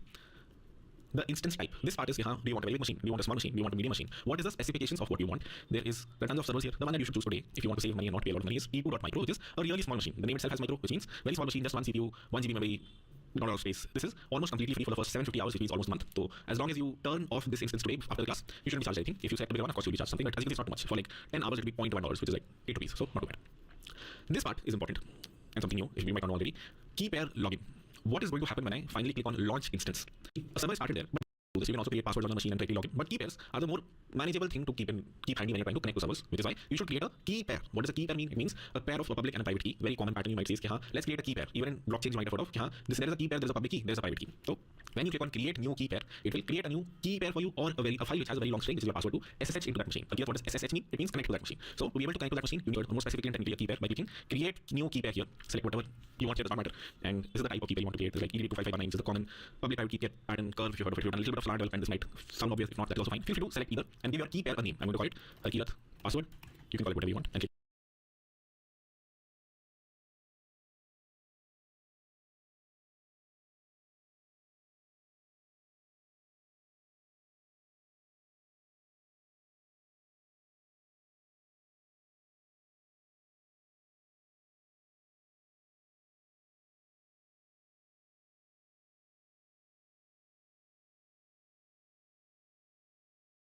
on create key pair. This should download your .pem file or your private key that you can use to SSH into that machine. You should not share this with anyone. If you share this with anyone, they have access to your machine, which is why this should usually be kept private. There are a lot of key pairs on this account, and each instance has like access restricted to certain key pairs. Okay, are we good? Is this too much or good to go straight? So the machine, but even if you don't, you can get it later on. Or let me why my code when you record of sorts. Automatically calculate the total number of IPs that can exist, which is why not everyone has a public IP, and most people, you and me, when we're in houses, we don't have a public IP, and for that we before you're actually visiting an IP. This is just a phone number record of sorts. For example, in my phone, I've stored a contact number which points to 70111345. Similarly, Google.com points to some IP, and these IPs are limited in the world. You can mathematically calculate the total number of IPs that can exist, which is why not everyone has a public IP, and most people, you and me, when we're in houses, we don't have a public IP, and for that we rent an AWS server, because an AWS server, this is the AWS data center. Whenever you rent a machine, number one, you can access it. Number two, this has a public IP. Since it has a public IP, anyone in the world can access it. I can say by projects.1OOxDevs.com points to this IP, and anyone who's visiting here, the control will reach the server. How does it reach it? Through routers. But do we understand now why we need cloud providers? What is the goal of AWS? Why was it introduced?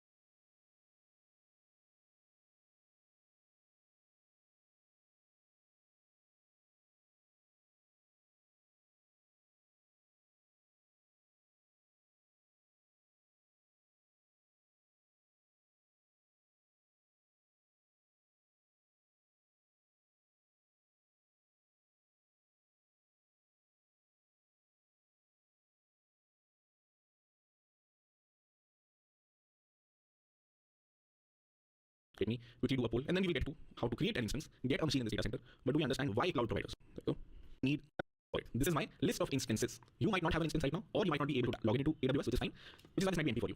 If you want to start a new server, there are 10 different things you need to do. You first need to click on launch an instance. Do we understand this part? Have we reached this point for the people who have AWS? You don't have AWS access right to the server. You need to give it a name. Give it a random name, does not matter. But if I set Ubuntu here, do they restart a big machine here if I want? If I keep scrolling, C5D12X large. It has 48 vCPUs. It bills you $2 per hour. How much is that per month?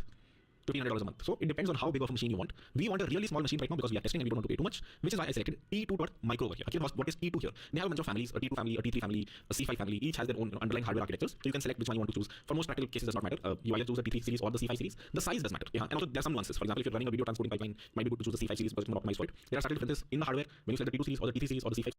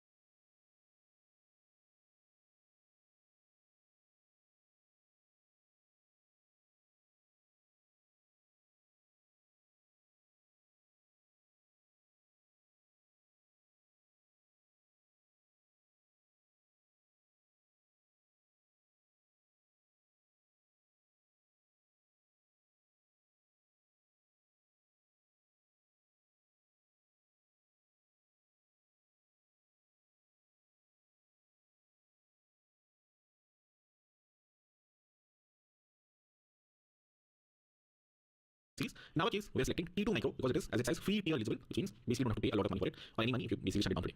Do we understand until this point? Okay, what is the size? What is the name? This is that lets you a PEM file on your machine. Are we good to? If this is the machine, you will go here from your house. You will be like, deployed it here would be the IP of the or if the port on that machine. And should this port be open to the internet? AWS asks you to tell you upfront what ports you want to be accessible on the internet, what ports you want. If you are running a process on 3000 and you want the world to be able to access it, then you have to specifically say, yeah, 3000 PEM. An internet-facing application. Is it something people all around the world will visit? In our case, it is.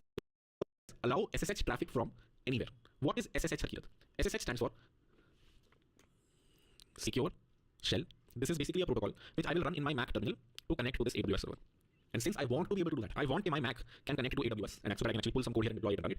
I need to open the SSH port on this machine, which by default is port 22, which is why by default usually you will see they have selected this. Can I unselect this? Yes, I can. If I don't want to connect to a server, which sort of defeats the purpose. If I don't connect to a server, how will I pull my code there? I've started a server which no one can connect to, which is why usually this is true. This is not true in the longer term. As you move to more advanced things, you'll see you don't need this, you can deploy code there in a different way. But for now, since I want to connect to that server, I want to open this SSH traffic port.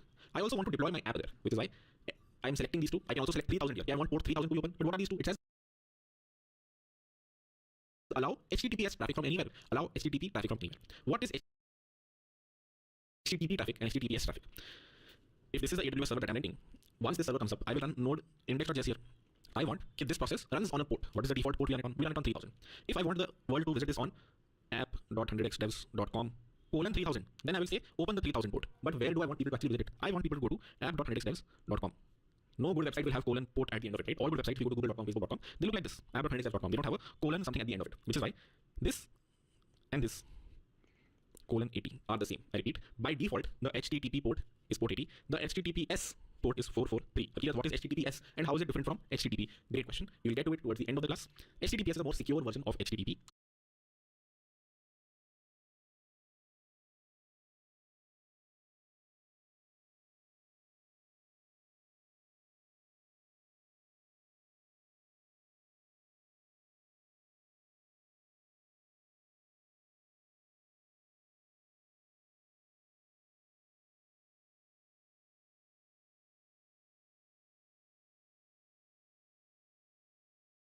Let me take you through what it is high level, and then at the end of the class we'll discuss it a little bit more.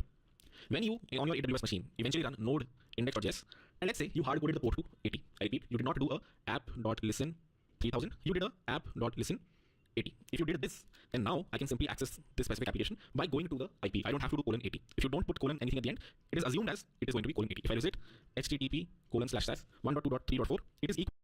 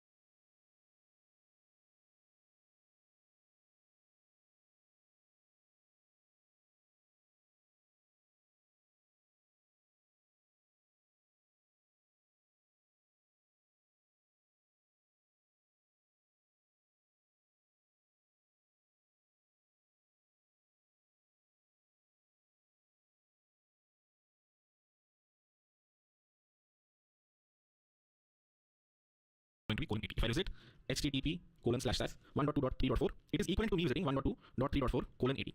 So if I start a process here on port 80, I want this port to be open to the internet because I want people to be able to visit this and be able to hit my Node.js process, which is why over here I have selected allow HTTP traffic from anywhere, allow HTTPS traffic from anywhere, which means this will open port 443, this will open port 80. Can I open more ports? Yes, we'll see eventually. There should be a way here as well to add more ports here. If not here, once we start the instance, I'll show you how you can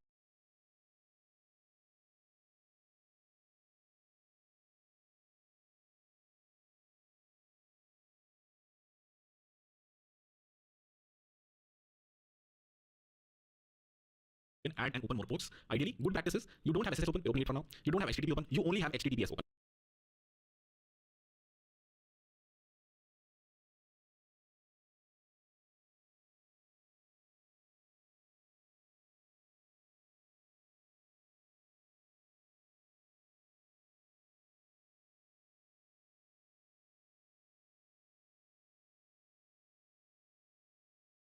The good practice is your server is always closed, and by closed I mean if this is your server, no ports are open. Someone tries to hit your server, colon 2031, colon 3000, colon 3001, AWS rejects that request, and only 443 is open. And what is 443? It is the HTTPS port. Here, does that mean if I start app.listen 443, then my application is secure? Then whoever is hitting my website is hitting it on HTTPS? Not exactly. We'll get to how you secure your application.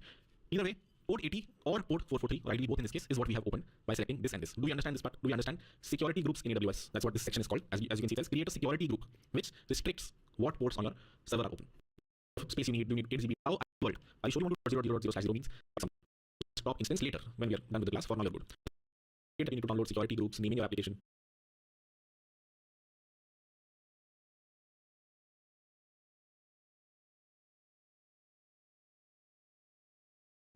Okay, great. Cool. So now let's wait for a bit for this server to actually start. And there you go. It says running over here, which means my server is running charged. I know how it is running right now. This is the type of the instance. Micro means as you can see, whenever you log in or sign up into a server, at the top right, it will let you select a region. AWS has bought many data centers throughout the world. The one that I am starting my server on is in Mumbai, but you can set a different location. Availability zone means inside that data center, although there are various availability zones that are slightly far from each other, not connected to each other, so that if one breaks, the other is available. The one inside AP South 1, which means Asia Pacific South 1, which means Mumbai. Mumbai is called AP South 1. Osaka is called TP Northeast 3, so on and so forth. उसका भी जो A वाला availability zone है, it has an A availability zone, a B availability zone, C availability zone, basically means South Data Center. That is where I got a machine. This is my public DNS. This is a decent, very user-friendly thing for you to know, and my public IP. These is why I had to actually start the server. If my machine, my Mac that I'm running right now had a public IP, I did not have to do this. But since it does not, and cloud providers do, this is the biggest reason I had to start it. And now, if anyone on the internet goes to this IP colon 3000, it will try to hit my server. And as you can see, it is stuck because I did not allow any access. There is also nothing running on 3000 right now. 80 I did provide access, and as you can see, it says nothing is running there. 443, I did open it. As you can see, it says nothing is running there. If I go to any other port, it is stuck because AWS is not letting me hit that port. Does that make sense? If I try to, it is stuck because I did open it. As you can see, it says nothing is running there. If I go to any other port, it is stuck because AWS is not letting me hit that port. Does that make sense? If I try to hit 80 or 443, it works. If I try to hit 8080 or any random port, it is stuck over here. How can I open this random port if I want to? I can go to the security section here on select the instance, click on security, click on the security group, and you can change these inbound rules. What are the inbound rules right now? Here port 80 access is allowed, port 22 allowed, 443 allowed, 22 80 443, two different type of IPs. You can add a new role here. Okay, 3000 also I want to allow, 3001 I also want to allow. You don't want to right now, but if you want to open your application on a different port, is when you can update the security group here. Make sense? Good to go? Shall we proceed?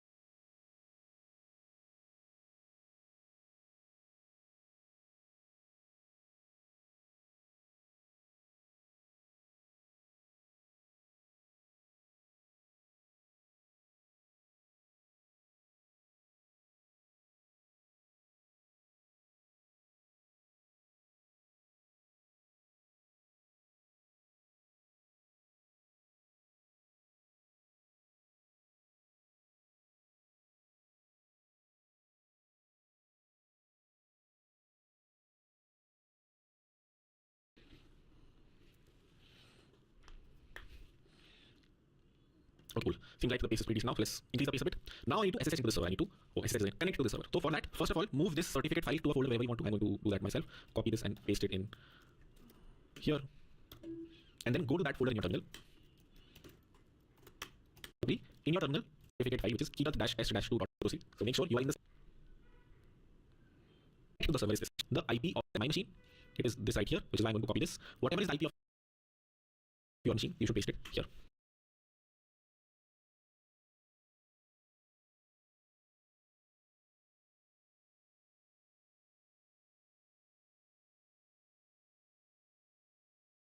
To connect to the server is this SSH space dash I, which means the input to the certificate file.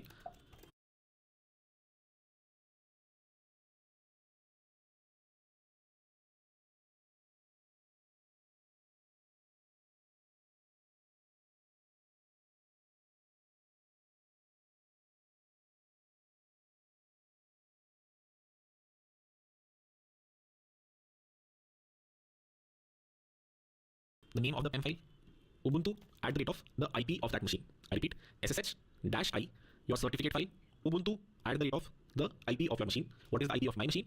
It is this right here, which is why I'm going to copy this. Whatever is the IP of your machine, you should paste it here. Select yes, and it will give you an error. Try this out, reach this point, and then we try to fix the error. But are you able to do this? Are you able to see an error like this that says unprotected private key file, permissions 06444 keynote-test2 R2 open? Can you see this? For the people who are trying, we need to vote Intel. For the people who are trying, do you see this? We go, shall I proceed? 67% sees it, which means let's take a pause here. What is up? great. Secure loan my repository, start the, I'll share what it does very quickly in a while. And then google.com. Then my browser is hitting an IP under the hood. It is not Google does, but are we good to go? Surprisingly, this has been slower than the last code. Last code was like last went pretty quickly. Okay, 75%, 77%. Good, not great. And for the people who are stuck, is they're just taking 15. Do you even see this error? And if you do, then Google this. Windows fix. There you go. For you, you have to do this whatever to change the permission on the file. Let me just share what that means also. So AWS and say this machine should have access to it, or this user on that machine should have access to it. For example, I'm logged in as Hakir over here. It says log out Hakir. I have another user in this specific machine. I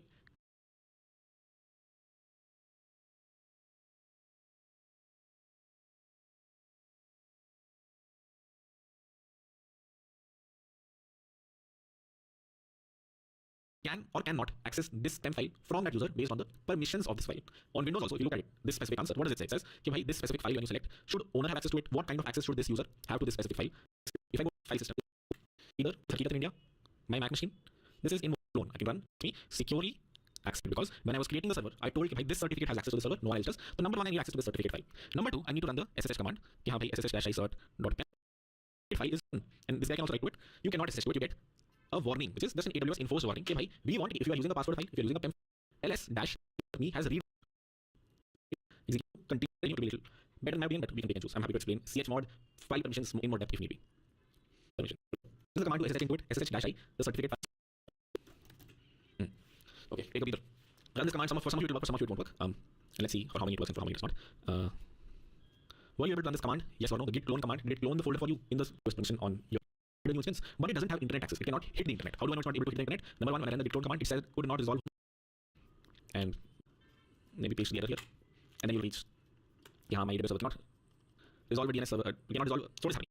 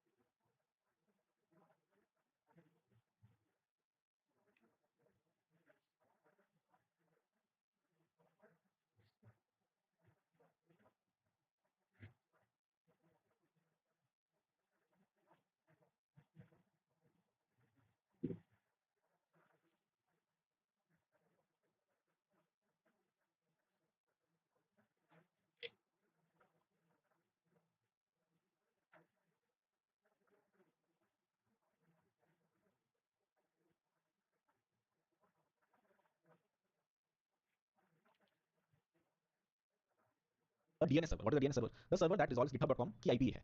You also don't have to understand this. You just have to Google and follow, but feel free to pick and choose if you want to understand it in the depth. This you will see.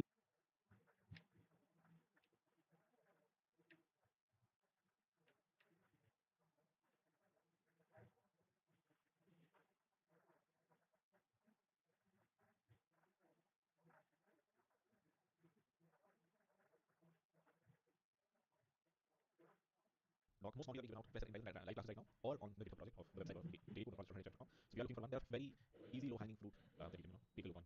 Like some people you start from you can US as an account or you know, maybe 3,000 people now. We want to application different. It means there's not free for you. We want to follow the right SE, let's end up and escape, go and you keep escape, go and do it. See the education policy. Okay. It is too much. Let's take it. Make sure you have some dashboard in this machine. There is a code. We have a code. Then make sure to load the change this now. We have a process and that's not.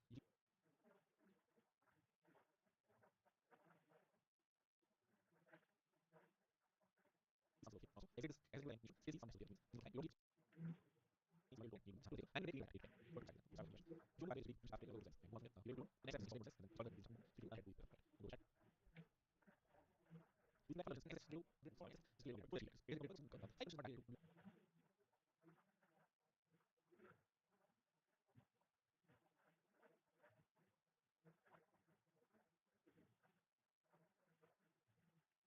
this is still and how one will access what is computer and you can do it you can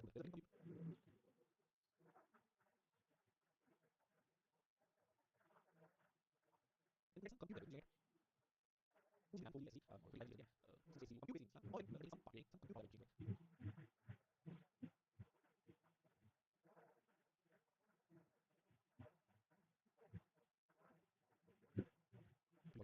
computer how about how is very important is very important you want that you want to see and you want to see I want to expert you want to access to next you want to find this is this only because and not just change the computer and talk about the color of the last all the other things go to the things 0 points for this I'm very running on the things here I see I do this I'm not better than I really like it doesn't almost need that why do you use the why use counter here you are getting a server not serverless you're doing serverless when you choose one over the system you're starting by serverless stage as application skills then you own your own server actually see the dashboard this is the server I have so the scale is ready and from the domain system DNS the so DNS stands for domain name from the IP that gets hit when Google.com is it DNS of Google.com so DNS stands for domain name DNS full form domain system DNS solution dealing but IP that gets hit when Google.com if you run command ping Google.com you'll see IP you hit when Google.com is it DNS of not DNS of the IP on Google.com so Google.com is it you might not if I Google.com is this server you get Google.com is this server so it is not server that's so all the apps go to the browser and I just like somewhere you can use that we just see how to play that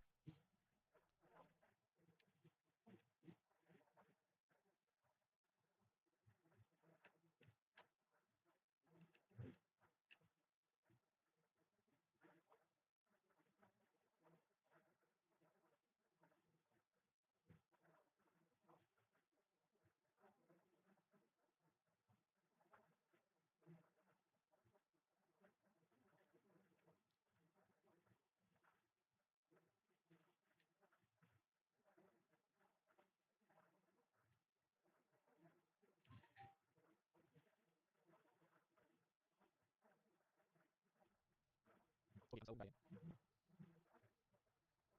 how to run Docker apps? You can run Docker apps with sort of probably not single. Ideally, you want to run Docker apps. You should use Kubernetes or use some EBS constructs. EBS answer to Kubernetes or ECS, or use Kubernetes, all other devices like Kubernetes apps in this server. Kubernetes is only you can run Docker apps. How you run that? Why can I do access my server? I'm not going to run back. Even on first. Yeah, put the CRC. Look, I mean, use it. Let's run some Google. Make nothing.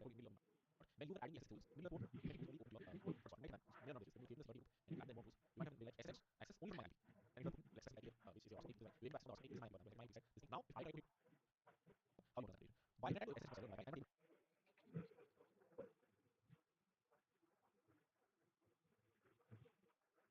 I'm better says black and better says yeah, people decide to fluke manage to proceed. Unless you have some good old nothing, so maybe but you were adding access tools, maybe a port when you use only on your short port, which never is level is 32, and then you add more tools. Right, then like SSH access only from my IP, and put like SSH ID, which is your IP, like the maximum for like is 9, this now if I try to hit what I say, basically. I open the but only for my IP, like only I access, or do not access, so that is something like that. Just socket SSH from Windows and command that less. The command is oh well I don't know what I'm doing. It does the doing if Windows connect to a virtual machine on Windows, you do this.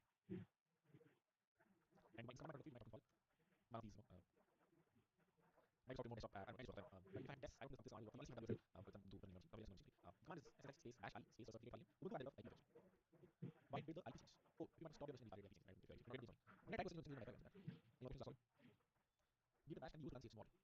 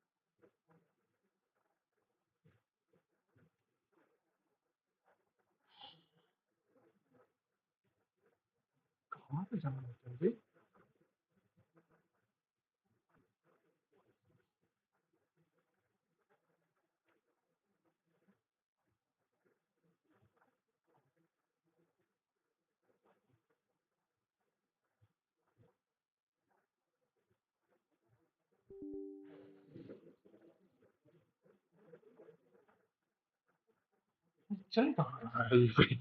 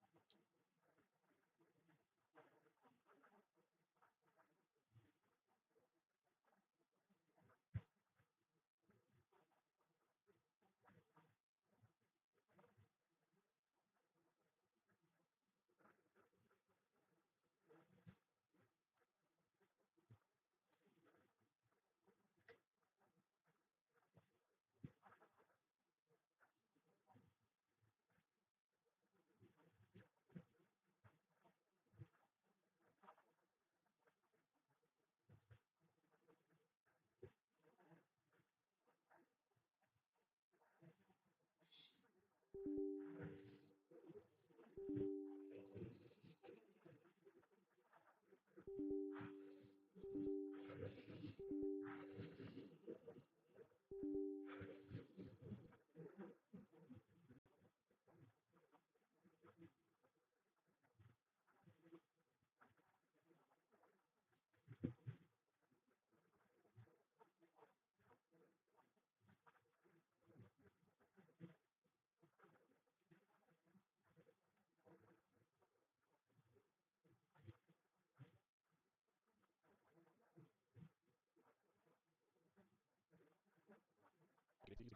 for those using bash, for whoever on those use Git bash, whatever it is that install Windows services, the right services. Can O have BS word? That means question from last class. What is the domain? So they used to purchase public IP. Expenses or speed expenses on the menu. What is the domain is basically Google.com, Amazon.com. Our domain is using by Google.com. This is not saying that I buy domain. First domain was after school.com, and by choosing by example, this is a from make my and so on. So that's my domain. Again, public IP is different. Domain is constant. Public IP is I stop this word like shop. And if this is IP. Basically, this is not a percent IP and this is like IP is usually only like 4 or 8 that's like you always don't have the chat. You can have domains that's right. Like SSH machine, open some server.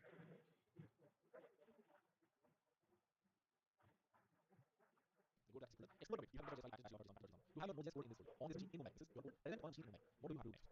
So you can decide. What do I have to do after I have number one? This is the AWS cluster in Mumbai. Number one, I register my machine here. Number two, I access to the machine. I don't have access to the machine. Number three, I will get clone to bring my project here. My project code now exists somewhere here on this system. What can I do next? I need to run npm install. I need to run node index.js. So my process starts here. Support right?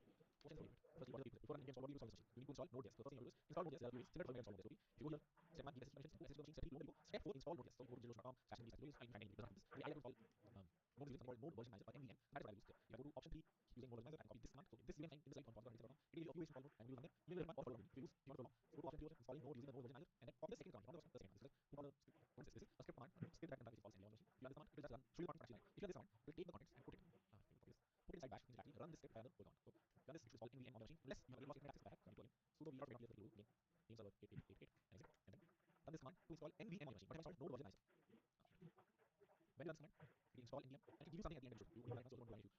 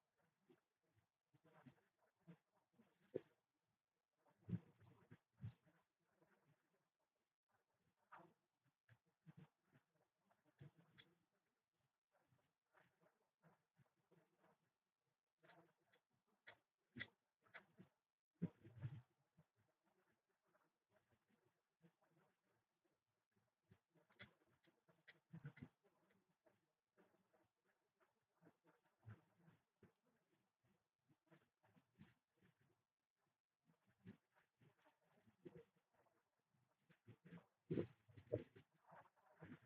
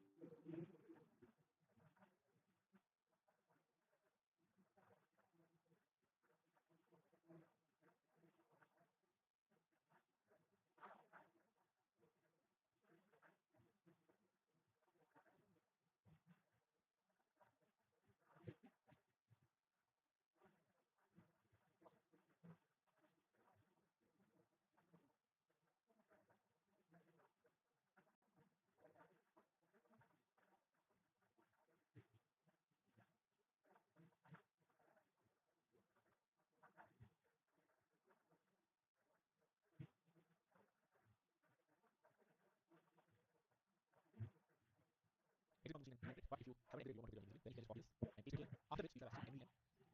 You can add NVM, it gives you a bunch of things. We'll repeat the steps. Step number one, go to this digital ocean blog post or predict, and then VM exists as a command. All using different way to solve this. You bring more to that machine and activate it. Yes. Is it the ideal way? No. Ideally, you want to materialize the application. That way, your machine does not need just only about the or we go to qualification most. Generally, the way I do design the diagrams is go to machine and solve just like the machine. That makes the process easier. If I have a machine now in USB, how I define mode is the first mode is right. Originally, I have whatever version mode you install inside install. No mode is I can run npm install 20. And now the mode actually if you're able to run mode, you're able to go, you're able to run npm and you see some context, you are good to go. If you don't see any means you're not installed node yet. Let's see how many you site. So should we install npm node? Oh, firstly, when you run this command, dash. It is not pulling anything. I can run any other command. It's not pulling anything. In this case, I'm putting all the nvim code files. Nvim is different from nvim. This is something else. Nvim is something else. Nvim stands for node version manager. Basically, lets you install various versions of node here. From that, I'm directly on this version 20.11.4. Okay. Proceed. Next step is nvim install. And next step is node install. That's pretty much it. All we have to do. Let's get everything to know. What have we done from the top? We have SSH machine, bot machine, machine, SSH machine.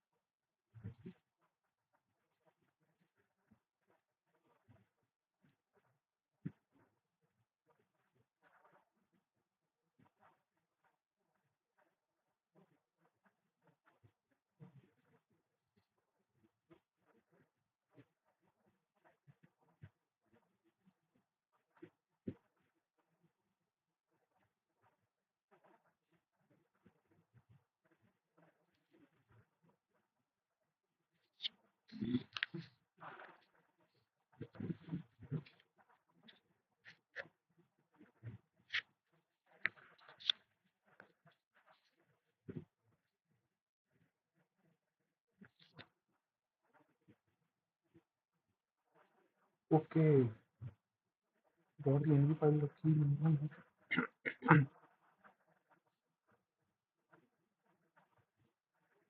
.env file दे दो कैसे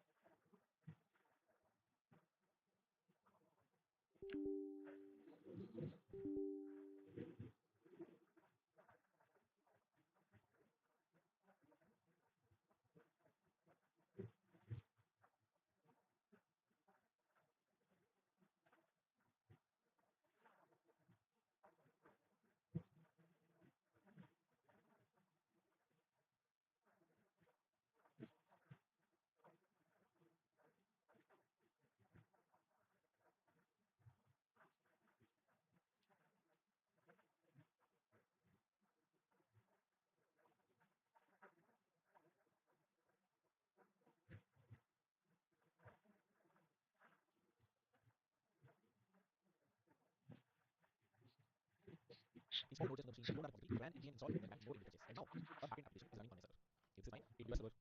Why this has something I have node image.js here? It means it has something running on port 8080. But what is the problem? It has something on port 8080. If I go to the servers, colon 8080, colon number, I will not be able to get it. Why? Because my security to self make 440 is open, 80 is open, and 22 is open. Nothing else is open. Specifically 8080 is not open. So you can one of two things here. The first thing that you should probably do is open 8080 and see is it actually running.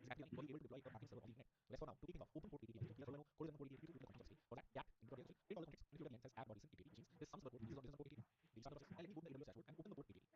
If I go to the AWS dashboard, go on to here to click on your instance and select security over here.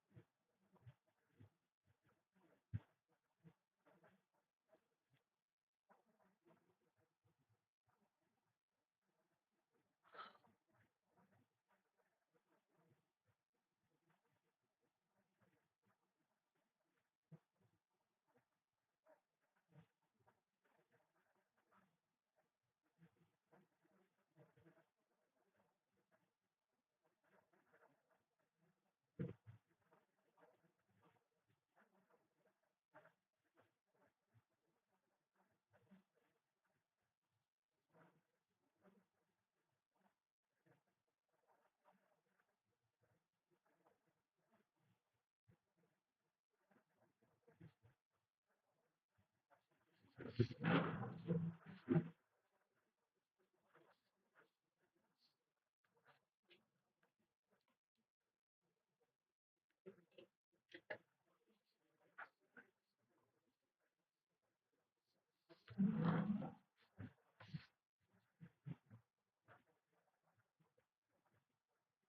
series based on which your firewall rules, which what all ports on machine alpha. Click on that specific URL to open machine. Click on inbound rules, which means who all can send inbound requests, what ports are those. Select edit inbound rules, and here add the rule custom TCP 8080. Select anywhere from IPv4 instance, and another rule 8080 anywhere from IPv6. TCP machine. Click on security. Go to the security group over. Click on edit inbound rules. Who all can create my server. Go to the button. Add a rule custom TCP 8080. You should cover the IPv4 and IPv6. So go to and then click on save rules. If you have done this, then you should be able to access your application. Right now, go to the IP of this server. Here this will tell you why it's not.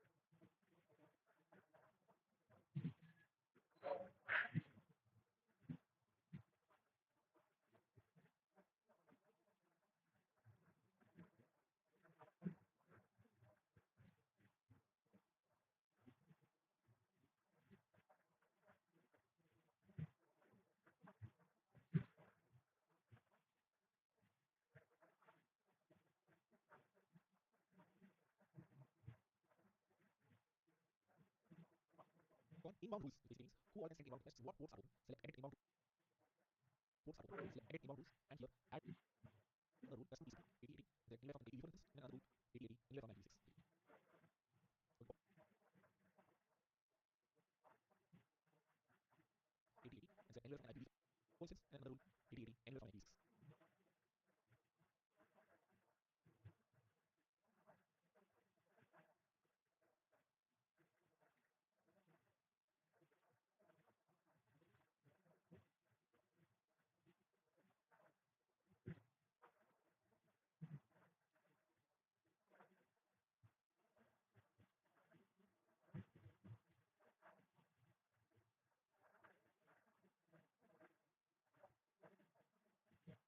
So change the firewall rules, which means what all ports on the machine are open. Click on that specific security group of your machine.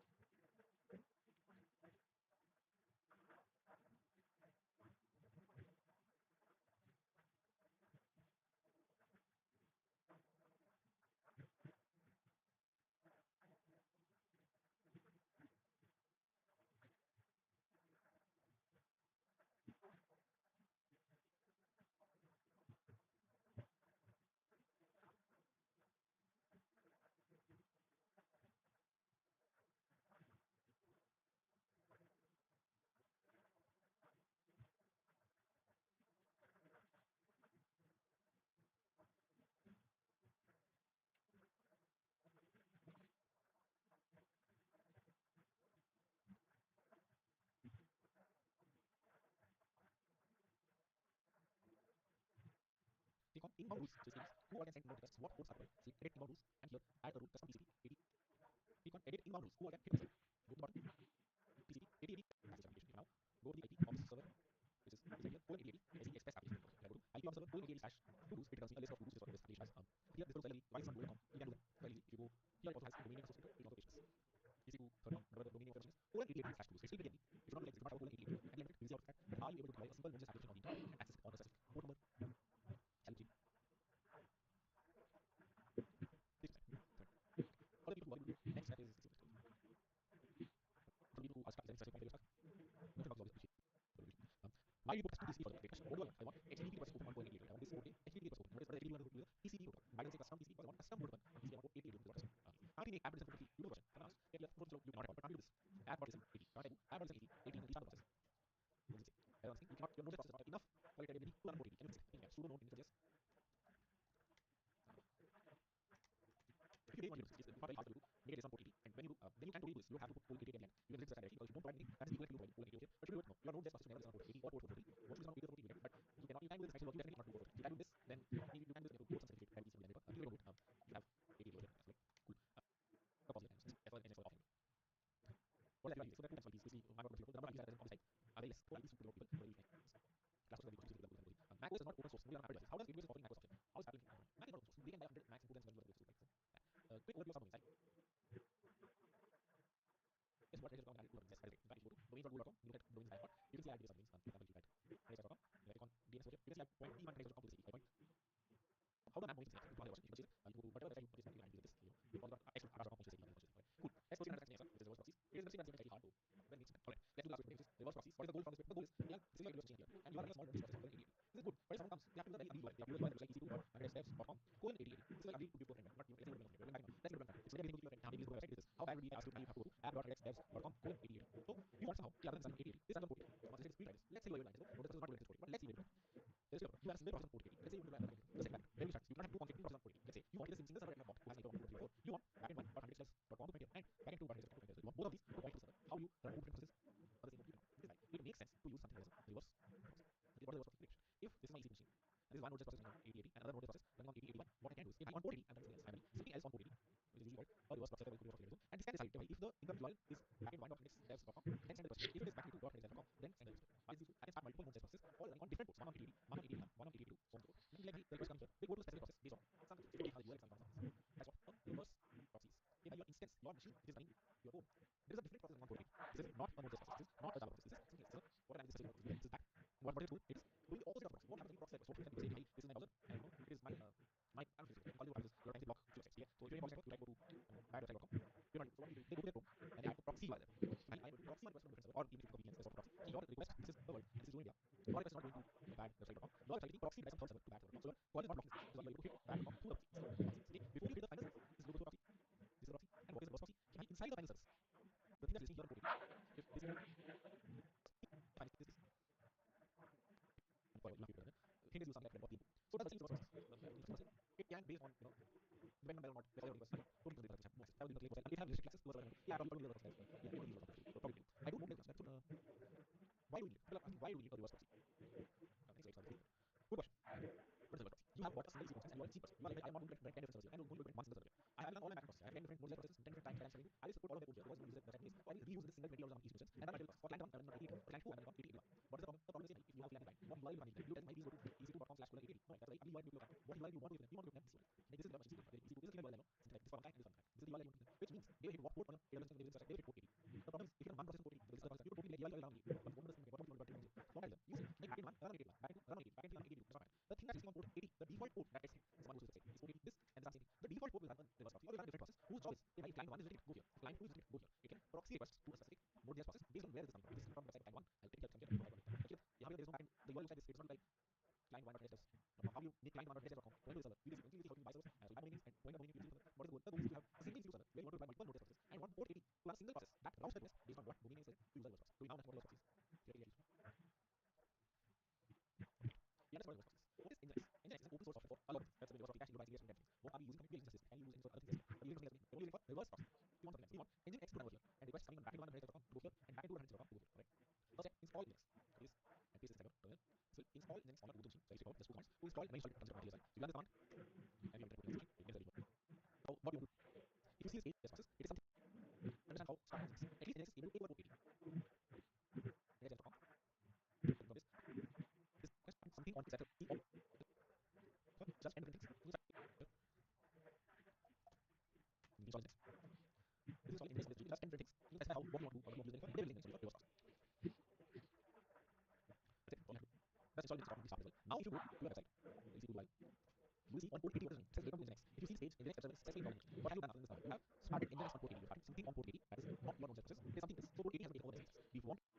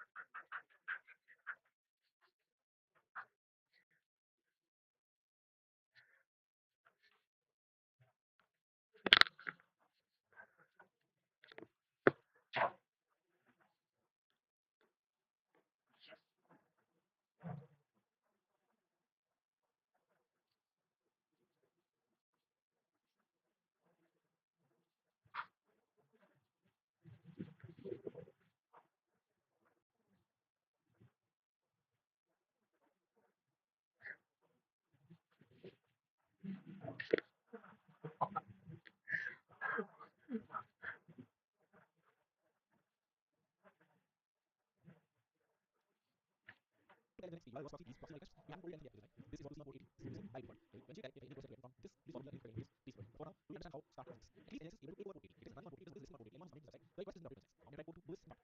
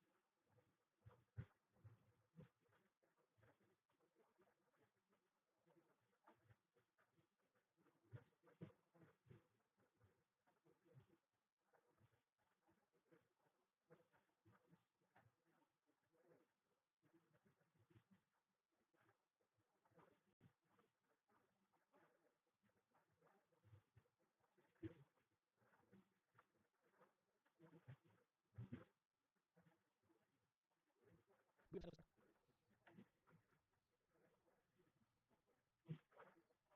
Okay. Start engine server. I'm saying, when you visit the website, setting also, you don't have to do this video domain. Let me point back into 1.com to this server. You don't have to go into 1.com again, you can. But since the goal of showing the next story is 6.5 pixels, let me point back into 1.com.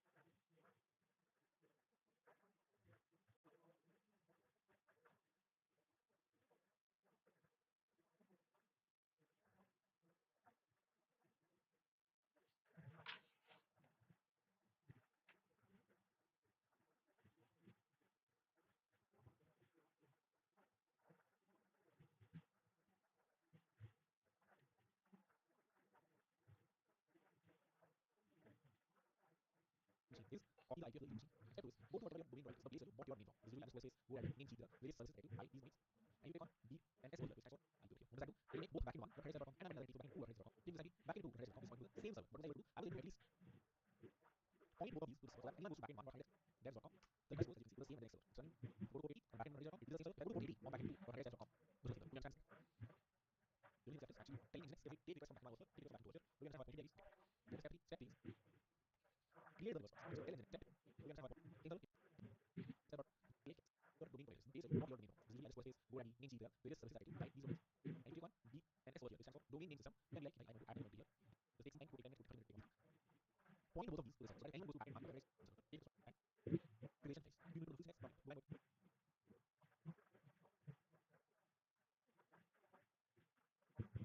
Create the workspace. Actually tell Nginx email. Create the workspace. Actually tell Nginx email. Please take all the requests from here. They here you understand how to create Nginx configuration files. You need to know this next from blank mode. But if you really want to understand the basics of Nginx, you can understand this Nginx config. In fact, if you right now go to run command sudo v/etc/nginx/nginx.conf. This is the default Nginx configuration file. What is the running time? That default font runs on port 80 is installed. What are we seeing port 80 right now? We are seeing this is web of Nginx. The fact that you are seeing this here is proof that the configuration of Nginx is very such that you want it. You somewhere see it points to this specific HTML file that says the Nginx. Yeah, so maybe slightly but yeah, if you really want to understand sorry, by default values like where does this HTML file comes from? That's like nice. You find that code somewhere here. I'm going to find it to show you. Either this file that's put it up, or it's present somewhere here. Yeah, maybe on this HTML code. Ah, here include slash index slash if you want to explore this. You can basically somewhere this site enables here. You find the code is HTML file. With this file is some design. If you remember what is Nginx, it is used for web serving file. It is not the file. It can be used for serving HTML file. And that's exactly what it is by default. By default, it is serving HTML file. What do you want to do? You want to put down converts. How can I take the converts? By changing the configuration to something like this. Yes, the transport test. Event sending port 80 completely load. Spark and HTTP server is sitting on port 80, which takes back in one.redis.com and proxies it to local host 80.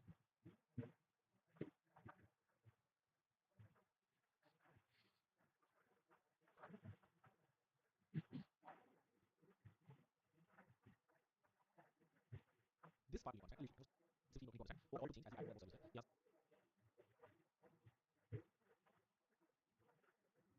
If you want to another version, back into redis.com, we'll take this copy and another. On port 80, request that's coming from backend 1.redis.com, take it to 88. Exactly what it has backend 1.redis.com, take it to port 88, and then we'll backend 1.redis.com, take it to port 6. This file, you usually copy it. This is my WordPress file, and it is to add whatever this load on this port is also. That is, you have to create this. 88 man, name is port 88, name is port 88, so on and so forth. And you guys coming on backend 1.redis.com, go to 88. From local and also, but copy the and replace the Nginx config, which is delete the original Nginx config, sudo -/nginx/nginx.com, deleting the default configuration of the then reopening file, and then replacing the config. Do this copy from here, and then restart Nginx. Restart Nginx. I was going to replace this back one for the email. So you guys, you have your main point this simple method. I'm not going to so mine and show you factors like and show you that. You go and explain about myself, then show you how to work without you even buying what is it. I show you that. If we change this, if we start the whole point okay. So do Nginx you can this is going to restart Nginx when we change the configuration of Nginx. You define this. Now if I go to backend1.redis.com, it says bad gateway. Why? Because I know this process is wrong. Run it refresh backend1.redis.com/todos is serving my todos file. You understand this? Yes, I show you how to run.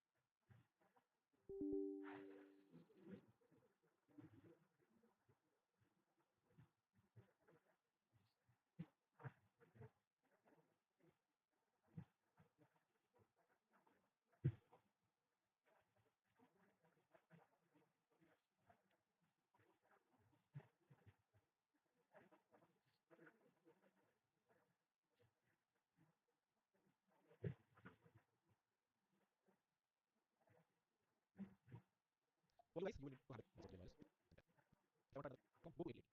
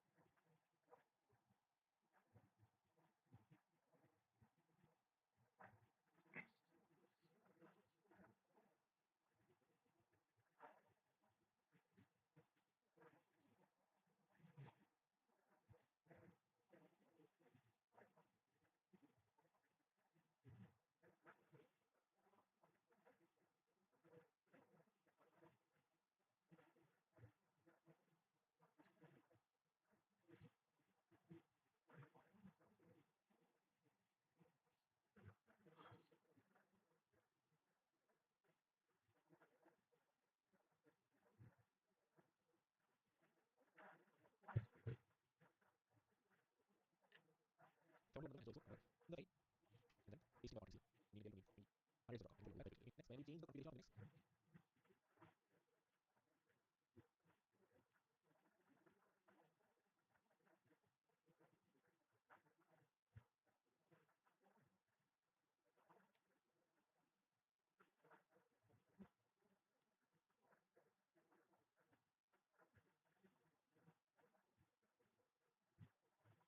Now I'm going to go back in 1.ookdevs.com. It says bad gateway. Why? Because my node process is running. You run it, refresh, back in 1.ookdevs.com /tools is serving my tools JSON. We run this. Yes, I show you how to manage the.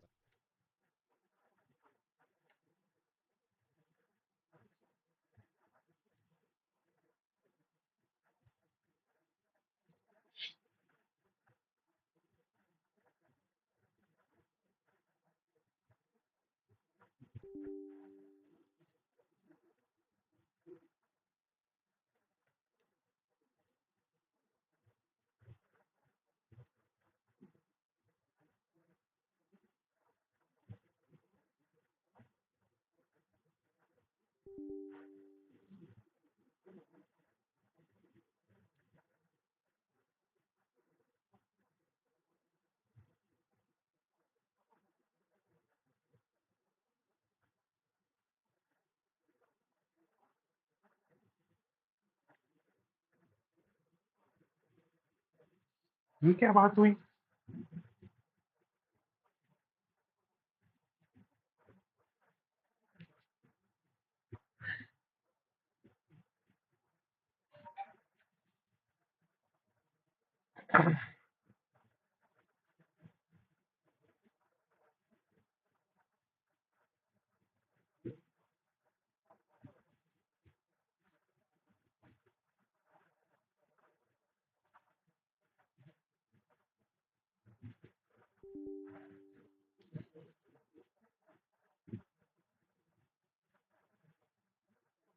तो N V file कहाँ चली गई?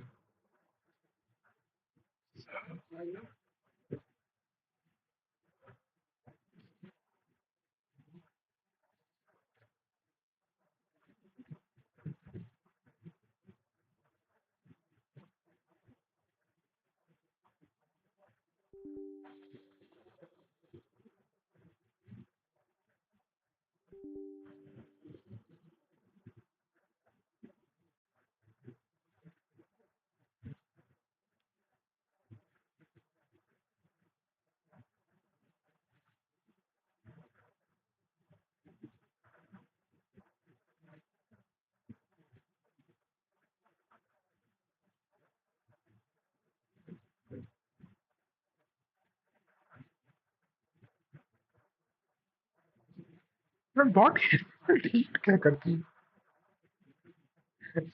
क्या दिक्कत थी इसको?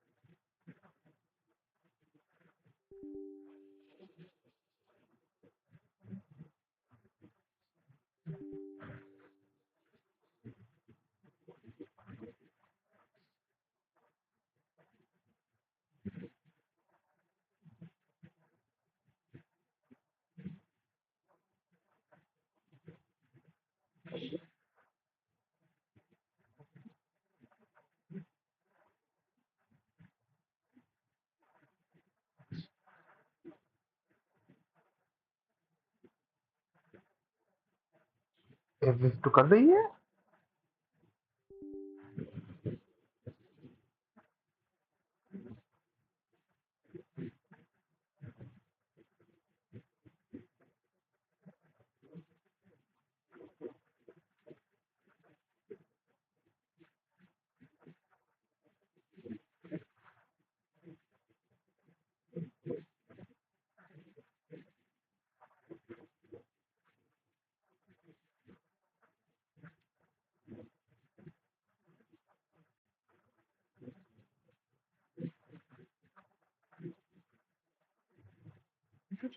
कहाँ चली जा रही है?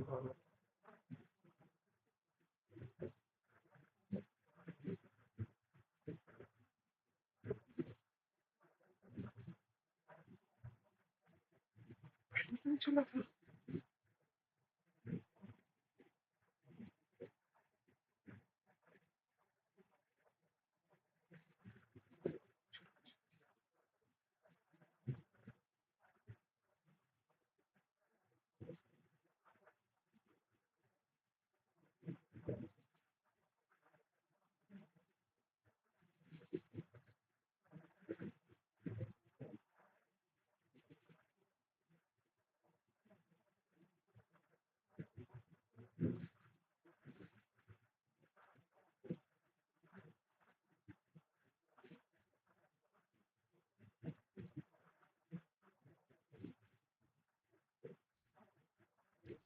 Let me share a smart trick with you I shared in my website video as well, which is batman100.com points that if you on the machine run this command ping batman100.com, you and I will both see this. So ping .2 command line, this is instance IP. Where did I put this? I put this in my URL. Here I say backend100.com points here. This is fine. You also say anything, I will say this. If I go ping the same, this. If you want to change this machine, if you want, if on your machine backend100.com, you have to go to that. You can IP and create backend100.com, only something else. You don't have to for your machine. On your local machine, you can change the IP. You can use Google.com. You can use Google.com. You go to some machine of the same server manager. You can that. If you want full your vendor, you can always like Google.com. Want to some online like local machine, then steal the machines. How do you on the next machine? The method is open/etc/push with sudo. This I'm running on my Mac. This I'm not running on the machine. This I'm running on my Mac. Sudo bin/etc/push.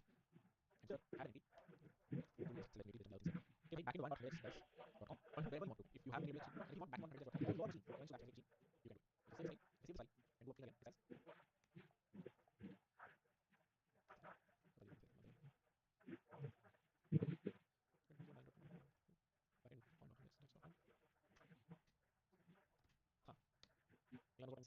backend100.com now point here because I made the host name. What do you want? Oh, my cache. Yeah, maybe cache. Let me this one three. Now the thing back 4. What am I saying? This should be back as it was. Port. This is the port. It should be next. No, you can try. This is running my local machine. What's TT? Oh, you can right.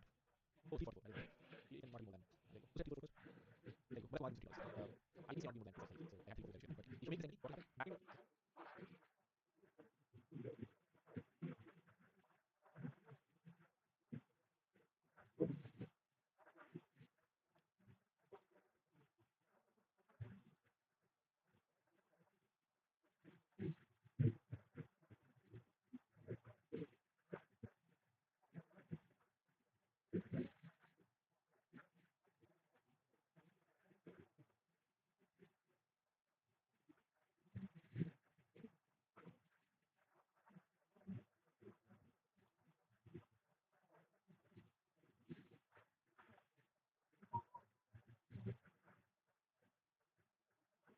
You can easily change what Google.com. Suppose my case is Google.com. Then even Google.com on my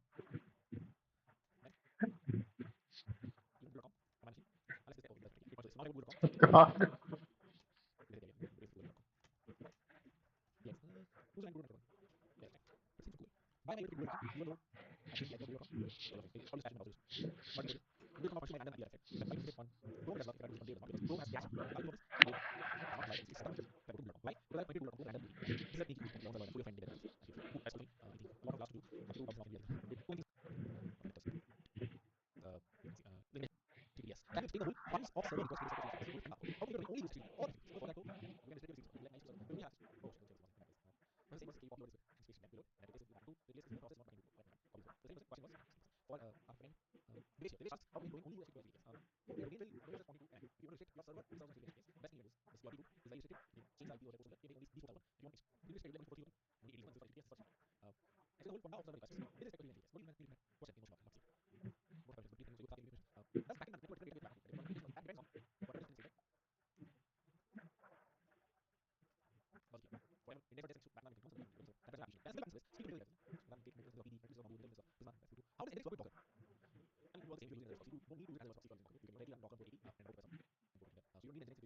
are using Docker and you still want to use Nginx, it remains the same.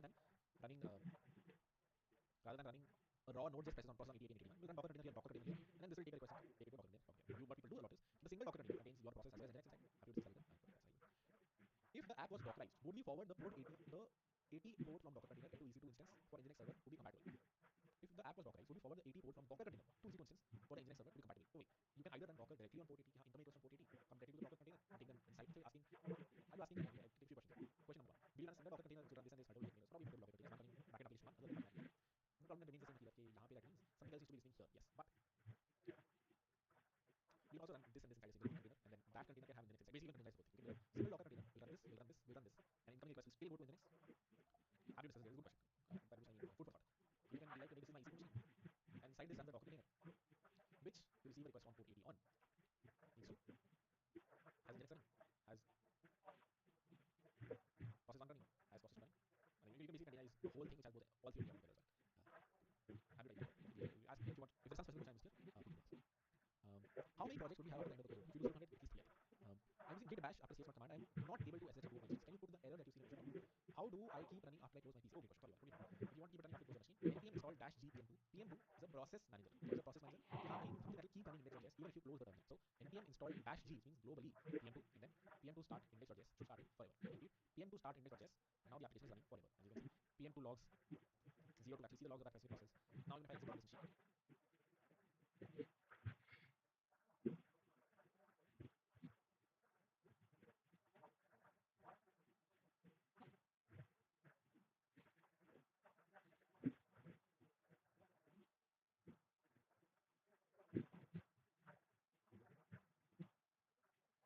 and now the application is running forever.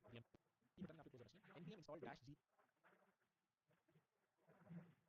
pm2. pm2 is a process manager. What is a process manager? कि हाँ भाई, something that will keep running index.js even if you close the terminal. So npm install -g means globally pm2, and then pm2 start index.js should start it forever. I repeat, pm2 start index.js.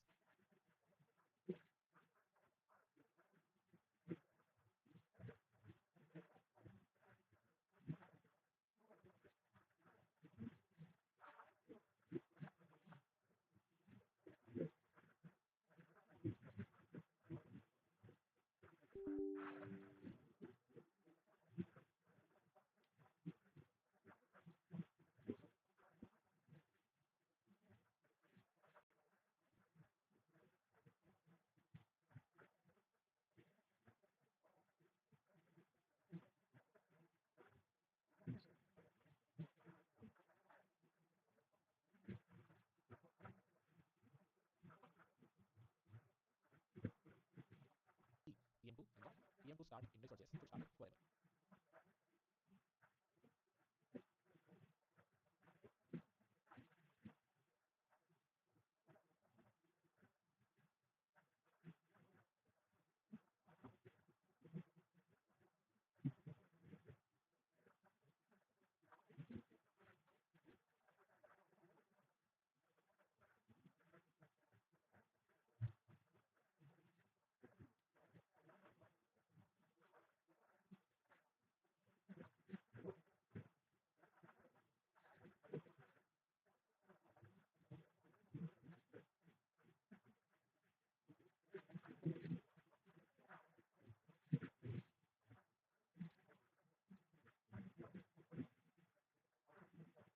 I repeat, pm2 start index.js, and now the application is running forever. As you can see, pm2 logs 0 to actually see the logs of that specific process. And now even if I exit out of this machine, it is still running on whatever it was. Back to 100 still running even though I exited from the terminal, right? What does Google Domains do? Does it let you buy domains? And if not, how does domains bought from GoDaddy work? Google Domains. How to? Okay. Google Domains used to let you buy domains. Now Squarespace, they've sort of given it up to Squarespace. So as you can see, Squarespace is the registrar for the domain. Basically, this project is right now, and all their entries are moved to Squarespace. So in Squarespace inside GoDaddy also, you will find this section to manage DNS. A lot of times it's hidden because they want you to not host on your own server. They want you to use GoDaddy. So they make it very hard for you to use the section, but you can use it. Once you do, you start to use it. You can do it from GoDaddy also, you can do it from Squarespace. So in the end, you have to change what the DNS name, right? Does backend? Can you tell real world use case in production of Nginx? So Nginx lets you do 10 different things. It is, can it be used as a load balancer? Maybe not. Nginx load balancer. Yeah, it can be used as a load balancer. In fact, a lot of famous cloud providers, from what I know, like AWS, I heard, uses either Nginx or something else. Edge proxy, I think. But either way, load balancer. It is also used very heavily in video streaming. Video streaming, yes. Nginx is a very famous RTF module. That, what is Nginx in the end? It is something that can listen to. It is a process that is listening on a port. You can use it to listen for incoming video. You can use it to listen for incoming web requests. You can start it to listen on incoming requests that need to forward to something else, either as a proxy or as a load balancer. So Nginx has 10 lot of times you don't worry about that. You delegate this to a cloud provider, or you run a load balancer under the code is using Nginx. That is a high level use cases of Nginx, and this is just one of the use. What if you want to deploy, let's say, Vercel clone you created? What is the best way to deploy both front and backend and get to a enjoy every project? So I would follow the same architecture as Vercel does, which is they have at least the request for everything. So look at the Vercel architecture behind the scenes. Look at this blog post. They have all the services they use for this. So for deploying their deployments,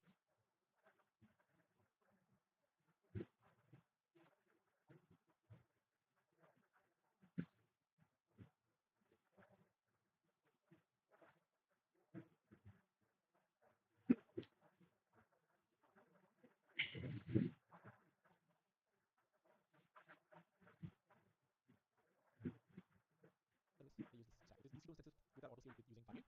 Or if you want to, or their request service, they use EKS, which means they deploy on a Kubernetes cluster. So if you want to literally follow what Vercel does, their open source infrastructure, EKS for deploying the request service and auto-scaling EC2 instances powered by Fargate. This is very common architecture if you want to auto-scale based on which. So this is the infrastructure I would follow them end-to-end. Question, still content not found. Sorry. So another question. If I add Nginx reverse proxy, then can I remove the inbound rules for it? Yes, you can. If you add Nginx reverse proxy, you can remove the thing. How does port 80 know which port to hit?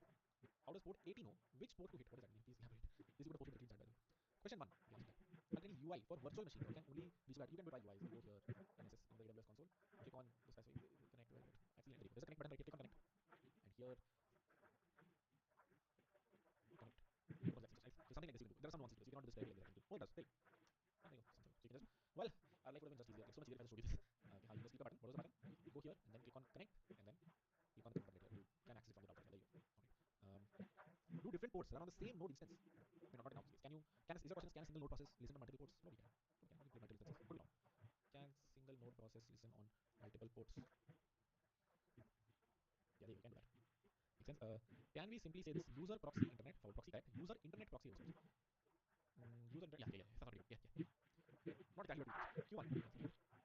Please help. Prisma is not working inside. Struggling since after app.netexams.com 0 to 1 Prisma move to Postgres. Go to projects or something. Seems to be working for me, but let me tag me again if it doesn't work for you. Or if something doesn't work here, try to have the other classes to just go there and tag me or tag both. How to add multiple servers in Nginx? What does that mean? Multiple backend from that or something else. What is the difference between ZSH and Bash? Why, if they are the same, why use the other one? They're not technically the same. I have just Google this one versus Bash. The main difference is that SS support for associative IS is more feature rich and advanced, and Bash allows you to allows associative IS to keep no idea. Basically, have you covered? No idea. I use ZSH to associate backend. I don't know what is the real difference. Why you should have one or the other. Good question. Something I should know. Why does it give me IP address? What is my public IP address? Why does it give me IP address? Oh, great question. Good question. This IP address is shared by multiple people. Try your friend's machine on the same internet, and they're already give the same IP address. The way networking happens is, if you have a router at house, in your home, this is a very big building in which you and your friends stay. At the top of the building is a Airtel router, right? And then every person in this building has their own private IP. What is a private IP? Basically, not something you can give to other person and they can reach you. Not something, even if you give to someone else, they will not be able to reach you. But all of these requests are finally going out from this Airtel router. So this might have a public IP. And so the world perceives the request is coming from an Airtel router. The world perceives the request is coming from this public IP address, even though it could be a friend, it could be someone else. This is why if my neighbor does some illegal activity and an IP gets blocked, I was not able to use it at that website. What if not, a specific website gets blocked because one person was spamming it and then everyone is not able to access that specific website. This happened for check.com in my corporate use. Check.com, someone exploited it and it was blocked everyone on campus because the public IP of everyone on campus is the same. It's like one IEEE campus has like 3 public IPs. So all people share the same public IP. Private IP is only company has it, but public IP. What the world perceives, I do the same. Visiting the website, maybe there are like 3 public IPs on my IP. This is why you see the problem. Question 2: what is default port in Linux has a bug and it routes to the wrong URL website? What if your code has a bug? This bug is a pretty well tested website as well. What is the default port? If are you asking, does Nginx have a bug? It does not. I can tell you, it's extremely used library. It's similar thing what Node has a bug. But it has a bug. Wait for you want. And if your configuration has a bug, then sorry. Are you buying only one domain? Yes. Then using it to yes. You only need to buy once and you can add as many subdomains as you want. You only have to pay for one domain. Yes. Routing to Nginx won't slow us down. No, it's extremely fast users. Of course, technically it does, right? Rather than going directly to the process, going through a proxy, very many Nginx is really fast. How many times of that? Having SSL error on port 80. Yes, I'm having the same. If I go here, it says not secure. That's something that's left because I will cover in after video. How you add certificates to your validation. If add Nginx and reverse proxies, remove inbound rules for 80. If I add Nginx and reverse proxies, can I remove the inbound rules for 80? You can. Yeah, you can. And eventually, you want to deploy for 3, you want to keep it for 80, you can deploy. Go to one video which has both reverse proxy and deploying. Post that, see it, and you post the other thing. More question. OAD balances versus reverse proxy. OAD balances versus what is OAD balance? Load balancers. Load balancers versus reverse proxy. Reverse proxy is usually on the same machine. Load balancers balance across multiple machines. That's a big difference. If I host a front-end rectifier and tie to my backend on local host, will it work? Will it work for you? Won't work. Other people access it. Other people get access to front-end. The request will try to local host. They will try to hit their own server, like their own machine, to start the backend running. They want to send the backend request. Is both of your websites running F3? If yes, we use storefront. No, all websites are deployed website. Maybe Architecture Classics is not, but App.Research is. So we use storefront. Out of question, what is the eligibility for tier and cohort? It does 6 months Amazon maybe build up. Yeah, it's enough. More than enough. It's what about the intent to help less about?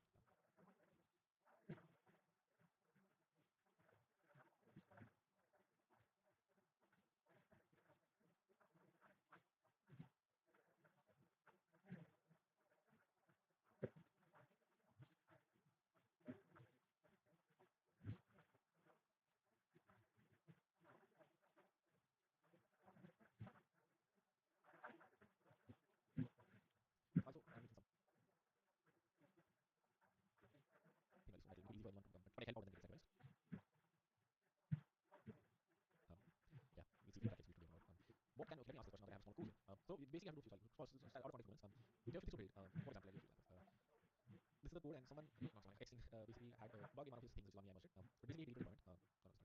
Basically, I get this mess up right now, and I need to fix this. Do you think doing this on a call is useful? It will be very random. It will be like middle of the day. I'm doing coding, but it's going very well. This is one thing. Another example is this thing I'm changing. I want to create some Discord. I want to deploy a Discord. I don't know if you know what Discord is. It basically this, but basically you can come and ask questions, and you have a forum like this where all the common questions of the code will be present. We can not go to Discord and re-ask the same questions across different subgroups. Everyone will just ask them. Would join this as a whole thing itself, right? It will not happen. So see that is the question. Okay. Do you think doing these ad hoc sessions randomly in the middle of the day is useful at all? And the answer, of course, you say like so. Can you make previous and upcoming slides more descriptive while revising different structure of slides? Descriptive. I think particularly here for this. How to open server in a VS Code? I know there's an extension. Yeah, there's an extension. I don't know how to. Really not here. We're not here. Let's go to a server. I'm not done it. It was too much. Can you have the same website on this and this? What is the use of this? Can you have the same? I can have the same website. Here, unfortunately, purchases happening on one. Content is on both. Let's go to the second one, which is well known. It's now. Can one backend be run on two ports if application is same but two subdomains? And if yes, do you need to execute more integers twice? Yes, you can do that. You can start more integers twice, have one code the first time, second code the second time, change the code by passing in manually. Workers on Cloudflare and Lambda on AWS are the same. Well, theoretically the same because code is very different. How we deploy them, yes, theoretically they're both serverless backend providers. Absolute and relative imports. Summary post that. I'm going to try one more time. Absolute and relative imports. Can we deploy React app on workers? You can convert React app to HTML browser which you can deploy workers using one worker that I think Cloudflare is, which is the same thing but like serverless frontends. Please explain the process of deployment after adding custom inbound rules, loading custom inbound rules, and my Ruby Cloudflare works on it. The playlist is present in computation and working with data and machine learning. Where is lecture 3 and 4 and is the naming issue? Let me forward this to the team. I'm not the one who's putting the machine learning codes there. That is useful. Can you tag me again with this question on the tag Uncle please and ask him about this machine learning thing? He's the one who's uploading. There's something in this. All those videos. Probably yeah. Let me just ping Uncle once. Oh, okay. Question number 1. This is about well and understanding the today's class command. Single backend server. How to delete instance? We need terminate instance completed. Let me share my screen here. Do it myself as well. So share screen. Then select it. Here.